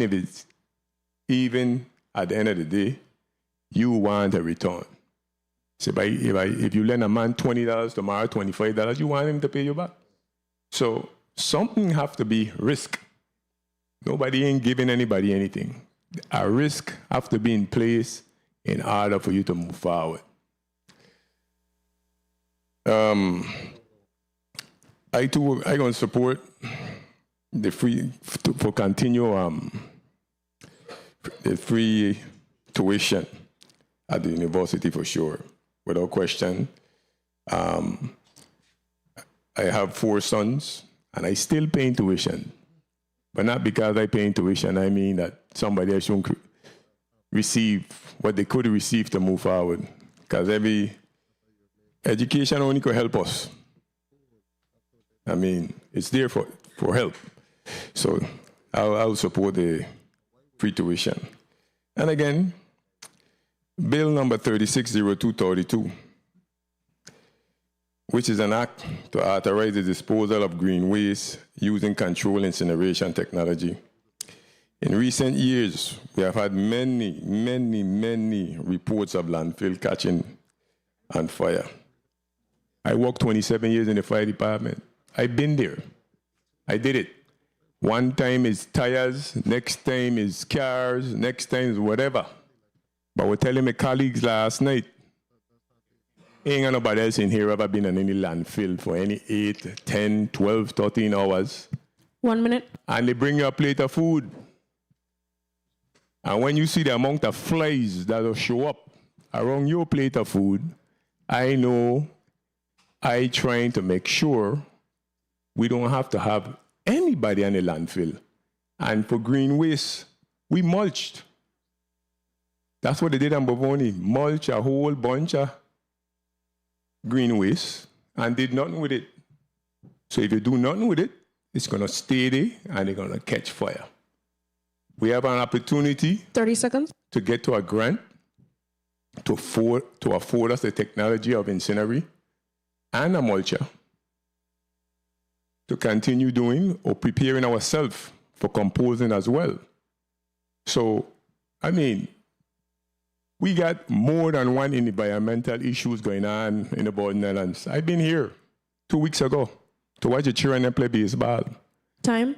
Was to been in Griffith, can I finish up? Yes, sir. Was to been in Griffith Park, but they end up saying the game on be at Frenchtown.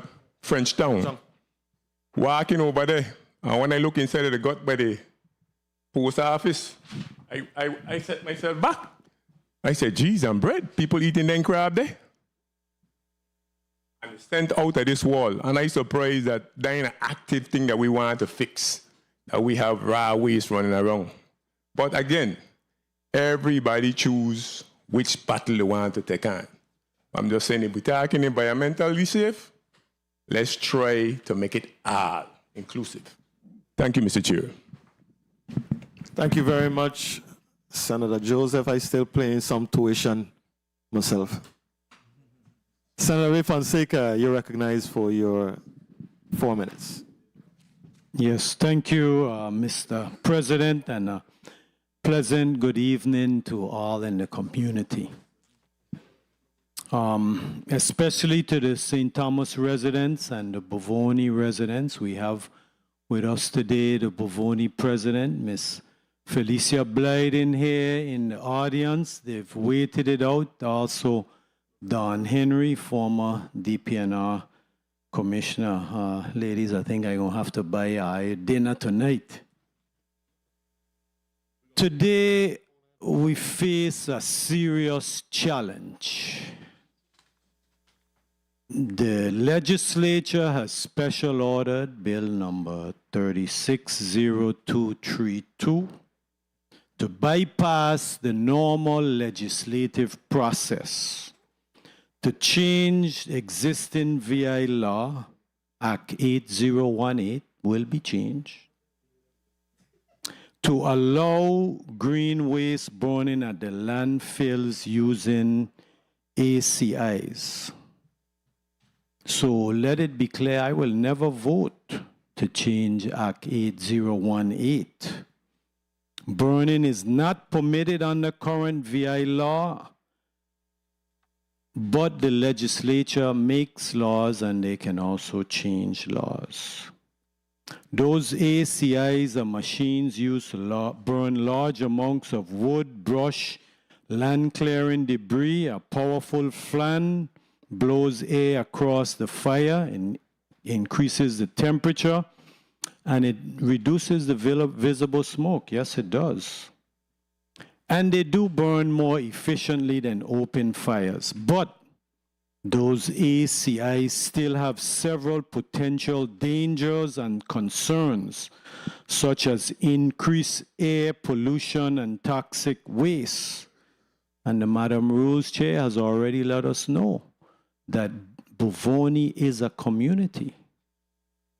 Burning waste with the ACI still releases pollutants into the air, including fine particulate matter, PM 2.5 that can enter deep into the lungs, heavy metals from the wood or soil, such as manganese. And we're not talking about the treated wood, we're just talking about the regular wood. Treated wood is a whole lot more toxic being released. Heavy metals from the wood also. They got some wood is covered with lead-based paint, etc., etc. Have the manganese.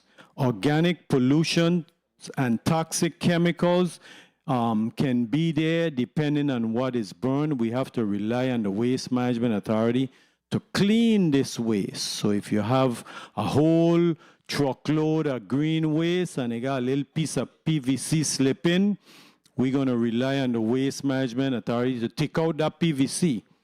And also if we got some treated lumber, we're going to rely on the Waste Management Authority to also take out that PVC lumbers.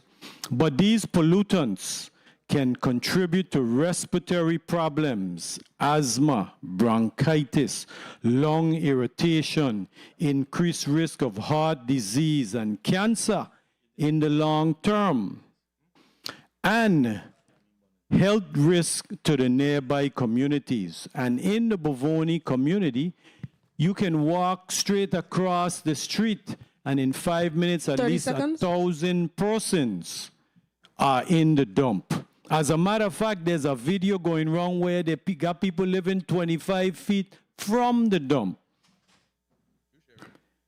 So, Mr. Chair, point of order. Can I have my time to speak, please? Please do not interrupt me, Mr. Secretary.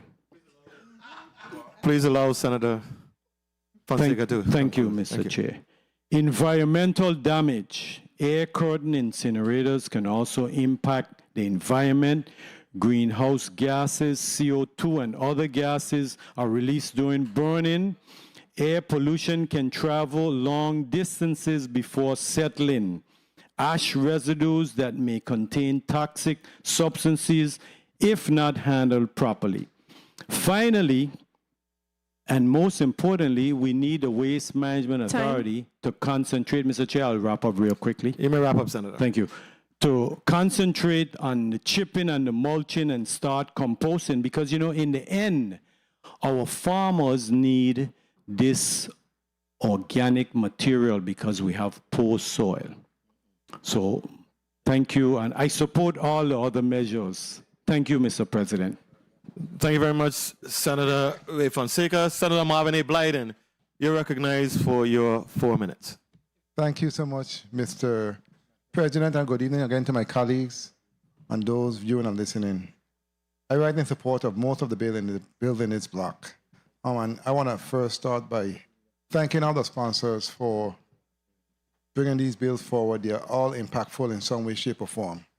In respect to bill number 36-0133, which deals with mental health, education, and instruction, we always focus on physical health, but mental health is just as important. And that's a very good piece of legislation. Bill number 36-0207, in terms of carving out some time, 4 hours approximately, for your child appointment when it comes to children with disability.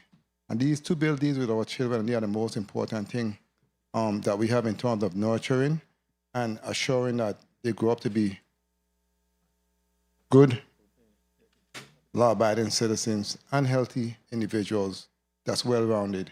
In respect to bill number 36-0283, when it comes to our EDC companies and beneficiaries, I think it's disrespectful, in my opinion, for them to get all the benefits that they applied for and got, and at the end of the day, they want to come on the back end and try and get additional funds in terms of tax return. I don't think that's right, and I want to commend the sponsor for bringing this forward. Also, in respect to bill number 36-0232, when it comes to disposal of green waste, we have heard from our colleagues, and as for me, it's a good piece of legislation.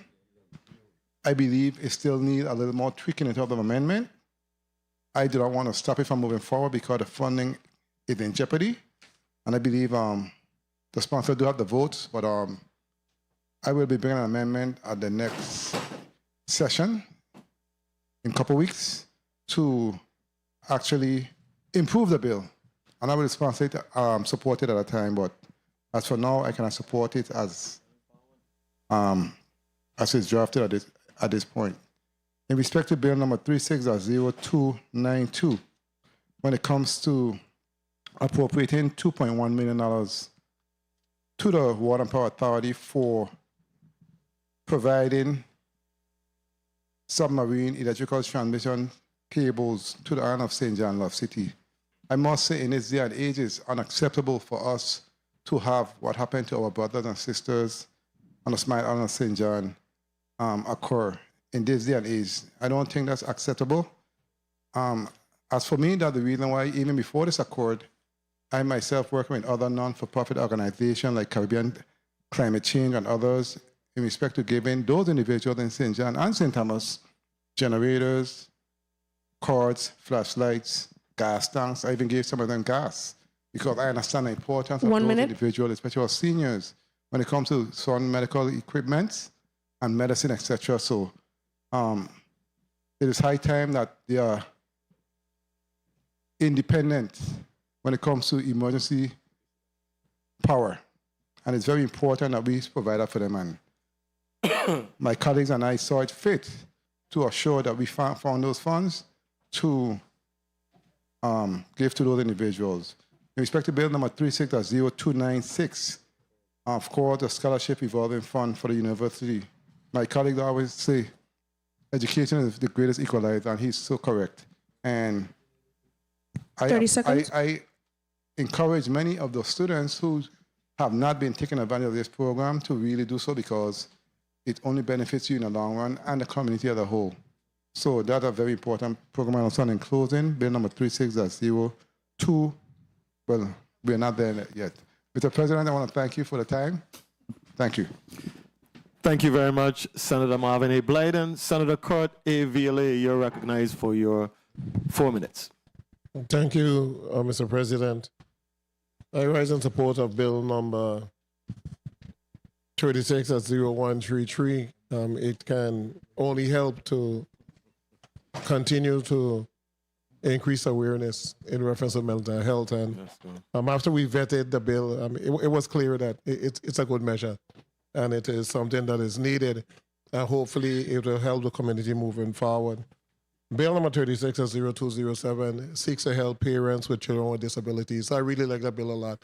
It provides them with time for them to be able to get off from the job, to be able to go to appointments and other areas that those children need. I wish you could give more time because we have so many children in this community now who suffer from a disability, and the parents are having a lot of trouble in terms of juggling the time to be able to deal with those students. I will definitely support that. And as we go along, we need to continue to see how we can assist those parents and those students. Bill number 36.0238. Understand the intent of the bill, but I don't necessarily agree. But it is a bill that we have an opportunity to change or to fix because it's 30 years from now. But I don't necessarily agree with the 75% to GRS, 25% to health hospitals. We don't want to know what is going to be the financial condition of the government at that particular juncture. And I think that we need to allow some flexibility by having not to exceed, not to this, and perhaps creating one more category where the central government would be able to also retain some of the funds, because you're talking, if we speak to the one development that we're thinking about, by the time period, that place can be worth over $400 million. You know, so it's if can you also create where the government of the Virgin Islands could go X amount and they could use that for infrastructure and other stuff that is needed for the government instead of giving all to the two entities. But I'm going to vote for it because we have an opportunity to sit down and talk and discuss and see what we can do. The bill in reference, bill number 36.0248, a financial mechanism for development. So definitely going to support that. Matter of fact, we had a number of individuals at the meeting who said that this is going to hopefully help them to create some finances so to build project. There was a guy that wanted to build a living assisted facility on St. Croix and said that this is an important mechanism for him to be able to get a financing. as a freshman senator, so I'm going to support that. The income tax, we've been waiting for that from government also a long time. So it's finally here. So I'm supporting it. As soon as the senator got it, I said, we need a special order of the bill because we need to close the loophole. You can't give somebody benefit, and then they're able to utilize their financial skills to say that they're suffering a loss and they're going to pursue recouping the money from the government of the Virgin Islands. And a good accountant could claim anything. And they have good accountants. And they have brought cases against the Virgin Islands where we owe them X amount of money. So it's done. You want benefit, you get your benefit, don't come back. Appreciate the benefits that you got and don't come back to the government of the Virgin Islands seeking that we owe you additional money because you're claiming that you had losses. Can't work. The bill on incineration, one of the most popular bills. 1 minute. But the bill was heard. So I differ that it's just being special order. The bill was heard extensively in committee. And there was a lot of debate back and forth. And the bill have been changed. And there's also an amendment coming today that speaks of mulching and everything else to put in some protections. But at the end of the day, we have an issue with waste. And we have an issue with green waste. And I wonder as to where we're going to put all the waste that we're generating. Because on St. Thomas and on St. Croix, as you begin to demolish these schools and hospitals and everything, the waste got to go someplace. And if you just have acres and acres of green waste, where are you going to put all of this construction material? And after the storm, they mulch a bunch of stuff and they left it there right behind Chicken Shack. Acres and acres of mulch. And FEMA had to pick it up and put it on barge and transport it from the Virgin Islands. Because somebody was using it. And they made a plea for farmers and everybody. Nobody was using that stuff. And they had to transport all of the material. Now going quickly to the money to the Virgin Islands Water and Power. We all know and we were all upset because when they came before this body, sometimes you guys don't give yourself credit. When they came before the body and they spoke about the line cut, we asked all the questions. Can I complete? We asked all the questions about making sure that they got in contact with the FBI to report that line cut. But at the end of the day, while the circumstances around the cutting of the line are very fishy, at the end of the day, they don't have any redundancy. And the transmission lines going to St. John is an issue. So what are we going to do? Just allow the people at St. John when they cut? We're going to stay here and say, well, they ain't prosecuting this. We got to provide the monies that they have redundancy going to St. John. Because St. Thomas St. John is in a mess when it comes to WAPA. And this body have been trying over and over, but we got to provide that money. So I'm definitely voting for that. Free tuition, got to vote for that. Refunding the deficit for the spring semester, internet, online, both summer semesters and the fall semester. And we brag about this free tuition all the time. So what are we going to do? We got to provide the funding. And lastly, the insurance guarantee fund. I feel you're paying Mr. Minority Leader, but we're going to fix it. Remember that anything, we have two bites of the apple. So we always have the opportunity to make sure that what we want pass. But it's going up to 55 billion. I'm proud of the legislature because back in 2014, it was down to less than $10 million. And in tough financial times, we kept on increasing it by 5 million, 10 million, 5 million, until we now have 50 million plus. So this $55 million, it's already in the account. We're just telling them that is the ceiling, that is the base. You can't go below that, but there's over $60 million in that particular account. Thank you so much, Mr. President. Thank you very much, Senator Kurt A. Violet. Senator Avery Lewis, you're recognized for your 4 minutes. Good evening, everyone. Or good night. Colleagues, people at the Virgin Islands. As it pertains to Bill 36-0133, dealing with mental health and education and instruction, I'm for that bill. But the one thing I said is I asked that the Department of Education look at all the different things that the teachers have to teach and all the different disciplines, the different curriculums and so forth.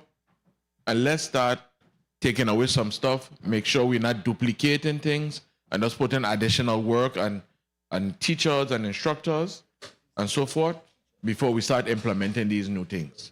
We have to start evaluating and looking at the workload we're giving these individuals, because then we creating more mental problem. Everybody could chuckle, but it's true. This summer, everybody gonna go to model school, they're gonna go to this, they're gonna go to that, come back, and they're gonna implement it, and then they're gonna still want to implement the same stuff they had last year, the year before, and we don't have give them the adequate resources. I'm saying ahead of time, this is a very good bill we need, because I'm seeing the population getting younger and younger with these mental illnesses, and we really need to address it. So Department of Education, Board of Education, while I have your differences, put it aside, come together. As it pertains to standing, as it pertains to the 4 hours per month, who feels it, knows it, who wears the shoes, know the pain. Yeah. So these parents, I've seen it. The former principal could tell you we traverse these different schools, and we've gone to these different classrooms with children with different disabilities. Some have a very severe end of the spectrum, some on a high functioning end, no problem. But it's very difficult and it's very challenging. And let's be real, even if they don't need it 4 hours and they take another hour just to sit down in the car to catch a breath, give them that chance, man, they deserve it. Because when you're dealing with these type of children or adults and all, you need a break. You need a break. A mental timeout. Government employees, okay, we don't deal with that, we're going to deal with that. CPACE, another tool in the tool shed, another financing option, we good. 400,000 for the election, we good. 1 minute. EDC tax benefits, oh, we good there. As it pertains to the incinerator bill, right? I hear all sides of the coin. But one thing I didn't hear nobody say is, what are we going to do with the existing waste? We could say, no incineration. Hands down, I agree with you. Don't burn a thing. But the pile keep getting bigger and bigger. What are we going to do with the existing waste? That's why, as leaders, we must lead and put things in place and amend. Say my amendment here. Reduction of incineration activities, fire safety requirement, the promotion of recycling, reuse, composting, mulching, and beneficial green waste practices. These are things you have to mandate. Put in place. Don't leave it to waste management to guess, and then we already ifing and arming.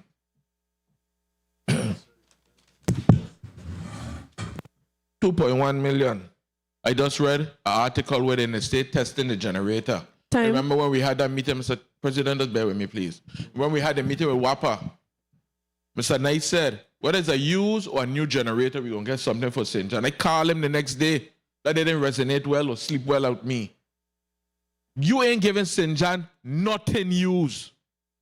Them people deserve a brand new something. A brand new generator. I don't care what brand it is. A brand new, tested, proven generator. And I just saw that they were away, tested, and St. John will receive a brand new 2.5 kilowatt generator. So these lines are going to come in timely with a brand new generator to energize the island.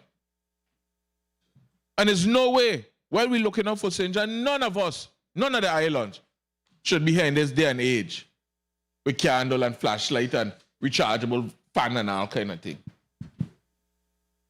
Lastly, 2.3 million for the free tuition. I can't say all, but majority of us went to the UVI graduation.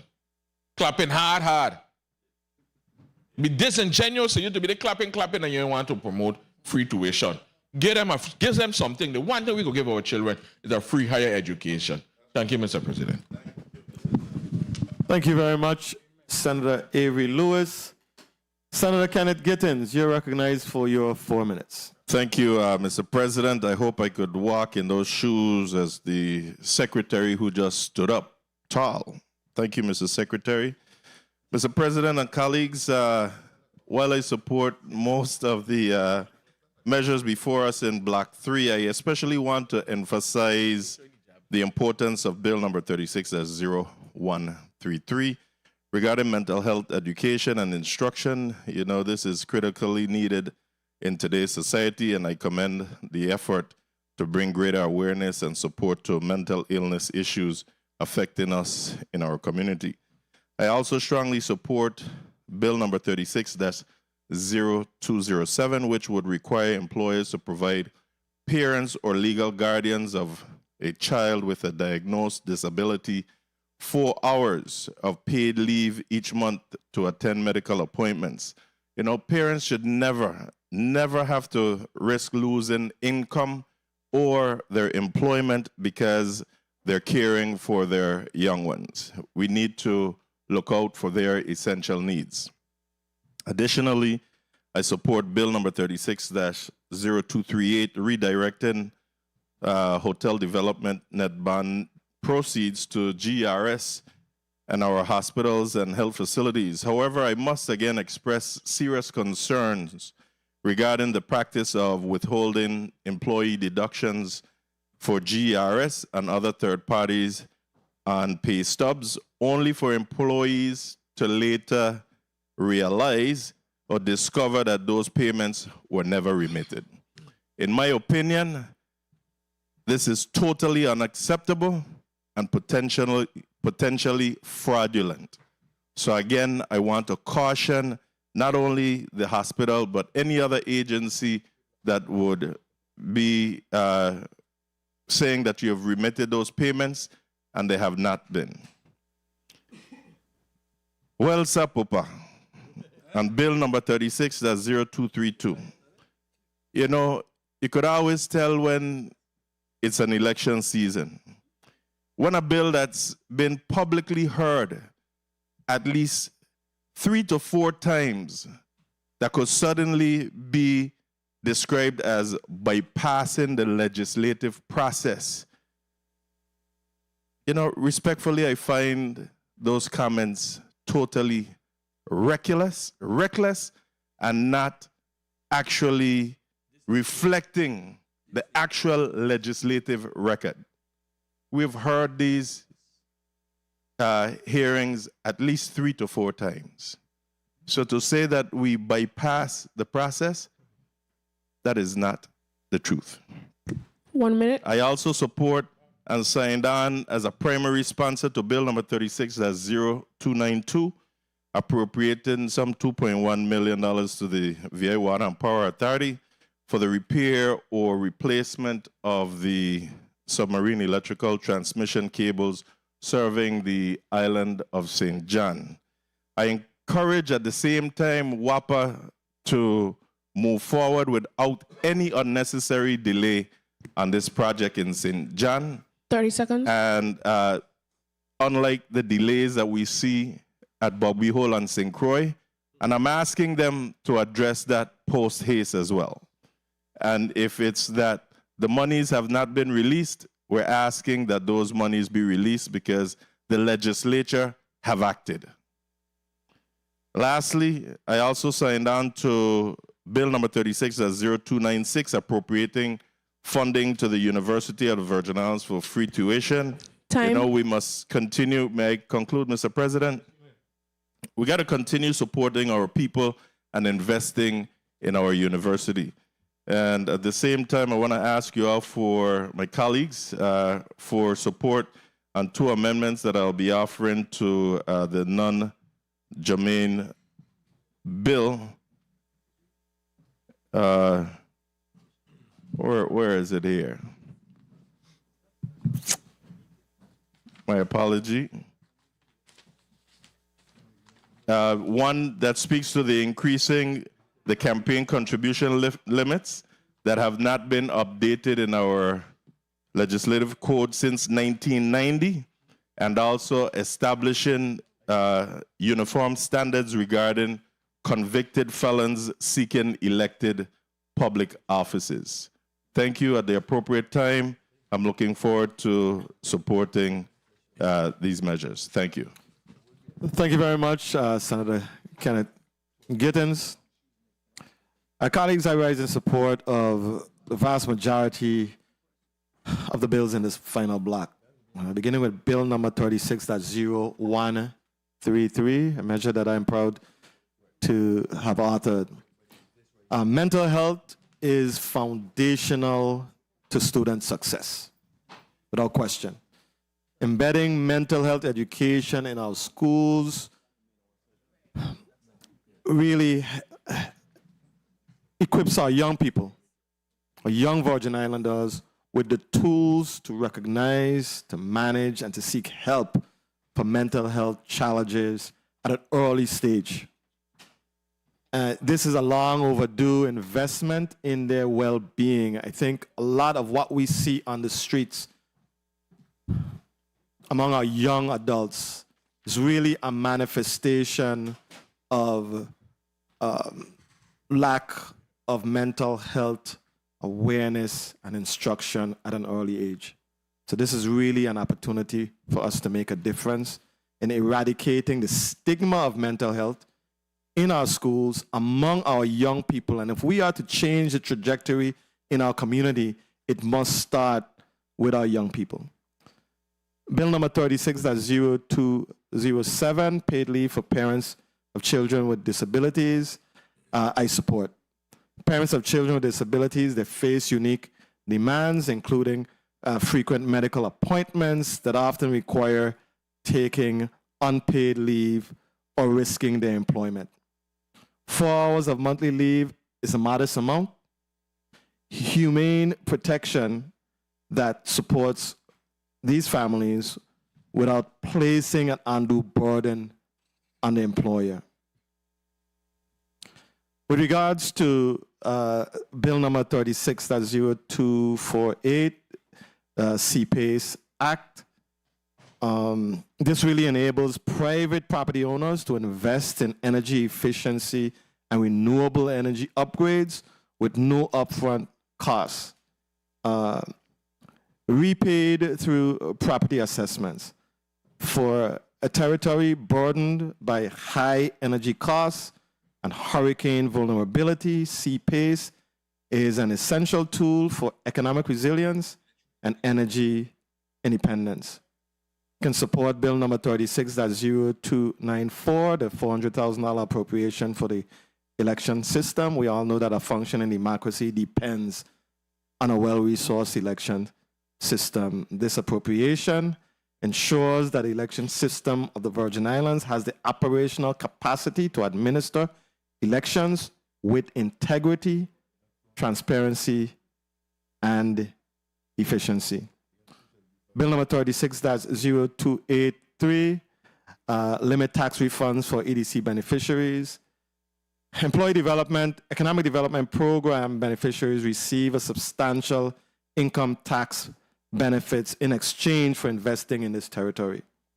Limiting refunds ensures that those benefits are structured as intended, reducing tax liability rather than generating cash payments. 1 minute. And protects the general fund revenues. The Greenways Bill, Bill number 36.0232. I applaud my colleague for coming up or exploring ways to find a solution to our Greenway crisis in this territory. We are at crisis levels, and I support utilizing the ACI technology as one simple tool in an overall plan for managing greenways. 30 seconds. My fear and my concern, which I've communicated to the bill sponsor, is that it becomes, because we are so desperate, because we have been inundated with the greenways and the fires and everything that's going wrong environmentally at our landfills on St. Thomas and St. Croix, we're willing to just do whatever comes our way to eradicate that. And I am afraid that this can be used as the primary tool for dealing with the management of greenways in our territory. That concerns me. I don't mind it being a tool in a toolkit, but it cannot be the primary way of us eradicating green waste in our territory. There is nothing irresponsible of lawmakers saying we need to proceed with caution with this. There's nothing wrong with that. I don't mean that you love the green waste and the inundation of waste. It's saying you want to be responsible to make sure that this process is handled and managed properly. That is why I can I can throw my support behind this initiative. The sponsor has assured me that amendments are forthcoming to put some parameters on the manner in which this technology is utilized. I think that is a responsible approach, colleagues, to us dealing with this issue. Yes, things are tough with our green waste and we don't have a plan. Every neighborhood in St. Thomas, you look around the corner, you look down the hill, you see piles and piles of this stuff. Right? So I fully support the intent, and with the proper parameters in place by the amendments that are forthcoming, I can support this initiative because it would be a responsible way and it would be codified that this is a responsible way for us to utilize and manage our green waste in this territory, right? Because we want to make sure that the health and safety, you don't solve one problem by creating another. We have to look out for the most vulnerable of our populations. We do.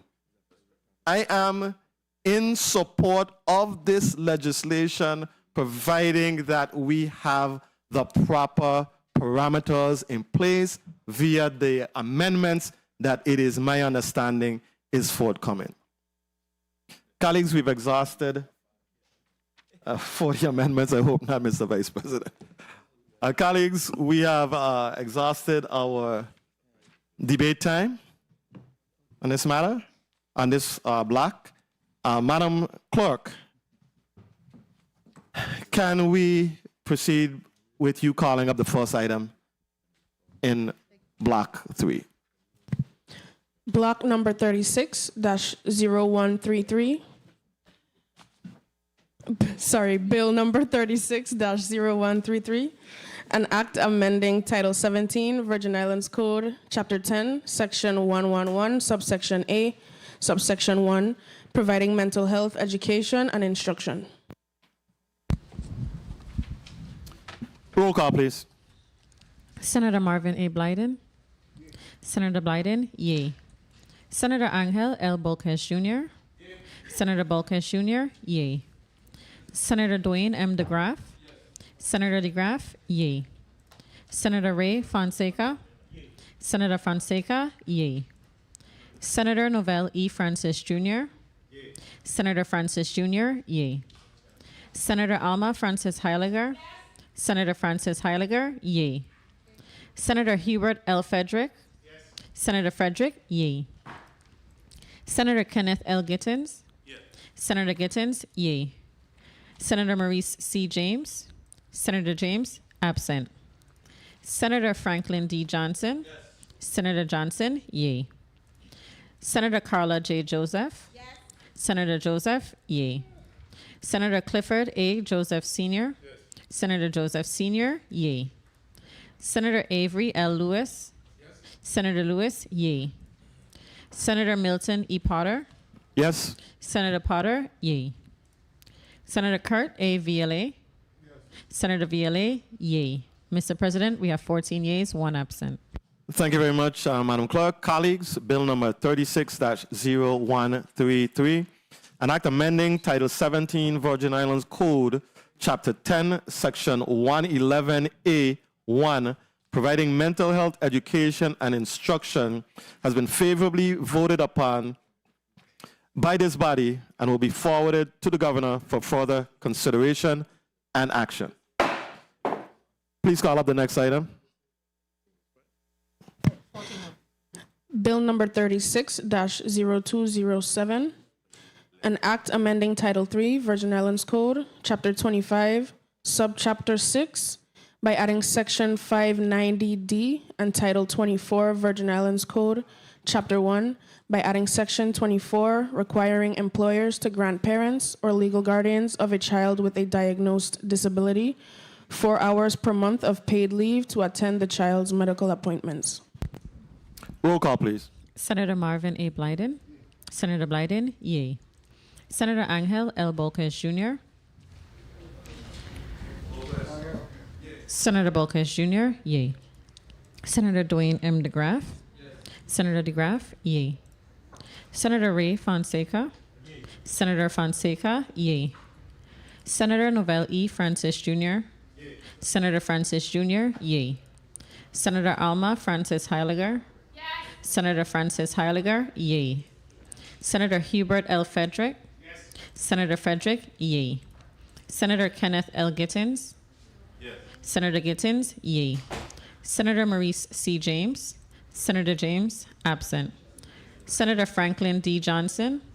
Senator Johnson, yea. Senator Carla J. Joseph. Senator Joseph, yea. Senator Clifford A. Joseph Sr. Senator Joseph Sr., yea. Senator Avery L. Lewis. Senator Lewis, yea. Senator Milton E. Potter. Yes. Senator Potter, yea. Senator Kurt A. Viale. Senator Viale, yea. Mr. President, 14 yeas, 1 absent. Thank you very much, Madam Clerk. Colleagues, Bill number 36-0207, an act amending Title III, Virgin Islands Code, Chapter 25, Subchapter 6, by adding Section 590D and Title 24, Virgin Islands Code, Chapter 1, by adding Section 24, requiring employers to grant parents or legal guardians of a child with a diagnosed disability 4 hours per month of paid leave to attend the child's medical appointments, has been favorably voted upon by this body and will be forwarded to the governor for further consideration and action. Next item, please. Bill number 36-0238, an act amending Title 29, Virgin Islands Code, Chapter 23, to redirect hotel development net bond proceeds to the government employees retirement system of the Virgin Islands and the Virgin Islands Government Hospitals and Health Facilities Corporation. Roll call, please. Senator Marvin A. Blyden. Senator Blyden, yea. Senator Angel L. Bolkes Jr. Senator Bolkes Jr., yea. Senator Dwayne M. DeGraff. Senator DeGraff, yea. Senator Ray Fonseca. Senator Fonseca, yea. Senator Novell E. Francis Jr. Senator Francis Jr., yea. Senator Alma Francis Heiliger. Senator Francis Heiliger, yea. Senator Hubert L. Frederick. Senator Frederick, yea. Senator Kenneth L. Gittins. Senator Gittins, yea. Senator Maurice C. James. Senator James, absent. Senator Franklin D. Johnson. Senator Johnson, yea. Senator Carla J. Joseph. Senator Joseph, yea. Senator Clifford A. Joseph Sr. Senator Joseph Sr., yea. Senator Avery L. Lewis. Senator Lewis, yea. Senator Milton E. Potter. Yes. Senator Potter, yea. Senator Kurt A. Viale. Senator Viale, yea. Mr. President, 14 yeas, 1 absent. Thank you very much, Madam Clerk. Colleagues, Bill number 36-0238, an act amending Title 29, Virgin Islands Code, Chapter 23, to redirect hotel development net bond proceeds to the Government Employees Retirement System of the Virgin Islands and the Virgin Islands Government Hospitals and Health Facilities Corporation, has been favorably voted upon by this body and will be forwarded to the governor for further consideration and action. Next item, please. Bill number 36-0248, an act amending Title 29, Virgin Islands Code by enacting the Commercial Property Assessed Clean Energy CPACE Act. Roll call. Senator Marvin A. Blyden. Senator Blyden, yay. Senator Angel L. Bolkes Jr. Senator Bolkes Jr., yay. Senator Dwayne M. DeGraff. Senator DeGraff, yay. Senator Ray Fonseca. Senator Fonseca, yay. Senator Novell E. Francis Jr. Senator Francis Jr., yay. Senator Alma Francis Heiliger. Senator Francis Heiliger, yay. Senator Hubert L. Frederick. Senator Frederick, yay. Senator Kenneth L. Gittens. Senator Gittens, yay. Senator Maurice C. James. Senator James, absent. Senator Franklin D. Johnson. Senator Johnson, yay. Senator Carla J. Joseph. Senator Joseph, yay. Senator Clifford A. Joseph Sr. Senator Joseph Sr., yay. Senator Avery L. Lewis. Senator Lewis, yay. Senator Milton E. Potter. Yes. Senator Potter, yay. Senator Kurt A. Viale. Senator Viale, yay. Mr. President, 14 yeas, 1 absent. Thank you very much, Madam Clerk. Colleagues, Bill number 36-0248, an act amending Title 29 Virgin Islands Code by enacting the Commercial Property Assessed Clean Energy CPACE Act, has been favorably voted upon by this body and will be forwarded to the governor for further consideration and action. Madam Clerk, can you please call up the next item? Bill number 36-0294, an act appropriating $400,000 from the general fund of the Treasury of the Virgin Islands to the election system of the Virgin Islands. Roll call, please. Senator Marvin A. Blyden. Senator Blyden, yay. Senator Angel L. Bolkes Jr. Senator Bolkes Jr., yay. Senator Dwayne M. DeGraff. Senator DeGraff, nay. Senator Ray Fonseca. Senator Fonseca, yay. Senator Novell E. Francis Jr.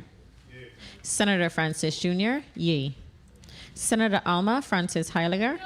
Senator Francis Heiliger, nay. Senator Hubert L. Frederick. Senator Frederick, yay. Senator Kenneth L. Gittens. Senator Gittens, nay. Senator Maurice C. James. Senator James, absent. Senator Franklin D. Johnson. Senator Johnson, yay. Senator Carla J. Joseph. Senator Joseph, yay. Senator Clifford A. Joseph Sr.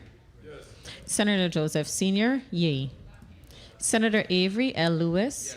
Senator Lewis, yay. Senator Milton E. Potter. Yes. Senator Potter, yay. Senator Kurt A. Viale. Senator Viale, not voting. Senator Viale, yay. Mr. President, we have 11 yeas, 3 nays, 1 absent. Thank you very much, Madam Clerk. Colleagues, Bill number 36-0294, an act appropriating $400,000 from the general fund of the Treasury of the Virgin Islands to the election system of the Virgin Islands, has been favorably voted upon by this body and will be forwarded to the governor for further consideration and action. Next item, please. Bill number 36-0283, an act amending Title 29 Virgin Islands Code, Chapter 12, Subchapter 1, by adding a new Section 713C to limit income tax refunds for economic development program beneficiaries. Thank you very much. Amendment. You're recognized for your amendment, Senator Lewis. Thank you, Mr. Chair. Mr. President, sorry. Mr. President, I move to offer amendment number 36-831 to Bill number 36-0283. Bill number 36-2083 is amended in Section 1, internal Section 713C as follows. Section A, in subsection A, after subsection strike, and subsections. Sorry. Let me start over. Okay. Yes. Bill number 36-0283 is amended in Section 1, internal Section 713 as follows. A, in subsection open parentheses, close A, close parentheses, after, open quotations, subsections, close quotation, strike, open quotation, and open parentheses, I, lowercase I, close parentheses, close quotations, comma. B, after subsection F, insert the following subsection G and H and redesignate the existing subsection G as subsection I. G, notwithstanding subsection A and D, 2F, an income tax refund of non-EDC businesses, income taxes otherwise allowable, will be offset against the cumulative income tax benefits determined under subsection B of this subsection if the loss that generates the tax refund is derived from business activity entitled to EDC benefits. H, the section shall not apply to an original income tax return timely filed for a taxable year that reflects an overpayment solely because the tax shown as due on such return is less than the payments made for the such taxable year. I so move. Second. Properly moved by Senator Avery Lewis, seconded by Senator Clifford A. Joseph. Objected to by Senator Dwayne M. DeGraff.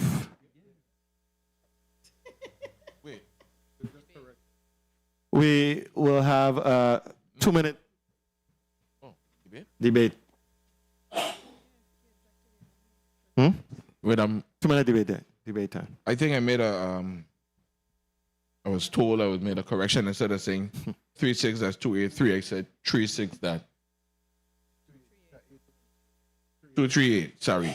It is 36-283. 83. Yes, 36-283. Make that correction. Wait. What? Senator DeGraff, what is your objection? Thank you for the time, Mr. Chair. Clarity on Amendment 36-831, Section G.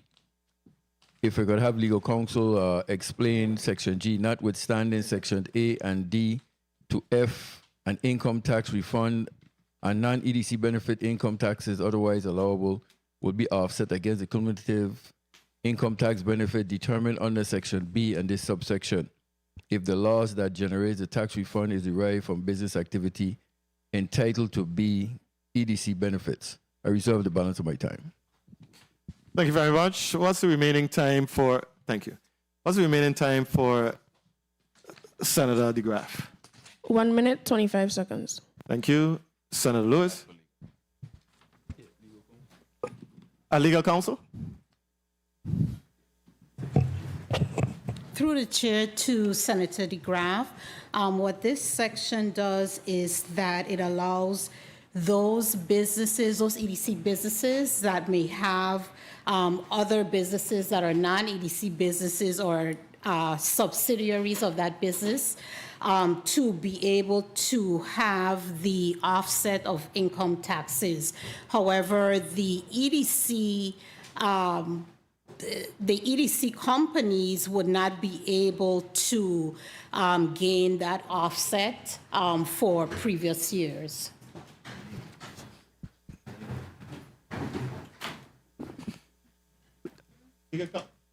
Legal counsel, put your name on the record, please. Nandi Sekou. Thank you. So to me now or back to Senator? You have anything?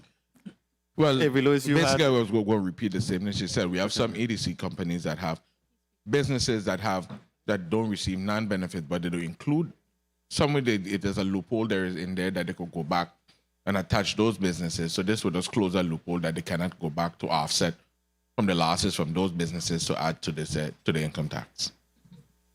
Okay, reserve your time. What's the remaining time for Senator Lewis? 1 minute, 35 seconds. Thank you. Senator DeGraff, you may proceed with your remaining time. Okay, I am satisfied. I just wanted to make sure that the loophole that we are talking about closing, that is not used through subsidiaries of EDC companies to become another loophole.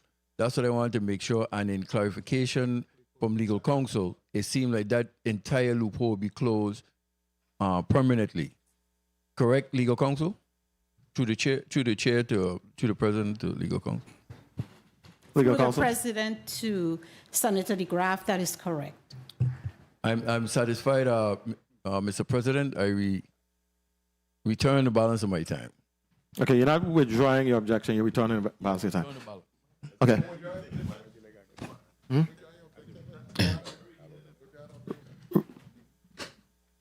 Roll. I withdraw my objection. Thank you, sir. All right. Objection withdrawal. Hearing no objection. No, I just want to make sure we close. So ordered. Is there a motion? Move. The bill as amendment.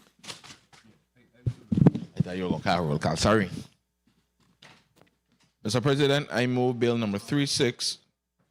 No, that's a roll call. That's a roll call. Roll call on the bill as amended. Roll call on the bill as amended. We're going to stand in recess for just 1 minute.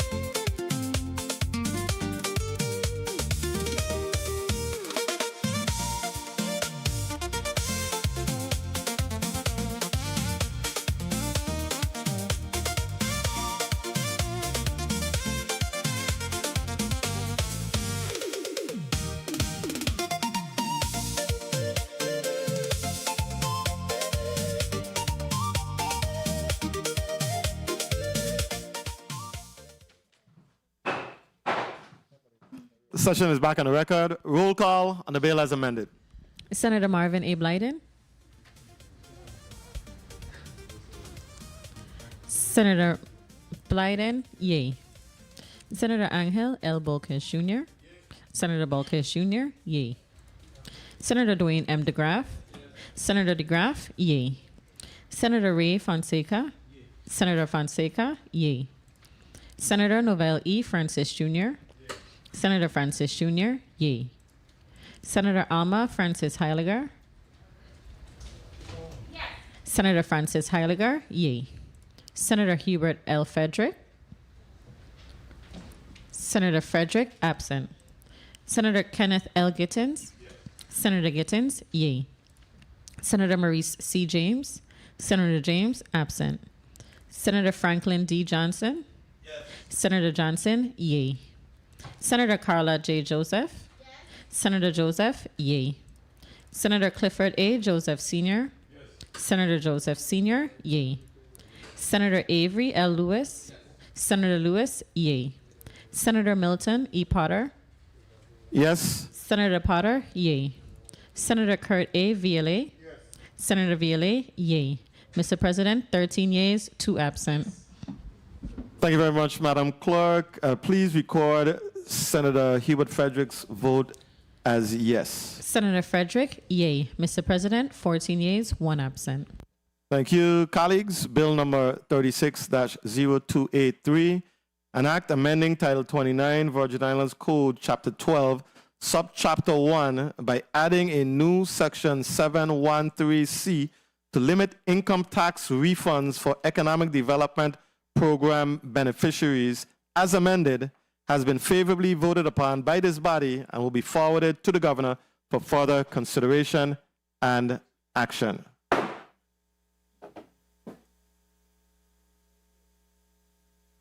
We gotta call up the bill first. Madam Clerk, can you please call up the next item? Bill number 36-0232, an act amending Act number 8018 to authorize the disposal of green waste using controlled incineration technologies, including air curtain incinerators, and for other purposes. Senator Lewis, you're recognized for your amendment. Thank you. Thank you, Mr. President. Mr. President, I move Amendment 36-824 to Bill number 36-0232. Bill number 36-0232 is amended as follows. In A, Section 1, redesignate the existing internal subsection B as subsection C and insert the following new subsection B. B, controlled incineration shall only be used as a disposal method if other environmentally safe alternatives such as shredding, mulching, composting, and reuse are not available. The Virgin Islands Waste Management Authority and landfill operators shall prioritize alternative green waste management methods. B, in Section 2, add the following new subsection G. G, the policies and procedures must include language to ensure, 1, the proper sorting and separation of vegetative and non-vegetative debris. 2, the reduction of incineration activities. 3, fire safety requirements. 4, the promotion of recycling, reuse, composting, mulching, and beneficial green waste management practices. And 5, the minimization of smoke, particulate matter, and impact to surrounding residential communities. I so move. Properly moved by Senator Lewis, seconded by Senator Blyden and Senator Clifford A. Joseph. Hearing no objections, so ordered. Amendment. Senator Clifford Joseph, you're recognized for your amendment. Thank you, Mr. President. I move Amendment 36-804 to Bill number 360232. Bill number 360232 is amended in Section 2F by inserting, quote, startup and shutdown process. Procedures, a mandatory 1-week period of downtime pursuant to the manufacturer recommendation or after 10 consecutive weeks of operation, whichever is less. End of quote. Environmental protection, I so move. Properly moved by Senator Clifford A. Joseph, seconded by Senator Avery Lewis and Senator, there's somebody over here, and Senator Kurt Violet and Senator Marvin A. Blyden. Hearing no objections, so ordered. Madam Clerk, can we please have a roll call on the bill as amended? Senator Marvin A. Blyden. Senator Blyden, not voting. Senator Angel L. Bolkes Jr. Senator Bolkes Jr., yay. Senator Dwayne M. DeGraff. Senator DeGraff, nay. Senator Ray Fonseca. Senator Fonseca, nay. Senator Novell E. Francis Jr. Senator Francis Jr., yay. Senator Alma Francis Heiliger. Senator Francis Heiliger, not voting. Senator Hubert L. Frederick. Senator Frederick, yay. Senator Kenneth L. Gittins. Senator Gittins, yay. Senator Maurice C. James. Senator James, absent. Senator Franklin D. Johnson. Senator Johnson, yay. Senator Carla J. Joseph. No. Senator Joseph, nay. Senator Clifford A. Joseph Sr. Yes. Senator Joseph Sr., yay. Senator Avery L. Lewis. Yes. Senator Lewis, yay. Senator Milton E. Potter. Yes. Senator Potter, yay. Senator Kurt A. Violet. Senator Violet, yay. Mr. President, we have 9 yeas, 3 nays, 1 absent, 2 not voting. Thank you very much, Madam Clerk. Colleagues, Bill number 36-0232, an act amending Act number 8018 to authorize the disposal of green waste using controlled incineration technologies, including air curtain incinerators, and for other purposes, has been favorably, as amended, has been favorably voted upon by this body and will be forwarded to the governor for further consideration and action.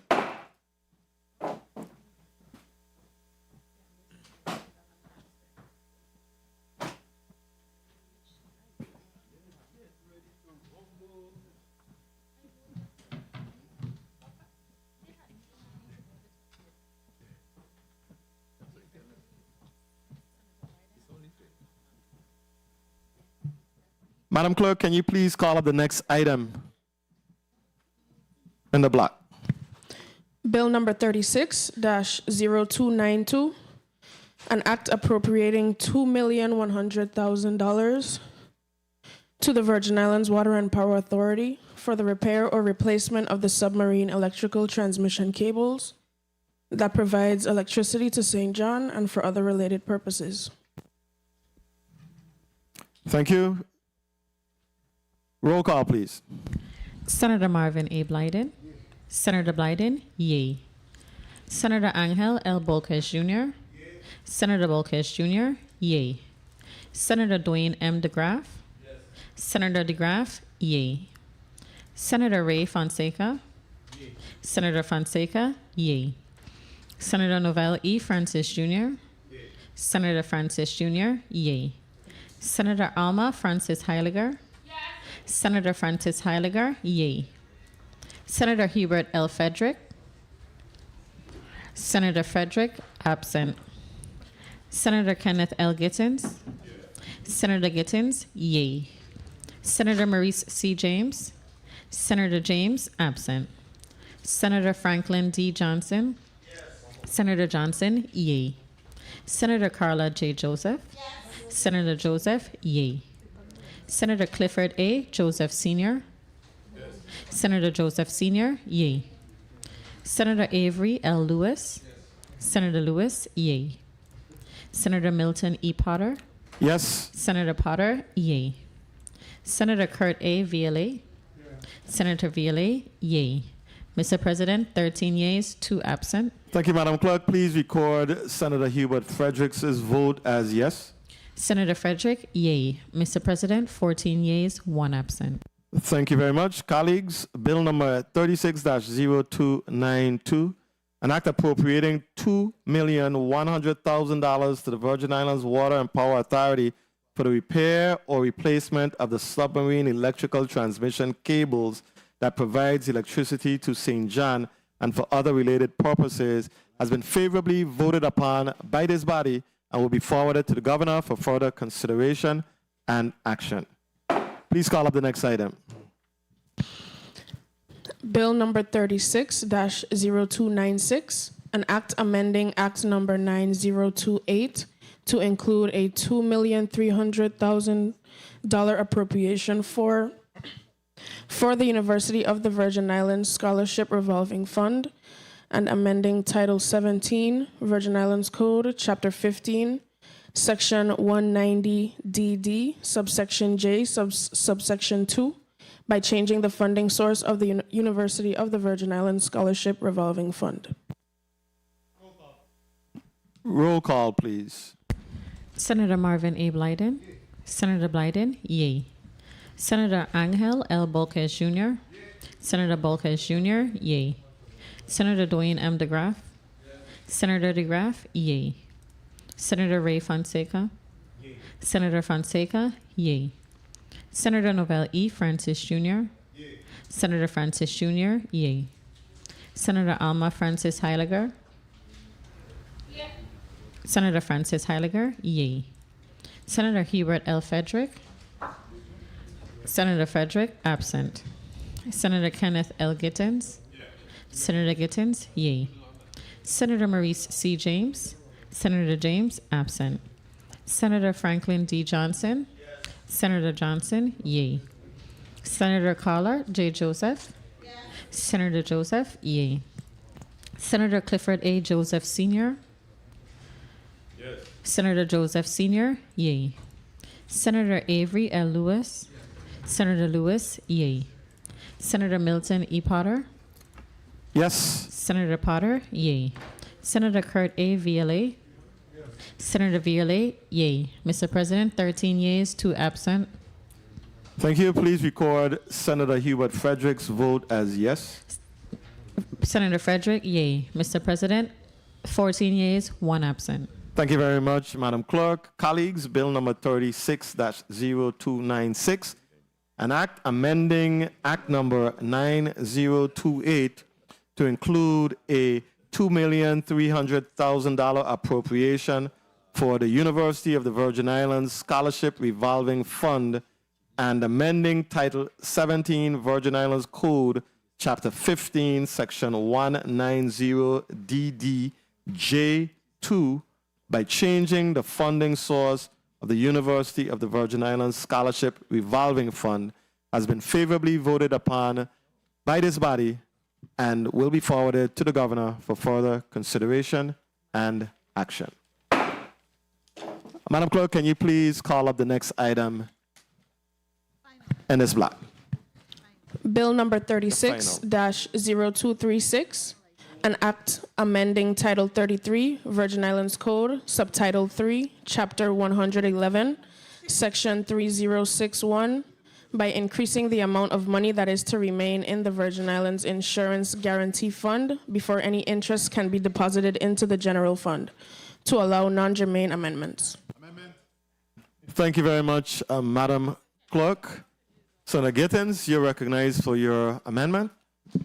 Secretary.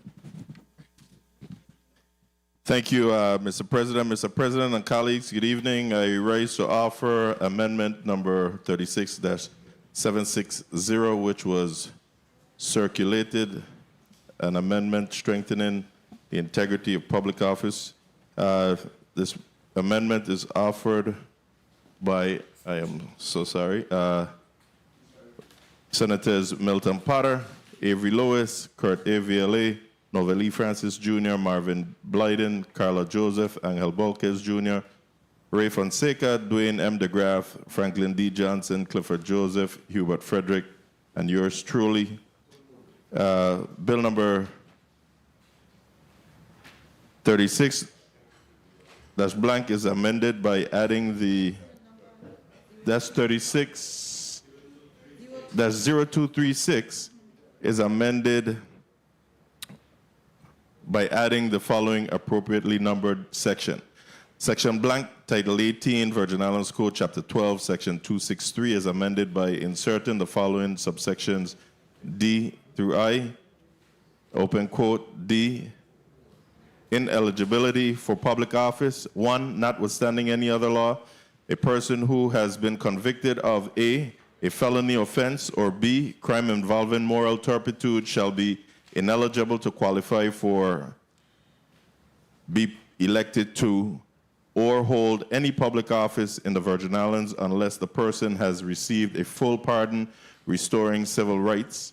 2, any person convicted of a sex offense as defined by applicable law under shall be permanently ineligible to hold public office unless expressly pardoned with restoration of such eligibility, close quote.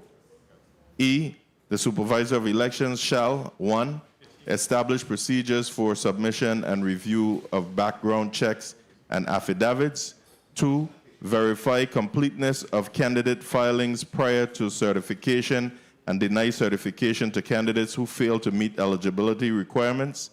3, develop a standardized process for obtaining and validating criminal background checks and ensure timely access to records for candidate verification. And 4, authorize the appropriate election authority to adopt rules and forms. Senator Lewis, you're recognized for your motion. Thank you. Mr. Chair, I move to waive the reading of Amendment 36-760. I so move. Properly moved by Senator Avery Lewis, seconded by Senator Ray Fonseca, Senator Marvin A. Blyden, objected to by Senator Dwayne M. DeGraff. Roll call. Senator Marvin A. Blyden. Senator Blyden, yay. Senator Angel L. Bolkes Jr. Senator Bolkes Jr., yay. Senator Dwayne M. DeGraff. Senator DeGraff, nay. Senator Ray Fonseca. Senator Fonseca, yay. Senator Novell E. Francis Jr. Senator Francis Jr., yay. Senator Alma Francis Heiliger. Senator Francis Heiliger, nay. Senator Hubert L. Frederick. Senator Frederick, yay. Senator Kenneth L. Gittins. Yes. Senator Gittins, yay. Senator Maurice C. James. Senator James, absent. Senator Franklin D. Johnson. Yes. Senator Johnson, yay. Senator Carla J. Joseph. Yes. Senator Joseph, yay. Senator Clifford A. Joseph Sr. Yes. Senator Joseph Sr., yay. Senator Avery L. Lewis. Yes. Senator Lewis, yay. Senator Milton E. Potter. Yes. Senator Potter, yay. Senator Kurt A. VLA. Senator VLA, yay. Mr. President, 12 yeas, 2 nays, 1 absent. Thank you very much. The motion. The motion carries. I so move.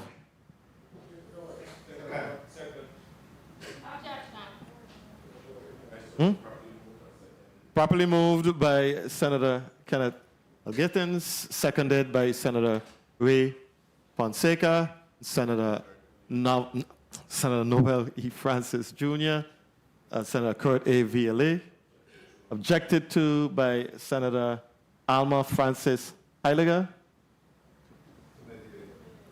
We will give you a 2-minute debate time. Thank you very much, Mr. President. While I agree with everything that, or for the most part, what is in this amendment, I need some clarity on the constitutionality of some of the things that are being attempted.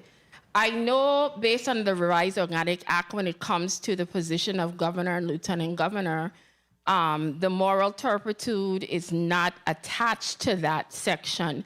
So I want to know if we locally here can add a requirement that is not actually listed in the Revised Organic Act, and would that be a conflict? So I'm requesting that question through the President to Legal Counsel to clear that up for me, so I could make sure that we're doing it correctly. I reserve the balance of my time.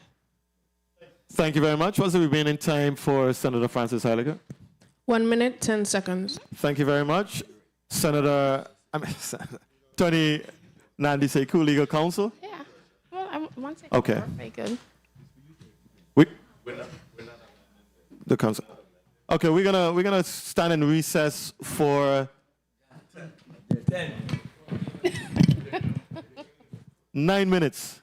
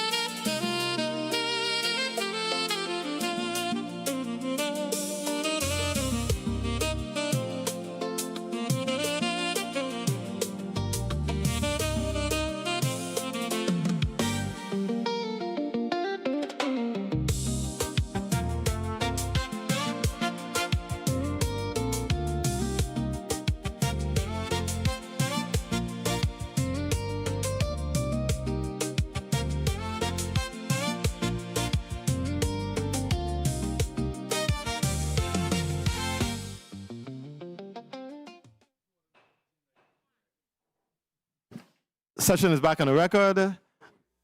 Madam Legal Counsel, are you prepared to provide us with your response? Through the president to Senator Francis Heiliger.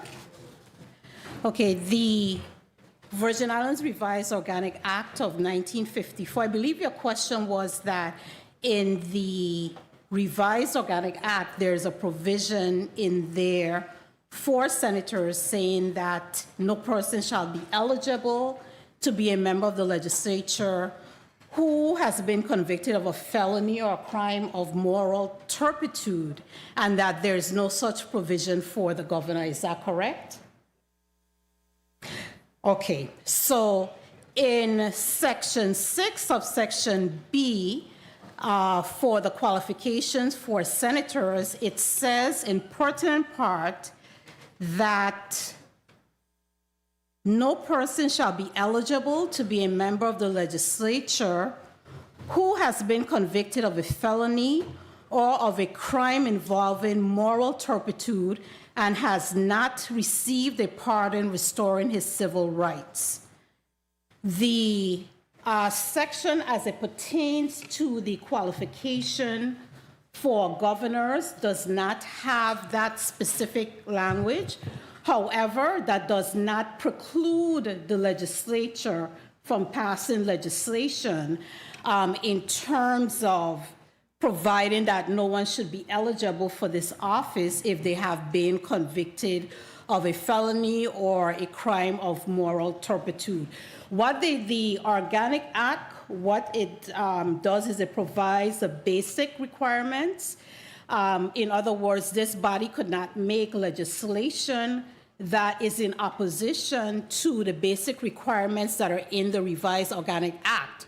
However, it does not mean that this body cannot make legislation to provide for other provisions in their wisdom that they believe will, in fact, enhance and strengthen the requirements to run for public office. Thank you. Thank you, Madam Legal Counsel. I needed that clarity because I want to make sure. Please recognize the microphone for Senator Alma Francis Heidegger. Thank you. Thank you. I want to make sure based on what we're saying, because everything here I agree. I don't think felons should be able to hold that seat. I just don't want this body to be put in a situation. So based on what you're saying, if the federal government base through the Revised Organic Act says citizen, a specific age, they don't have anything in reference to that, we as a body could come tomorrow and say anybody that chews bubble gum can't run for office. Anybody that is convicted of a felon, we have the right to add those to the basic federal requirements that are in the Revised Organic Act. That's all I'm trying to find out. Because if you're saying 30 seconds. We have that right, in my opinion, we might be potentially opening a doorway that is kind of dangerous, because we're seeing it from the perspective of felony. But then what would stop us tomorrow from then now adding something silly like everybody who's bald-headed can't run? Who says everybody in have common sense? I might have it, but not every single person elected might have that same thought process. So that's all I want. If you're telling me, Just like anything else. if it's just like anything, we could add on anything. So I just want to make sure you're saying that we have the right to do that. And if the answer is yes, I thank you so much for your thoughts. Thank you very much. Time remaining, 0. Senator Legal Counsel, you had a response? Through the chair, through the president, actually, you will not be able to pass legislation or make legislation that infringes on any of a person's constitutional rights. However, The local elections are a local matter. Those matters that are not federal matters are specifically left to states and also to the territories to be able to govern their local elections. If it was a federal election, then of course that would be different, and this legislature would not be able to pass laws to be able to govern a federal election. But in terms of the local election, once those laws are laws that are reasonable and sound and do not infringe on someone's constitutional rights, then the legislature will be within its wisdom to pass those laws. Thank you very much. Remaining time for Senator Gittens. All this time. 2 minutes. Thank you, Mr. President. And I sure wouldn't offer anything that's going to infringe on my rights as a most bald-headed person. So, but at the same time, I want to thank my colleague truly for that question. And legal counsel, thank you for your response. Because this measure only seeks to strengthen the integrity and public trust of the elected offices that we have. At present, there's no equivalent local statutory requirements that applies to other public offices. So all we're simply doing is leveling the playing field. And the requirements, again, like what was shouted across, there was, common sense measures that's simply designed to ensure that voters have confidence in the individuals that seek in these public offices. And public office, as we know it, is a position of public trust. And the people deserve assurance that candidates who will be serving them meets clear, ethical, and all legal standards. Sure. So this is what this bill seeks to do. Again, colleague, thank you for that probing question, and I expect a hug after session. Thank you. Thank you very much. Wow. Thank you very much, Senator Kenneth Gittens. Madam Clerk, roll call on the amendment. Senator Marvin A. Blyden. Senator Blyden, yea. Senator Angel L. Bolquez Jr. Senator Bolquez Jr., yea. Senator Dwayne M. DeGraff. Senator DeGraff, yea. Senator Ray Fonseca. Senator Fonseca, yea. Senator Novell E. Francis Jr. Senator Francis Jr., yea. Senator Alma Francis Heiliger. Senator Heiliger, not voting. Senator Hubert L. Frederick. Senator Frederick, yea. Senator Kenneth L. Gittens. Yes. Senator Gittens, yea. Senator Maurice C. James. Senator James, absent. Senator Franklin D. Johnson. Yes. Senator Johnson, yea. Senator Carla J. Joseph. Senator Joseph, yea. Senator Clifford A. Joseph Sr. Yes. Senator Joseph Sr., yea. Senator Avery L. Lewis. Senator Lewis, yea. Senator Milton E. Potter. Yes. Senator Potter, yea. Senator Kurt A. Viale. Senator Viale, yea. Mr. President, 13 yeas, 1 absent, 1 not voting. Thank you very much, Madam Clerk. The amendment carries. Senator Gittens, you're recognized for your amendment. Thank you, Mr. President. Mr. President and colleagues, I rise again to offer amendment number 36, that's 835, to bill number 36-0236, offered by Senators Milton A. Potter, Kurt A. Viale, Avery Lewis, Novelli Francis Jr., Carla J. Joseph, Marvin A. Blyden, Angel L. Bolquez Jr., Clifford A. Joseph Sr., Ray Fonseca, and Hubert L. Frederick. And yours truly. Bill number 36-0236 is amended by adding an appropriately numbered section as follows. Section blank, Title 18 Virgin Islands Code, Chapter 29 is amended in the following instances. A, Section 902, Paragraph 2 is amended by striking $1,000 and inserting $3,500. And B, Section 907 is amended by striking $1,000 wherever it appears and inserting $3,500. Section blank, notwithstanding Title 18 Virgin Islands Code, Section 6, Section blank of this act is effective upon enactment. I so move. Properly moved by Senator Kenneth Gittens, seconded by Senator Marvin Blyden, Senator Ray Fonseca. Objected to by Senator Alma Francis Heiliger. Debate time. We have a 2-minute debate time. Please put 2 minutes on the clock. 2 minutes on the clock for Senator Alma Francis Heiliger. Thank you so much, Mr. President. I see this amendment, which is sponsored by several of my colleagues, basically is wishing to increase the $1,000 maximum for campaign donations to $3,500. I would like to understand what is the impetus for such a high increase to go from $1,000 to $3,500. I reserve my time, Mr. Chair. Thank you very much, Senator Alma Francis Heiliger. Remaining time, Madam Clerk. 1 minute, 20 seconds. Thank you, Senator Kenneth Gittens. You may proceed with your 2 minutes. Thank you, Mr. President. Simply put, inflation. This measure has not been updated since 1990. I reserve the balance of my time.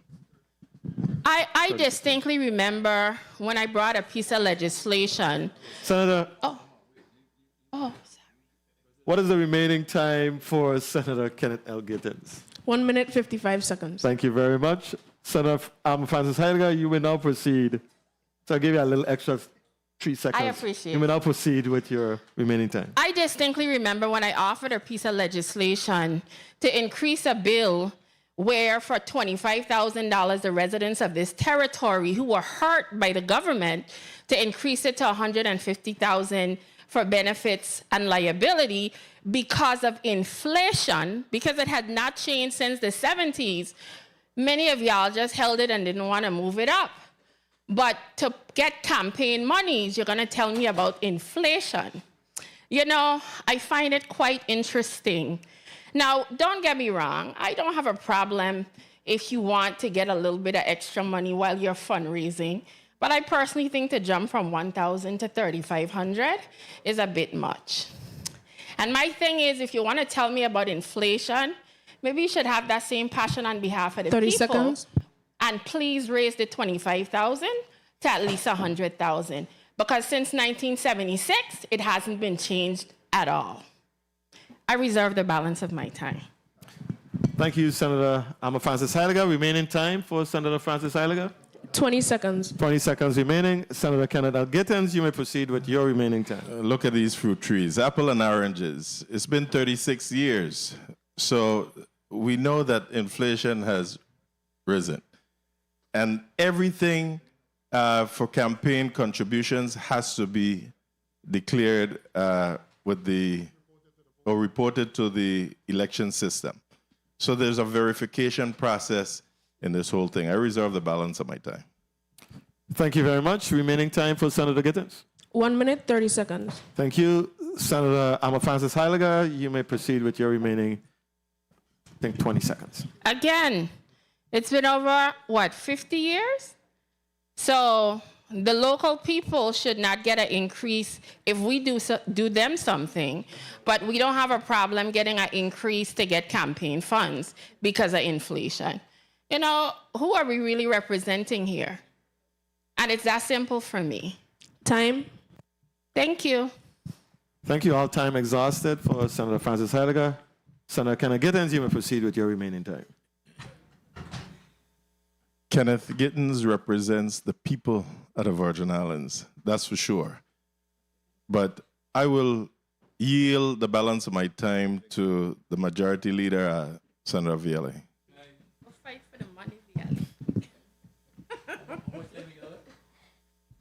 Remaining time? 1 minute, 15 seconds. Thank you so We'll much. proceed. I'm hearing a conversation back and forth, and one is a general fund obligation that's funded by the government of the Virgin Islands if you're going to fund any type of litigation or lawsuits.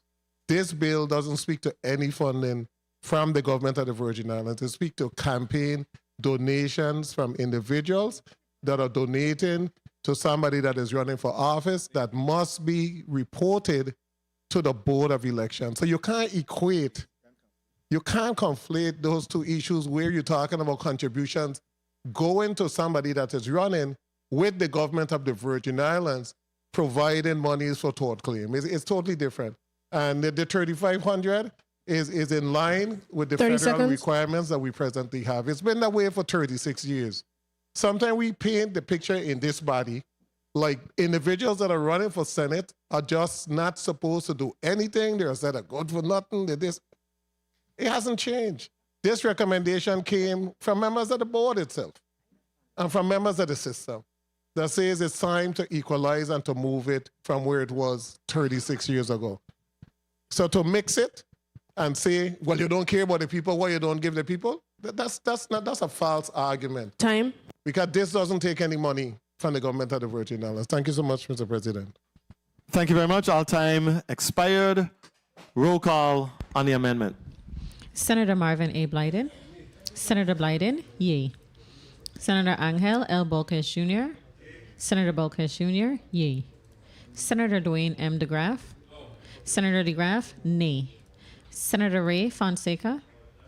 Senator Fonseca, yea. Senator Novell E. Francis Jr. Senator Francis Jr., yea. Senator Alma Francis Heiliger. Senator Francis Heiliger, nay. Senator Hubert L. Frederick. Senator Frederick, yea. Senator Kenneth L. Gittins. Senator Gittins, yea. Senator Maurice C. James. Senator James, absent. Senator Franklin D. Johnson. No. Senator Johnson, nay. Senator Carla J. Joseph. Yes. Senator Joseph, yea. Senator Clifford A. Joseph Sr. Yes. Senator Joseph Sr., yea. Senator Avery L. Lewis. Yes. Senator Lewis, yea. Senator Milton E. Potter. Yes. Senator Potter, yea. Senator Kurt A. Viale. Senator Viale, yea. Mr. President, 11 yeas, 3 nays, 1 absent. Thank you very much, Madam Clerk. The amendment passes. Any further amendments? Senator Novell E. Francis Jr., you're recognized for your amendment. Thank you very much, Mr. President. I rise to offer amendment number 36-658, an amendment to bill number 36-0236 being offered by yours truly, Senator Novell E. Francis Jr. Bill number 36 is amended by adding an appropriately numbered section. Section blank. Act number 8739 is amended in sections 2 and 3 by striking all the occurrences of the Donna M. Christensen, MD, Virgin Islands Department of Health, and inserting the Donna M. Christensen, MD, Health Center, Virgin Islands Department of Health. I so move. Properly moved by Senator Novell E. Francis, seconded by Senator Clifford A. Joseph and Senator Marvin A. Blyden. Hearing no objections, so ordered. Amendment. Senator Novell Francis, you're recognized for your amendment. Thank you very much, Mr. President. I rise to offer amendment number 36-820, an amendment to bill number 36-0236, being offered by yours truly, Senator Novell E. Francis Jr. Bill number 36- is amended by adding the following appropriately numbered sections. Section blank. Act number 9079, bill number 36-0198 is amended in section 1B1 and in section 2(4) DOA, which is the Department of Agriculture Real Cats Spay Neuter Program by inserting inclusion before cats. Section blank, Act number 3035, bill number 36-0174 is amended in section 1 C Center Miscellaneous Organization FY 2026, DHS Hearts and Service Transitional Housing by striking Transitional Housing and inserting Association Inc. I so move. Properly moved by Senator Novalee Francis, seconded by Senator. Second is over here. You seconded it? Senator Marvin Blyden, seconded by also Senator Carla A. Joseph. Having no objections, so ordered. Amendment. A final amendment. I'm sorry. Senator Francis, I think you may have said the bill number and some part embedded. Just sort of. You mean for the one that's coming up now? Okay, you proceed. You may proceed with your amendment.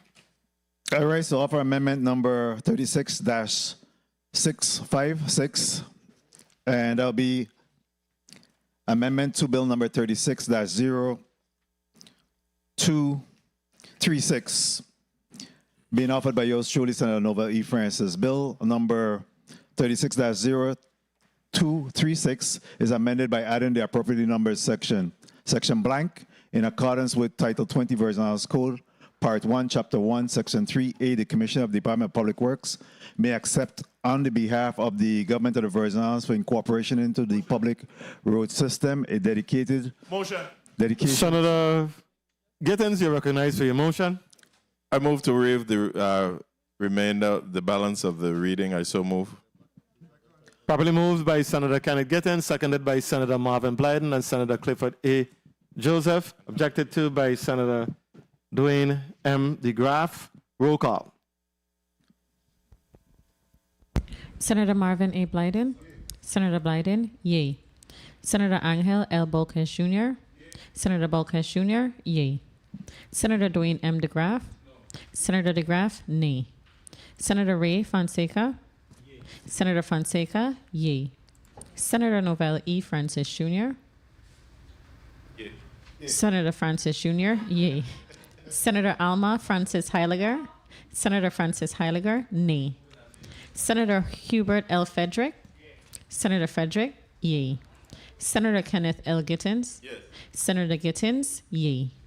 Senator Maurice C. James. Senator James, absent. Senator Franklin D. Johnson. Senator Johnson, yay. Senator Carla J. Joseph. Senator Joseph, yay. Senator Clifford A. Joseph Sr. Senator Joseph Sr., yay. Senator Avery L. Lewis. Senator Lewis, yay. Senator Milton E. Potter. Yes. Senator Potter, yay. Senator Kurt A. VLA. Senator VLA, yay. Mr. President, 12 yeas, 2 nays, 1 absent. Thank you very much, Madam Clerk. The motion carries. I'll give you an opportunity, Senator Francis, just to. Okay, I'm sorry.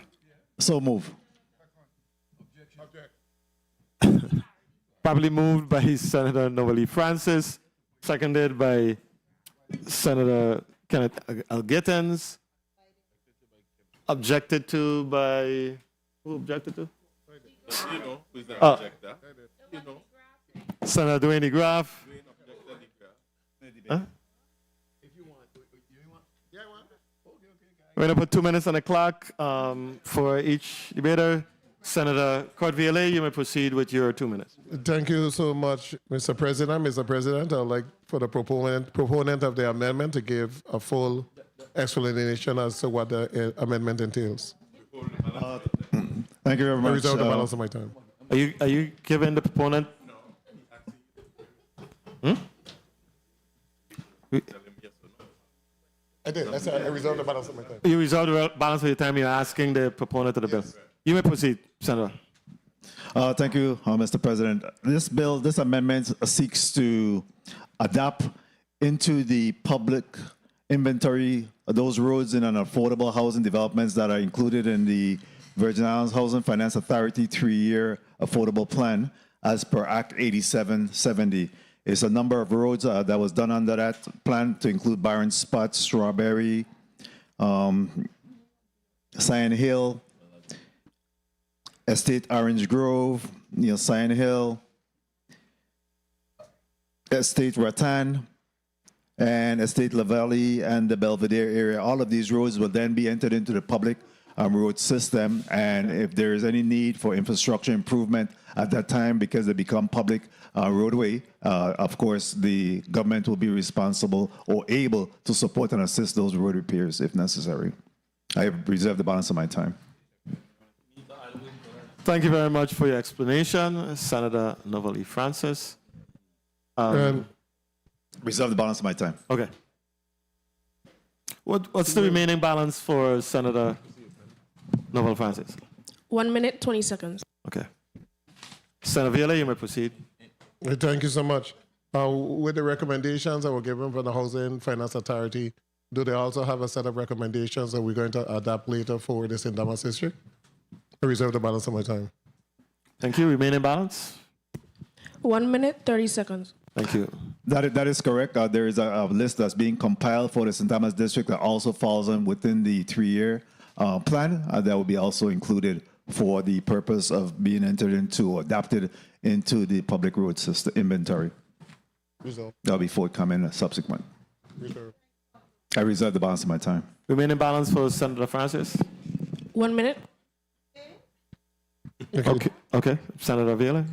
Thank you so much for the explanation. What this really does is it circumvents the process of homeowners having to go and get a petition and submit to Public Works. And a lot of these developments are being proposed by the Housing Finance Authority. So we want to bring all of these roads into the public sector. We know that there's an issue with funding, but once we have them under the public sector, then the next step would be to find the necessary funds to be able to help those homeowners who are taxpayers. Thank you so much. No reserve at all. I return the balance of my time. Thank you very much, Senator Viola. Senator Novalee Francis? Again, that explains the amendment that's being offered, and it's really to address a situation, as the senator mentioned, to be able to allow for these roads be entered into the government system.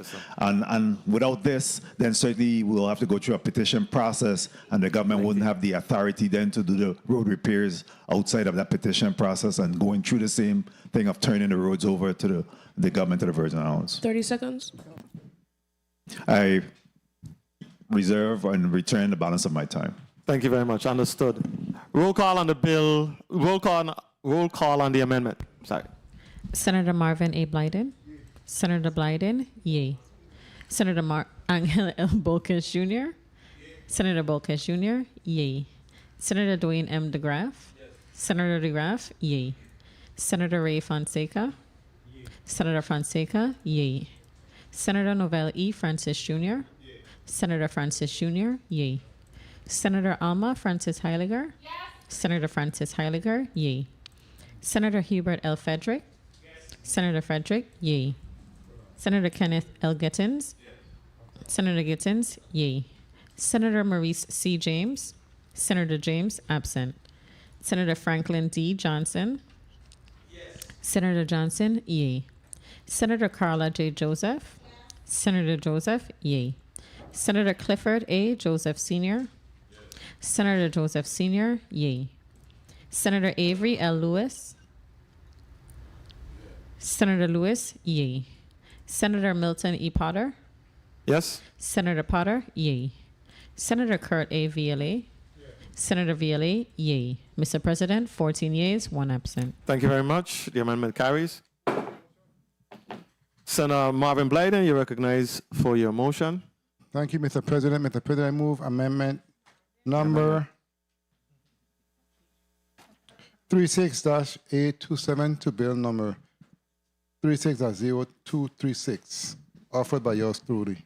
Bill number 36-0236 is amended by inserting an appropriately numbered section that reads, Section blank, Title 21-9 Virgin Islands Code, Chapter 9, is amended in the following instances. 1. In Section 506, subsection A, after the third sentence, insert the fees prescribed in this subsection do not apply to a temporary non-commercial sign, poster, notice, or any other advertising device authorized under Section 506A of this chapter. 2. Insert section 506A that reads, subsection 506A, temporary non-commercial signs, fees, cost recovery.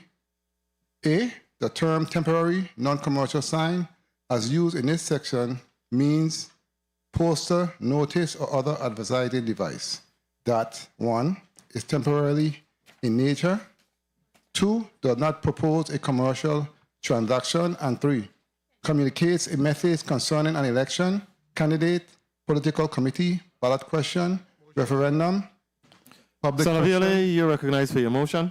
Thank you, Mr. President. Mr. President, I move to read waive the reading of amendment number 36-827. I so move. Properly moved by Senator Cord Viole, seconded by Senator Kenneth Gittins, objected to by Senator Dwayne M. DeGraff.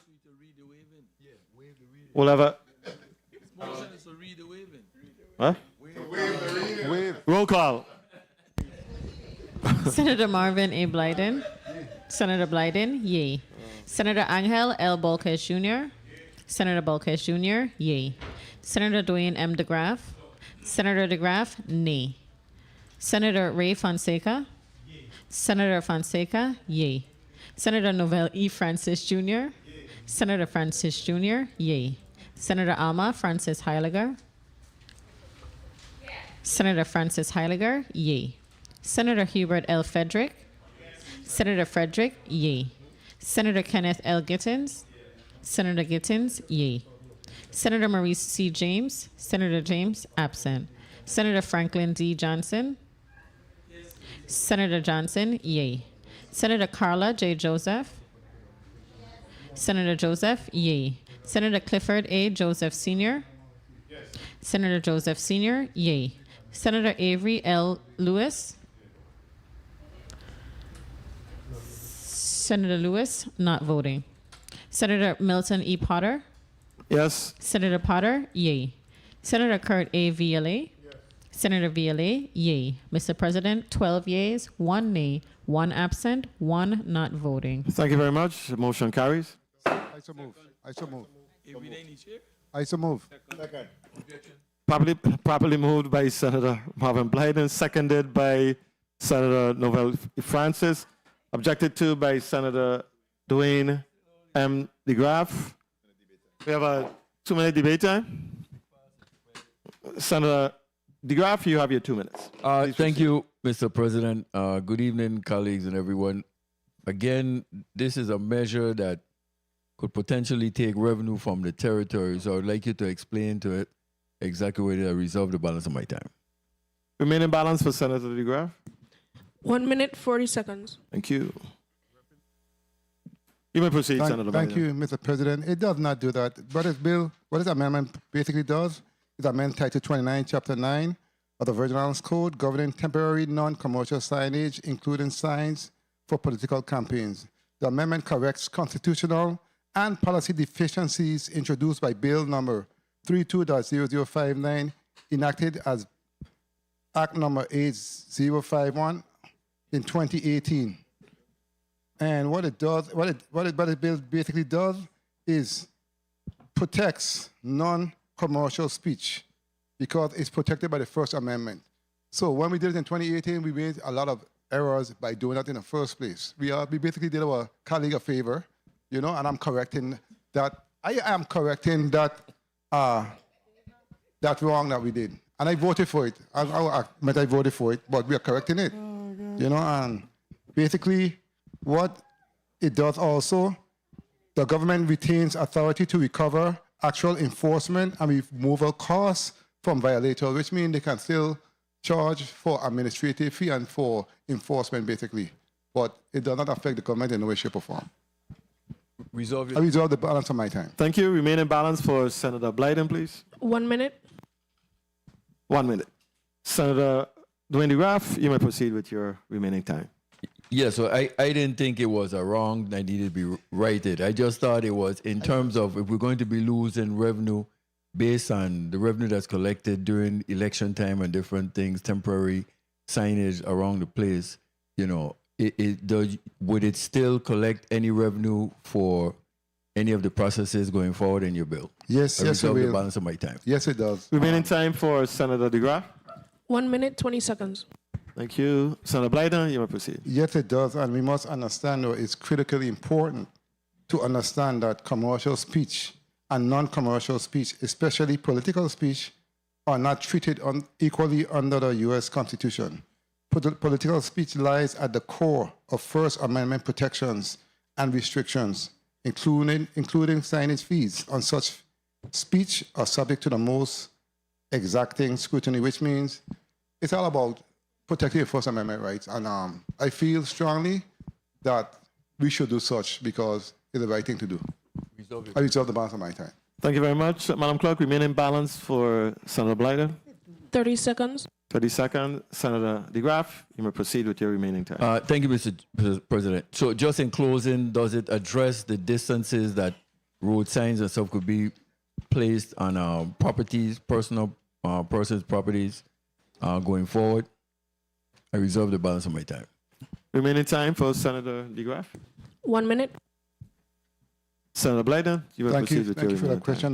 The bill addresses all of the wrongs that were did with that act. That's why I brought the bill. And if you go through the bill, it actually corrects a lot of the stuff that was done back then. But yes, it does. I return my time. Thank you so much. Thank you very much, Senator Blyden. Senator DeGraff, you may proceed with your remaining time. Thank you, Mr. President. I withdraw my objection. Thank you. Okay, thank you very much, Senator Dwayne DeGraff. Objection has been withdrawn. Hearing no objection, so ordered. Any further amendments, colleagues? Senator Viale, you're recognized for your amendment. Thank you. Thank you, Mr. President. Mr. President, I move amendment number 36, that's 731.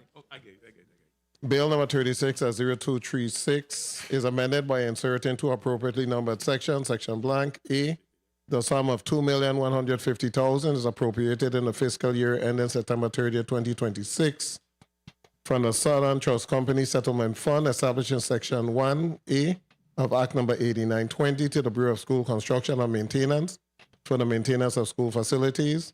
B, the funds appropriated in Section A remain available until expended. Section blank, Act 8920, Section 6 is amended, as amended by Act 8985, Section 1, subsection B, is amended by striking the last sentence. I so move. Properly moved by Senator Kurt Viale, seconded by Senator Marvin A. Blyden, Senator Ray Fonseca, Senator Avery Lewis, objected to by Senator Dwayne M. DeGraff. 2-minute debate time. Senator DeGraff, you may proceed with your 2 minutes. Thank you, Mr. President. In regards to this funding source of the Southern Trust, could you shed some light on what fund is that that we're going to be using? I reserve the balance of my time. Thank you. Remaining balance for Senator DeGraff. 1 minute, 45 seconds. Thank you very much. Senator Viale. Thank you so much. These were funds from the Epstein settlement account. These funds were already established a couple years ago. They did not expend all the monies that were allocated to the Bureau of School Construction. There was some $10 million. There's $2.1 million that's left in the account, but they don't have the authorization because the time have expired. So this is just giving them the authorization to spend those money for summer repair and maintenance this year. Also, the second part speaks to language that was placed in there where the language said that they were going to get $10 million every fiscal year. And that is removing that particular language to give the legislature an opportunity to see how much they could place in the construction bureau every single year. So it fixes one part by taking out what was a mandatory requirement, and it allows them the usage of the monies that are remaining in that settlement account for this particular entity. I reserve the balance of my time. Thank you. Remaining time for Senator Viale. 1 minute. Thank you.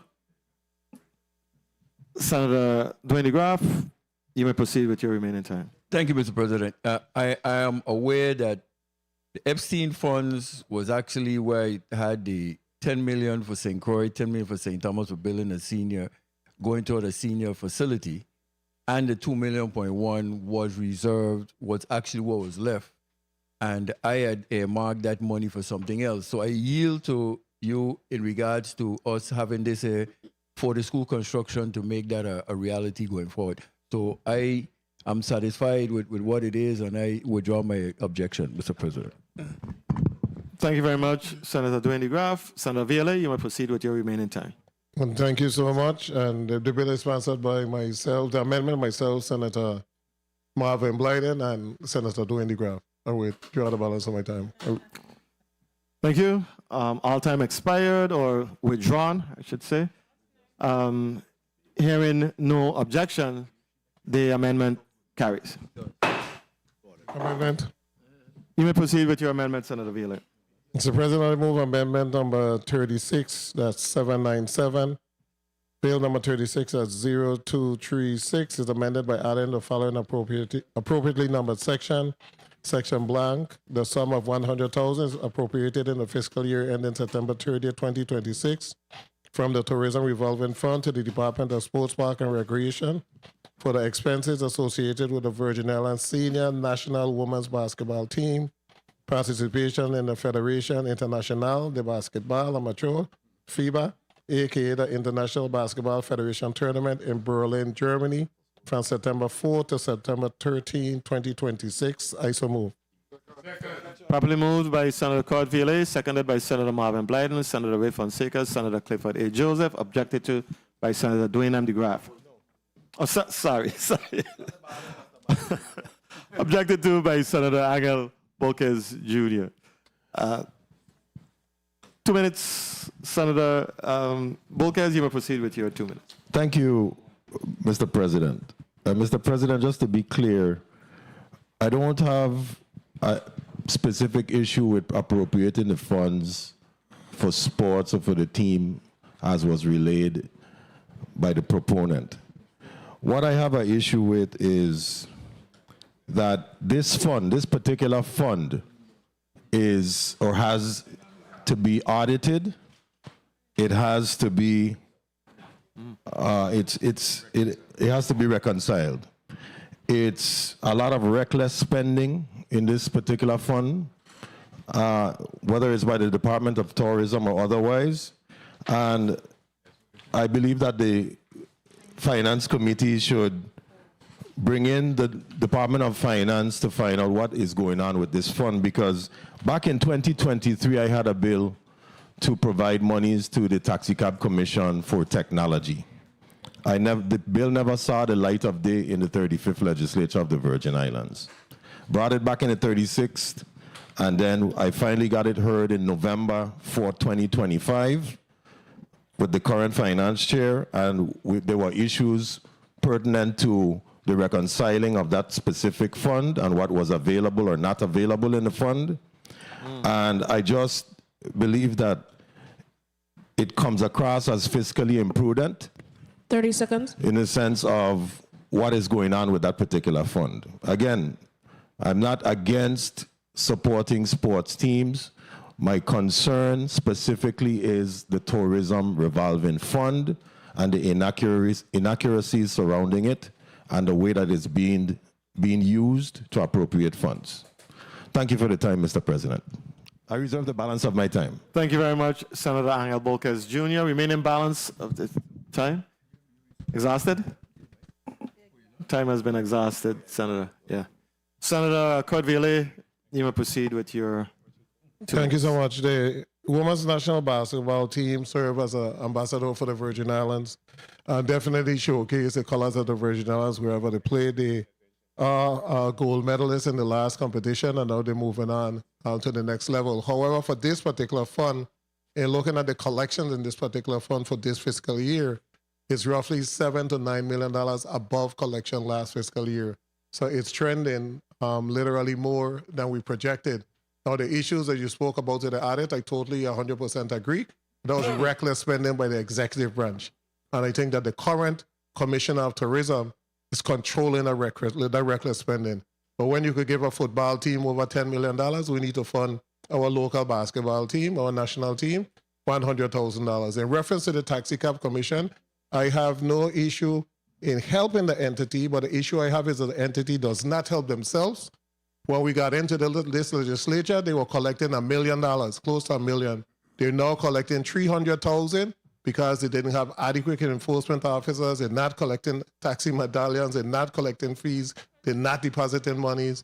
So I believe that the Taxi Cab Commission could get something, but they need to come before here and prove to this body that they have improved the services that they're providing, not to continue to fund an entity that can't account for nothing, that can't account for deposit, can't account for the number of taxi medallions that they have at their disposal. We have to get that straight with the Taxi Commission before we give them additional monies.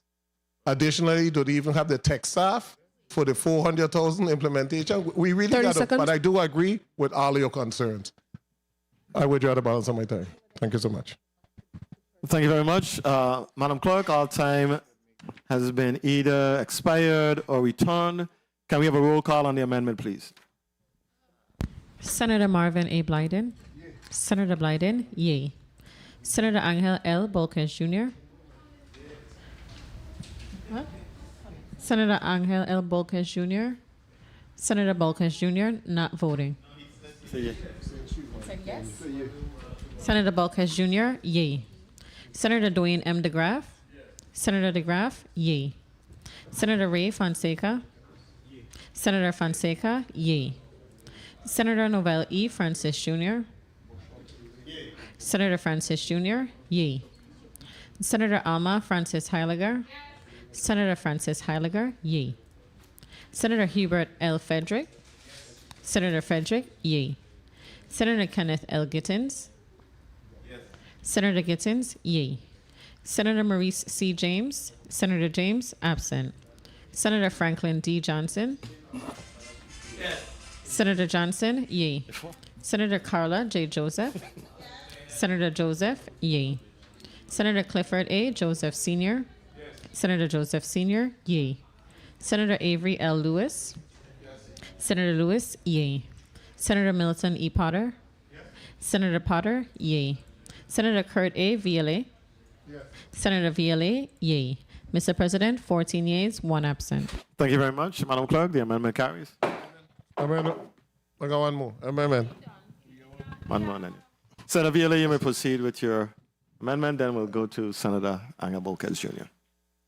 Thank you, Mr. President. Mr. President, I move amendment number 36. That is 693. Let me withdraw the amendment for now. I'll let Senator Bolkes go ahead. I withdraw the amendment. Okay, Senator Bolkes, you may proceed with your amendment. Thank you, Mr. President. Mr. President, I move amendment 36-041. Amendment to bill number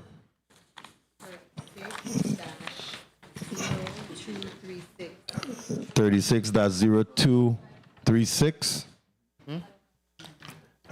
Bill Legal number counsel, 36. Sorry, Senator Bolkes, legal counsel doesn't have a copy of the amendment. You want me to give it to you? Yes.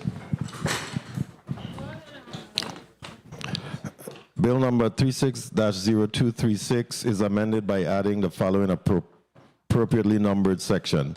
Section blank A, notwithstanding the use of restrictions in Title 33 VIC, Section 3072C, there is appropriated in the fiscal year ending September 30th, Technical Amendment 2026, the sum of $479,486.35 from the Tourism Advertising Revolving Fund to the Virgin Islands Taxi Cab Commission for the implementation of technological upgrades, including the digitization of paper records and files, and hiring a consultant to advise on the most suitable equipment and software for technical upgrades. B, the funds appropriated in subsection A remain available until expended. I so move.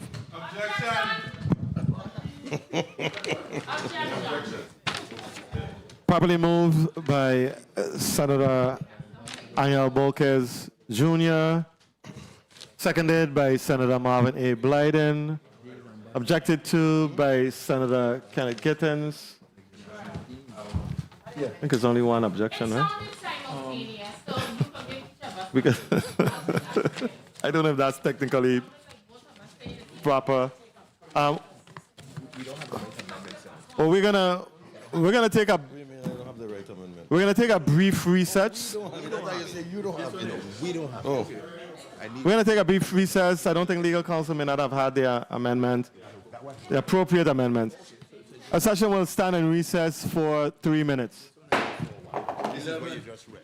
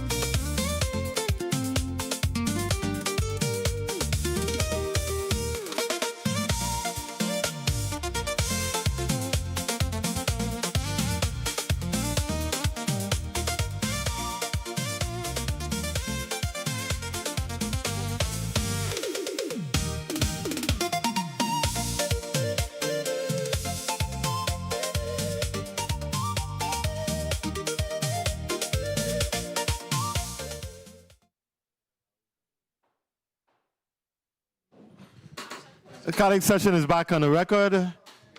We are going into our 2-minute debate time. Senator Kenneth Gittens, you're recognized for your 2 minutes. Thank you, Mr. President. You know, Mr. President and colleagues, as I watch this amendment at a time when the public is demanding transparency, efficiency, and measurable performances from government agencies, why would we in good conscience support additional funding of such for an entity that many of us know have failed miserably to effectively fulfill its mission? I'm seeing this thing also saying, and hiring a consultant to advise on the most suitable equipment. Really? Again, like we heard before, we called for this agency to come in how many times for an oversight hearing, and they have not reached here yet. I reserve the balance of my time in case I'm going to have to be convinced as to why we should support such a measure. Thank you, Senator Gittens. Remaining time for Senator Gittens, please. 1 minute. 1 minute. Thank you. 1 minute remaining. Senator Bolkes, you may proceed with your 2 minutes. Thank you, Mr. President. On November 4, 2025, the bill was finally heard. We had every single president from taxi associations here with us, with BIT, and also the Taxi Cab Commission. I heard resounding statements by colleagues stating they understand the intent, they would support it, but there was no money in the Tourism Revolving Fund. And there was no issue with supporting the bill as long as the funding was available in the Tourism Revolving Fund. I hold the balance of my time. Thank you. Remaining balance for Senator Bolkes. 1 minute, 15 seconds. Thank you. Senator Gittens, you may proceed with your remaining 1 minute. Since the November that he's talking about, the entity was called here twice, and they have not showed. But I transfer the balance of my time to Senator Francis Heiliger. Senator Francis Heiliger, you may proceed with the remaining balance. Thank you, Mr. President. Before I dive into this, I just want to get some clarity on two pieces of amendments. There was one earlier for $100,000 that said the Tourism Revolving Fund, and this one presented as the Tourism Advertising Revolving Fund. And I just want to make sure that if they're two separate entities or the same thing, I just need clarification for that. Thank you. Through the chair to legal counsel. Through the president to Senator Francis Heiliger. Yes, to my knowledge, there are two separate funds. One is the Tourism Advertising Revolving Fund. But could you give me a minute to pull that up and give you the exact thing? That's in Title 33 someplace. Huh? It's only one?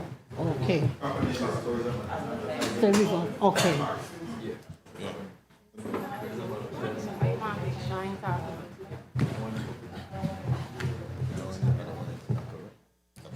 We're going to take a quick recess. Just 1 minute while legal counsel sorts it out.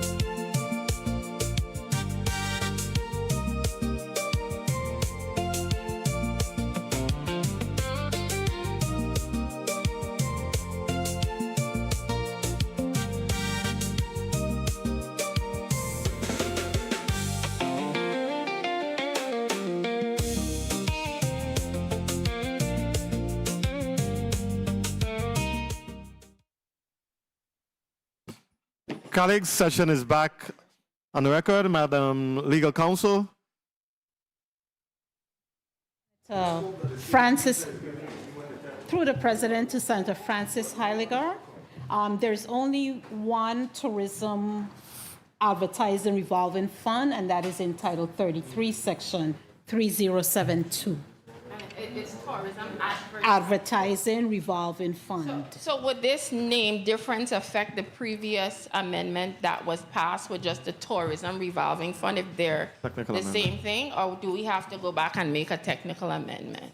No, you do not have to make a technical amendment. We will make that correction in our office because there's only the tourism advertising revolving fund. Okay. May I continue now? Thank you. You may continue. What's the remaining time for Senator Francis Heiliger? 15 seconds. 15 seconds. Senator, you may proceed. Mr. Chair, I used my minute to clean up my time. I requested legal assistance. We held your time, Senator. But he just said You had, I have 15 seconds, and I about yes. to start my minute. That was No, you were talking before, you know. I never And then you spoke posed about a question. anything else other than this. Posing the difference between these two. That's the only thing I asked of legal counsel. Go ahead, Senator. Thank you. In regards to this piece of amendment, my concern is, Time done. I know the proponent had a major concern about an audit for the tourism advertising revolving fund when the request was made to spend $100,000. So I want to know, is there any concern about using the same fund to spend almost $500,000 without this very audit? Thank you, Senator. Your time has expired. Senator Bolkes, you may wait your remaining time. Thank you, Mr. President. To answer the question, an email was sent to the chairman of the Budget Committee that I requested from OMB and Finance to see what was in the fund, because the bill is supposed to be coming up soon in the Committee on Finance. So there is funding in the fund. I reserve the balance of my time. Thank you very much. Time has expired on your end, Senator Alma Francis Heiliger. Remaining balance for Senator Angel Bolkes. 55 seconds. 55 seconds. What do you choose to do with your remaining time, Senator? All right. You may proceed. Thank you, Mr. President. The issue, again, as I said from the inception, is the use of the fund, but at the same time, this bill has been in the midst since 2023. The taxi industry are our ambassadors also. I have no issues providing the funding. I voted it up to provide the funding for the team, but we really need to start working on how we're going to deal with this fund moving forward. And lastly, I don't appreciate, respectfully, of course, with the one word missing from the TAF. It says in the other amendment, the tourism revolving fund. I don't know what fund that is. The TAF is the only one legally that's in the code. That's my opinion. I'm not a lawyer, but that's my opinion. Now, I am just going to move forward, whatever happens with this piece of legislation, whether it gets voted up or down. But again, the issue is how we're going to reconcile and audit this fund. Thank you, Mr. President. Thank you very much. All time has been expired. Roll call on the amendment. Senator Marvin A. Blyden. Senator Blyden, yea. Senator Angel L. Bolkes Jr. Senator Bolkes Jr., yea. Senator Dwayne M. DeGraff. Senator DeGraff, nay. Senator Ray Fonseca. Senator Fonseca, yea. Senator Novell E. Francis Jr. Senator Francis Jr., nay. Senator Alma Francis Heiliger. Senator Francis Heiliger, nay. Senator Hubert L. Frederick. Senator Frederick, yea. Senator Kenneth L. Gittins. Senator Gittins, nay. Senator Maurice C. James. Senator James, absent. Senator Franklin D. Johnson. Senator Johnson, nay. Senator Carla J. Joseph. Senator Joseph, yea. Senator Clifford A. Joseph Sr. Senator Joseph Sr., nay. Senator Avery L. Lewis. Senator Lewis, not voting. Senator Milton E. Potter.